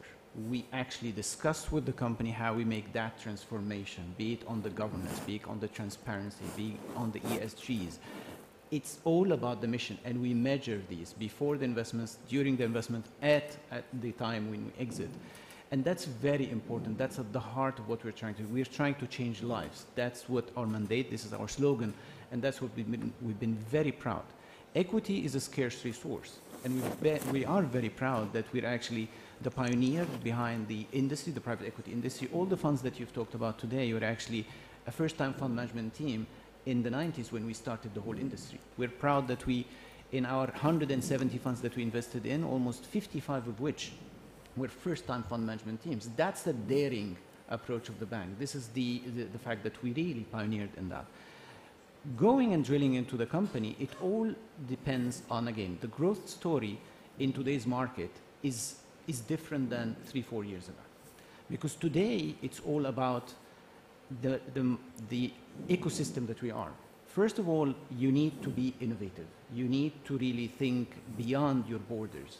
It's all about integration. It's about consolidation. It's about integration of technology. It's about understanding the consumer, as we heard. It's a sophisticated business. So the private equity today is not the private equity of 10 to 15 years, because today you need to create value. It's all about value creation rather than utilizing, you know, the money, or at least the structured tools that used to be in the past. And that makes it difficult because, again, we've heard, and I'm just trying to connect the dots of the yesterday sessions and today as well, is that the challenge, any investor today would like to make money. The challenge is valuations are very high. And whether it's a bubble or not, that's a different debate. So the one thing you need to make sure as you invest, and private equity is investing, is that you create value. And the creation of value should be measured and actually step by step. And it's all, again, going back to management, innovation, and again, understanding the dynamics of the market trends. Stop here. Great. Thank you very much. So now that we understand the consumer and make sure that we know where to grow and how to win in these areas, that brings me to the imperative of this new game, which is a technology. And I think there, Ms. Bengin is the right point to start with you. Biosense Institute is without any doubt I would say at the forefront, or ahead of the curve when it comes to the leveraging really innovative and new technologies. And what's in your perspective, and what's your view on the pace of adaptation of acquiring the new technologies in the agricultural sector overall, and how is Southeast Europe standing in this topic? Thank you very much for a very nice introduction. It's a pleasure to be here. Well, I do come from Biosense Research Institute, so we are the ones creating the digital technologies and sensors and artificial intelligence algorithms, and then we are trying to deploy them in the agri-food sector, so both agricultural producers, but also the end users, the consumers of food, are our customers in every sense. Of course, as Chris mentioned, giving beautiful example of horses and cars in the streets of New York, it's not a question of whether digital technologies will be adopted, it's only a matter of when. And as with any technology, there are early adopters, people who will probably most benefit from it, they're also late adopters. We work in the agricultural sector, which is a traditional one, it's a tough challenge. Also taking into account all sorts of very objective parameters. For example, season lasts 1 year. So the mistakes you make this year, you can only correct them a year later. And that's a great risk for farmers, for example, to take. So pace, especially Southeast Europe, is not always fast. But that doesn't have to be a drawback. There are benefits from slow adoption of technologies, because then technologies are mature enough and they overcome child diseases. What is very important in the end, it's not maybe so much the pace, but for customers to accept the technologies for the right reasons. So not for the fact that it's sexy or buzzword, but for the fact that it creates certain benefits for them in economical terms, in terms of optimization of production, etc. Also, what is important from our point of view is that especially traditional sectors understand that technologies can have a very positive impact. And actually, we need sectors to allow science, startups, innovative companies to disrupt them. Only then we will see this big change. And again, coming back to Southeast Europe, there are crucial steps in this process. That's, I would say, planning. And we are not famous as very good planners, unfortunately. There is timing, the right time when you will adopt technology. And of course, the adoption which rests on the people. So we need to find certain strengths, certain specificalities of our region that will help us in this. Generally speaking, 90% of population, global population, below 30 years of age lives in developing or countries in transition. So this is a huge pool of young people who are by definition more eager to adopt new technologies, and it's basically easier for them. So we need to find either demographic or some other resources which are specific for our region, and then to rely on them in boosting this transformation. Great, thank you very much. Mr. Vranković, Atlantic Grupa, from the aspect of product innovation, you've illustrated very nicely. Now, in terms of very practical, challenge of the advanced technologies that you are facing with, what would be those key challenges that you can feel in your day-to-day business, if you will? How do you address these? And probably the most interesting takeaway for the audience, what would be the so far takeaways or learnings from your side? Thank you. First of all, we have 15 different factories producing 2,500 different products in our portfolio. So in all of these 15 factories, we are really experimenting with all type of manufacturing concepts. And when I say experimenting, it means that we are still trying to find the right amount of the investment which would bring not immediate, but at least something that is on the midterm period that we can count on the return. Because today, due to the fact that everybody's rushing into new technologies, including us, sometimes we very much worry if all of the investments that are being done are actually bringing back the returns that we are looking for. I will give you an example. We've done excellent job with digitalizing our warehouse systems, where you have different types of robots going around warehouses lifting different pallets. But when I asked my warehouse manager, have you increased the actual efficiency? He says, well, not really. And we have invested quite a bit of money into these special robots that are wandering around carrying pallets.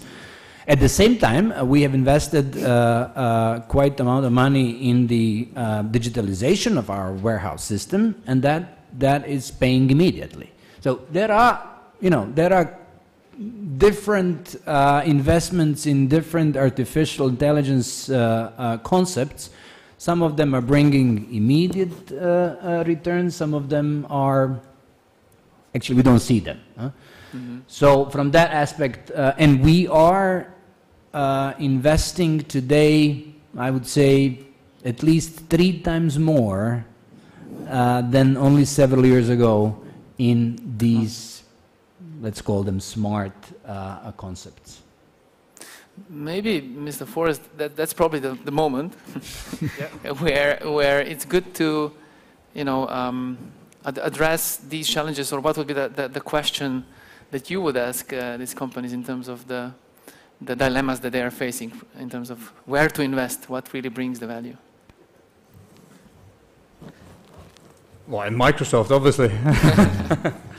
No, I think that's a very good point, actually. I mean, obviously not every project is successful, and that, I think we're all well aware of that. And from my point of view, if the business outcome or the return on investment is not understood up front, clearly understood up front, then it's probably not worth doing in anything more than a proof of concept. So I accept that. I do, however, think that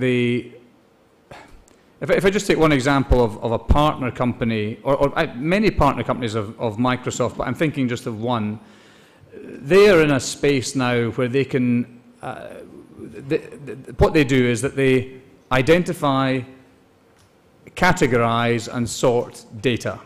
So most companies, regardless of sector, have got far too much data. They don't really know what it is or where it is and how much use it is. But this company identifies, categorizes and sorts data. The point I was making earlier on about the power of cloud computing and the advances in the technology, because that's really what's enabled a lot of this, or that's what is enabling the bottom of the exponential curve, is the power that can be applied to these models. And that company could not exist prior to the cloud because it would have cost them so much money to build an infrastructure, to run a proof of concept, to prove what it did, that they just couldn't have afforded to have started that business. But now they run all the proofs of concept against the Microsoft cloud, and it runs there until they're done, and then they shut it down, and it doesn't cost them very much money to run the proof of concept. So I totally agree that some projects are more successful than others. No project should be entered into unless there's a return on investment. No one's doing that for fun.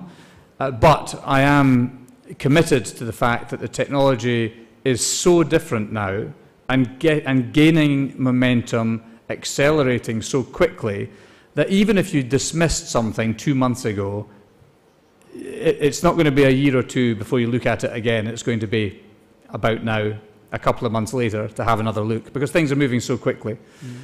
No argument with the earlier points, just we are living in a significantly different world now. I work for Microsoft, and I was at the global CIO conference in Seattle last week, and I was telling my colleagues over lunch, it's incredible. I mean, even a company where I work, and you might expect me to know all these things, it's just all moving so quickly. It's very difficult to dismiss something. Mm-hmm. To point out one thing. When we talk about digital transformation, we are not necessarily talking about the same thing.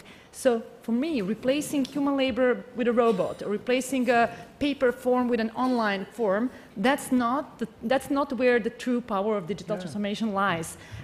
Where we see it, and that is important for the customers in the end, is basically in getting as much data about your complex business process or whatever it is that you're running, and then analyzing it using artificial intelligence, so getting the real knowledge and information that we couldn't get before just by using our human-based observations. One of the early examples of how strong big data is this hurricane warning shop assistant, if you remember that example, which revealed that apart from bottled water and batteries, people would buy smooshies, a special type of cakes that actually have to be microwave oven, so it doesn't really make sense. But the result is there, and the companies made a big profit by storing smooshies when there is a hurricane warning. Also at Biosense, we developed an algorithm that helps farmers increase their yields just based on advice with no additional investments. So that's where the true power of digital transformation is. Robotization, online forms, data in electronic form is just a necessary. And I remember my mother was virtually crying because I was going to such a small, unattractive company. Today, everybody's tapping me on the shoulder. Well done. Well, but it's easier today, as you were saying, when you have a company that is attractive. But when you don't have such a company, then it's a real issue how to attract talents. Mm-hmm.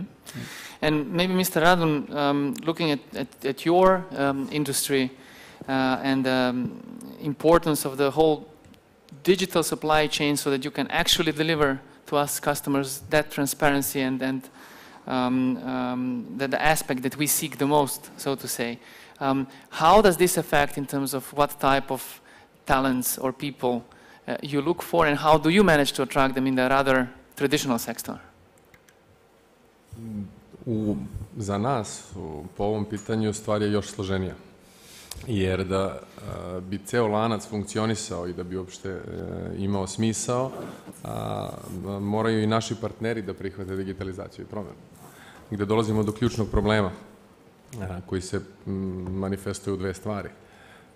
Farmeri, kao naši osnovni dobavljači, imaju dva problema. Jedan je, to nije previše seksi biznis, u kom će sljedeća generacija da ostane, i prosječna starost farmera, ne samo u našoj zemlji, u okolini je veoma, veoma slično, je prilično visoka da bi oni tako brzo prihvatali nove tehnologije, i tu je zaista potreban veliki trud, veliki push i sa naše strane i sa strane generalno države da bi se to desilo, jer bez toga prosto stvar neće biti održiva. Imamo primjer u jednoj od susednih zemalja gde je proizvodnja mleka sa 1.600.000.000 litara pala na 600 miliona u roku od 3 godine, jer su ljudi otišli u gradove. Drugi problem na istoj tački je size. Ne može porodična farma od 30, 40, 50 krava da priušti to. I to se isto tako neće desiti bez jasne agrarne politike koja to podržava. Lokalne, regionalne, evropske. Što se same kompanije tiče, teško je privući mlade ljude sa određenim veštinama u jednu tradicionalnu industriju. Sa druge strane, Imlek je velika kompanija sa veoma jakim brendovima i ipak uspevamo da pronalazimo mlade ljude. Izazov sa kojim se susrećemo je okruženje koje oni očekuju i način na koji oni žele da rade. I tu smo svesni da i već sada smo na pragu toga da počinjemo određene stvari da menjamo, stvari koje su nama, našoj generaciji bile normalne i dalje su normalne u smislu radnog okruženja, radnih navika, radnog vremena, to polako počinje da bude prevaziđeno. Maybe just to further build on that one, from the aspect of the environmental sustainability and social inclusiveness, which is in itself a challenge, let's be very honest, for the existing business models which have been developed for stability, yes. And now you need to basically be ready for this uncertain and very dynamic, highly changing environment. What does the sustainability today mean for Imlek? How do you approaching it and what are the plans? Održivost u tom smislu zaista na ovim prostorima još uvijek nije došla na top listu prioriteta, ali svakako je nešto o čemu svi razmišljamo, svi smo sve svesni da dolazi i pre svega smo gurani u tom pravcu od strane naših inostranih partnera kroz sustainability u pakovanju, energy efficiency i tako dalje i tako dalje. Ali ponavljam, kao što je Neven rekao, za efikasnost postoji puno stvari koje mi svi možemo da uradimo pre digitalizacije, tako i po pitanju sustainability-a. Nažalost, svi smo mi dovoljno još uvek neefikasni i dovoljno imamo prostora za unapređenje da će sustainability doći u nekoj sljedećoj fazi. U ovom trenutku radimo onoliko koliko nalazimo low hanging fruits. Ok. Jasno.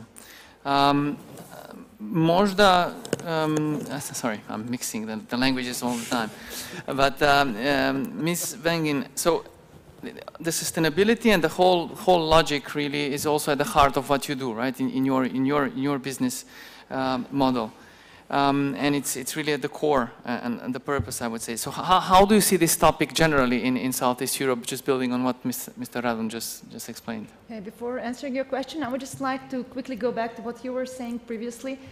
There is this understanding that digital technologies will benefit only the big producers. And as you said, there is a huge number of small producers in agriculture in Serbia. But saying that digitalization will bring benefits only to the big ones is not really correct. For example, we started at one point with developing, well, there was this aflatoxin thing.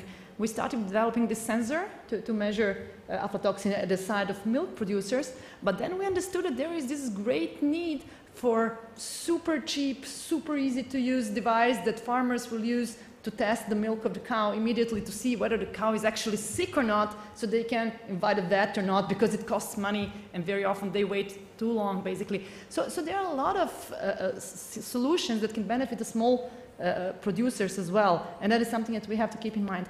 Going back to environmental sustainability, of course, in field of agriculture, there is this big trade-off between agriculture and health of ecosystem, because two are in a way opposing. But again, it's such a complex system for humans. It's too difficult to understand every little why and when and how things are connected and how they influence each other. So again, we strongly believe that various sorts of sensors and then these data combined by artificial intelligence algorithms will provide straightforward directions to the farmers, to the legislators on what should be done in each specific case so that this balance is maintained. Mm-hmm. Mr. El Khatib, yesterday was there was discussion, and I believe you mentioned, improving people's lives as one of the inherent, drives of EBRD. So, also from the aspect not only the environmental sustainability, but from the kind of a social inclusiveness, right, which should be on top of our minds as business leaders, I would dare to say, in order to assure the healthy and stable societies going forward. What would be the key metrics or drivers or elements that you look at in your investment stories and projects? I think for EBRD this is a prerequisite. So we cannot do an investment without a proper environmental, social, sustainable and governance structure. And we before we invest, we put a proper action plan for each of those elements.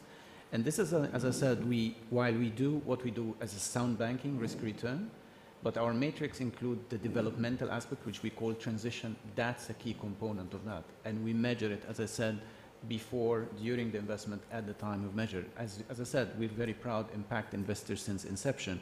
So we take these very seriously. Environmental, I think we have a full team that can guide companies in terms of how to transform. And when you talk about the elements of the questions before, I think we still believe in the context of the region, there is still waste, and we can work on that waste. I think there is a lot of work could be done in energy efficiency as well. On the social aspects, it's important to talk to NGOs, to work with the communities, and to integrate the communities in the work that we do. This is, as I said, this is an integral part of the work that we do. And I think responsible companies is at the heart of which you need resilient company financially, but again, the correlation between resilience and responsible is almost 100%. You need to be socially responsible. You need corporate social responsibility, but I think people or corporates today are taking the corporate social responsibility at a different level, because as I said, you need to be embedded in the society that you're operating in. And the more you do, the more you will get the communities to support you. The work will support the business and the profitability of the business. So this is at the heart of what we do. This is a prerequisite of what we do in every investment. Mm-hmm. Again, I have to say that I have witnessed this firsthand, what Hassan is saying. And sometimes we were a little bit frustrated, but I have to say, today, almost 10 years after EBRD first invested in Atlantic as an equity partner, we see how effective that conversation with EBRD and DEG, for that matter, German Development Bank, was really beneficial to the way how we do business today. Our GRI reporting, it's a way to report on your social, environmental, governmental activities of the company, are receiving on the regional level all commitments, the way how we do. And I have to say, this is a consequence of partnering both EBRD and DEG in our years of cooperation. One word I should have mentioned, I think you've highlighted and we've seen it in the Microsoft presentation at the concluding slide, is diversity and inclusion. Mm-hmm. And this is very, very important. Successful organizations really embody these principles very highly. When it comes, again, we can talk about all the corporate and the layers of the corporate, but what we're trying to do when we invest in equity is to take it at the board level. And again, different levels of inclusion and diversity. I think again in the region, I think last week we had our nominee directors day where we had almost 170 nominee directors in our investments. And one of the panels was actually gender, women in boards. And we are very much believing that, and I think it's an empirical today, that you have to include women in board. More importantly, what I concluded that session last week is simply we need youth in boards as well. This is the innovation. This is how you transform companies. This is where you need challengers at the level of the boards as well. And some of the entrepreneurs last week were saying, I need people around me that tell me I'm wrong. That's the culture that we need to embody in these groups, especially in a fast-changing environment, as we've heard from colleagues on the panel. Thank you very much. And this brings me to rather a couple of, I would say, closing remarks. But before we get there, what I was wondering when I was thinking about this panel, you all are, business leaders in the region for the leading companies in your areas, and there are so many balls in the air that you need to juggle with additional challenges that you have on the way, as you did have a year ago, and then to think all about this is it's extremely difficult. So I was just wondering, being surrounded by, of course, teams who are tapping you on the shoulder and clapping, you're really great and that's great stuff, and of course try to be close to you as leaders. Where do you personally get a regular, honest feedback and challenge, reality check, to be able to pressure test your own decisions in this rather challenging environment? Pa, naravno, uvek svi mi, ja verujem, ja svakako se konsultujem sa svojim timom i želim da stvorim kulturu upravo toga, recite mi kad nisam u pravu. Ali koliko god mi međusobno bili otvoreni, svi smo mi opterećeni kompanijom i biznisom u kom se nalazimo i imamo malo zatvorenije vidike. Zato ja, kada su neke stvari do kojih mi je zaista stalo da ne pogrešim, trudim se da se konsultujem sa ljudima koji nemaju nikakve veze sa biznisom. A to je da li to zadovoljava zdravu logiku nekog ko nije opterećen KPI-evima, mesečnim izveštajima, korporativnim pravilima, bankarskim kovenantima i sl. Da li to zadovoljava zdravu ljudsku logiku? I da li to za tog potrošača ima smisla? To je za mene najveći reality check. Makes perfect sense. Mr. Forrest, how about you? Well, I tend to think of this in the context of a glass of champagne. In a glass of champagne, the small bubbles start at the bottom of the glass, and they start because of tiny, tiny little bits of imperceptible dirt, really, grit, that you can't see. So if you take that dirt and compare it to the issues that are starting at the bottom and bubbling their way up to the top, the obvious answer to that is that you have to start at the bottom. So in direct answer to your question, where do I get this feedback? It's generally in a bar somewhere. But there's one point I would make, is that honest feedback is easy to get once from wherever in the organization. What you do with that feedback depends on whether or not you get it again. So yeah, that's right. I think just be prepared to accept the feedback. Good. How about you, Vesna? I started my career as a scientist. So in science, it is very normal that you constantly question yourself. You're constantly putting some hypothesis and testing it and trying to prove yourself wrong. So that way of thinking is very, very close to me. Of course, I'm blessed by my team. I'm surrounded by 90 super intelligent young people who have very open communication, and we discuss all sorts of decisions and directions and strategies. But also, when we want to engage with the end users, when we are trying to steer our research towards the actual needs of, let's say, agri-food sector, then we constantly have to think about new ways of engaging the end users, new methods of getting really to understand what the users need. And one of the examples there that is really close to my heart is Digital Farm, which we have set up, where we constantly interact with farmers about their work, and we try to learn, to find the pain spots in the whole process, especially here in Serbia, because you cannot just copy-paste solutions from other countries directly, so that we can address those pain spots in our research first, instead of focusing on something that might not be relative so much to them. So you have to be inventive all the time. Great. Mr. Rankovic.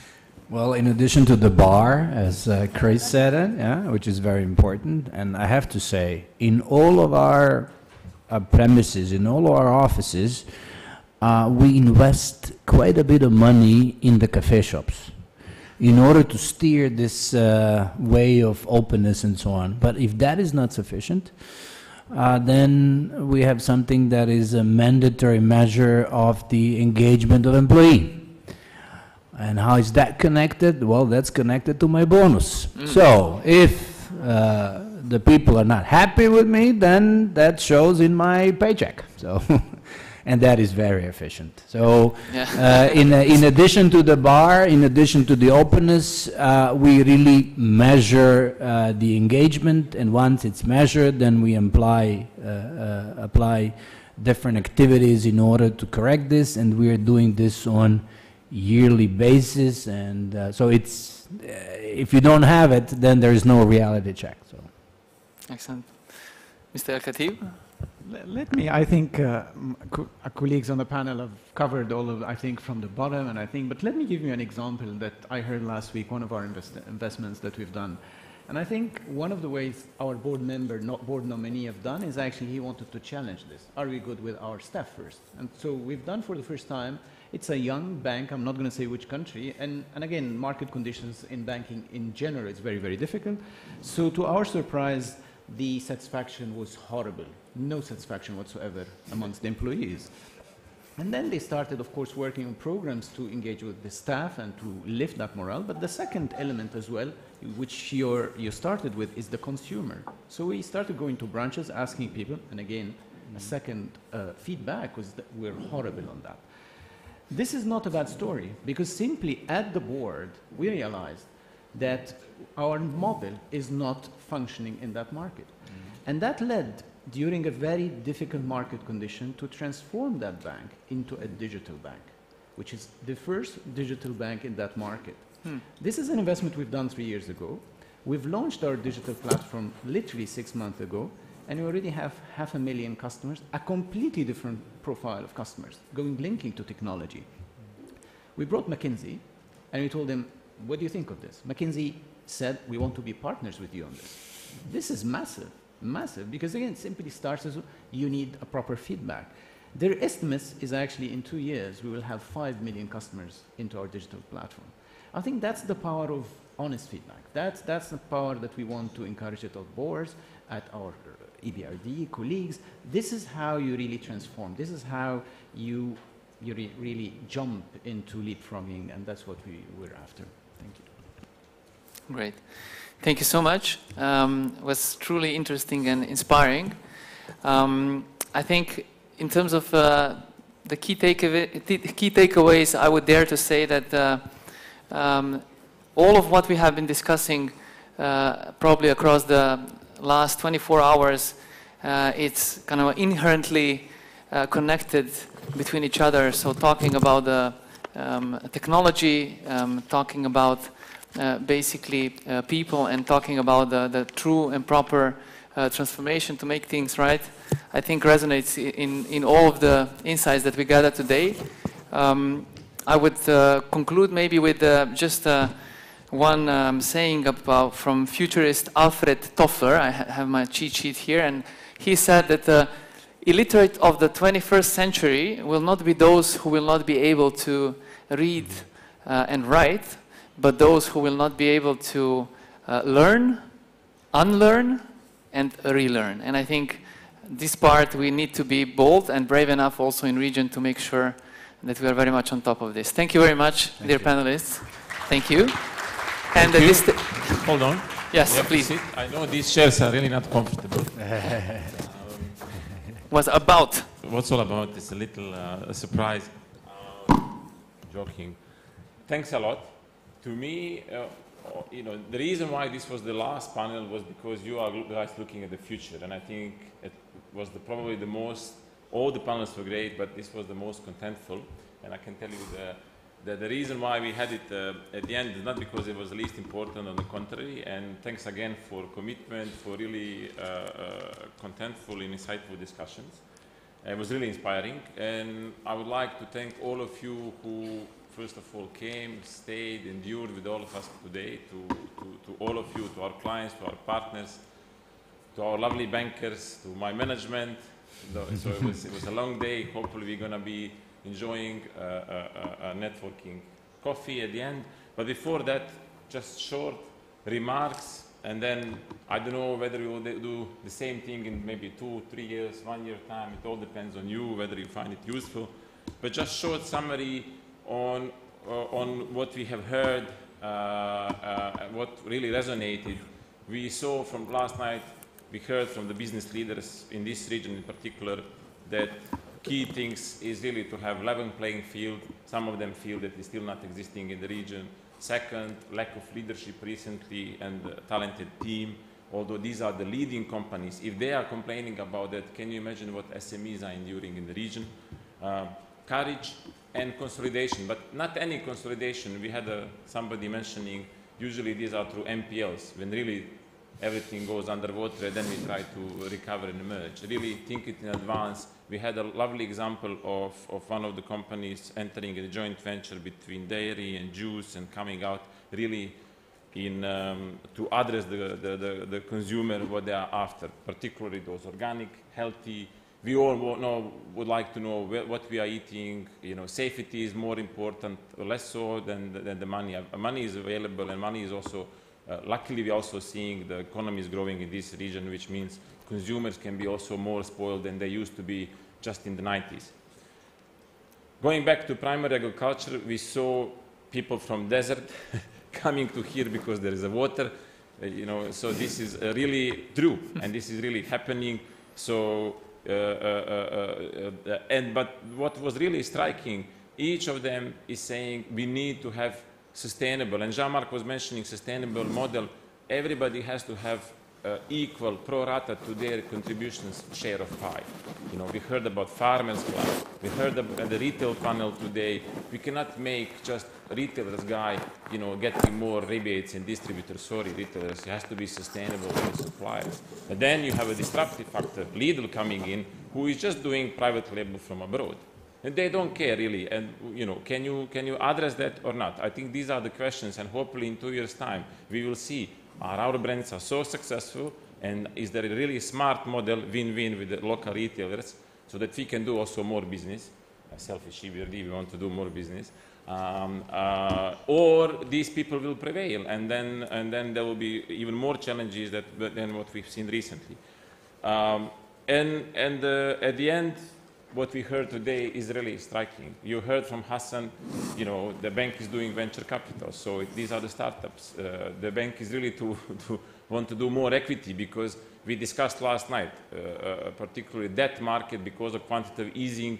You saw what our colleague Stuart Rowe told us. There is a lot of money, but money is not going into the production. Money is not going into the consumption. We've seen flat capex in the region. There was little M&A. Everything is going to real estate bubble, or government bonds yielding, even in Slovenia, negative yields. This was not manageable a couple of years ago. We had Serbia last month refinancing 10-year bond at 1.3. So the dislocation of the money is obviously another factor which we need to address. And then today you came from traditional industry like Bojan and Neven, and you are already applying those technologies. Vesna was challenging you that is not, you don't have to be big, you can be also micro and small, to think differently and also to apply technologies. I had a vivid presentation at the World Minds event here in June, when there was a small, few hectares land plot in the north of Serbia,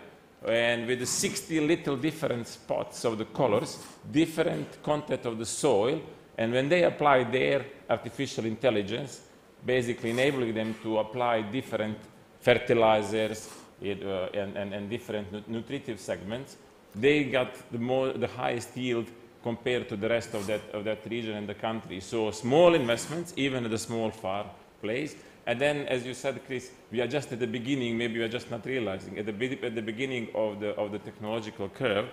Hopefully that will open up new business opportunities. I remember you show 905, then 1925. The guy who was talking about that at the beginning of the technological revolution, he showed us like 2010, there was in Rome during the Pope Mass, there was no single smartphone. 2014, mass of people waving, and then smartphone really and smart application changed our life. And then he just showed to us 2035 and was already spooky, mind-blowing, but also spooky. So this really have put a lot of questions in front of all of us. I do hope that you will find the way forward. Also, consumer is the king. Client, in our case, is the king, but we are all here for the consumers. So we do hope that you will find the sustainable business models with so much about sustainability so that we can do more. Before I finish, there will be hopefully for all of you who want to stay a little bit more of us, nice networking coffee before we say farewell. I would like to ask our team director, Natalia, to tell us, was it good, was it not? Do you like it, do you not? Do you want more business or no? Natalia, over to you.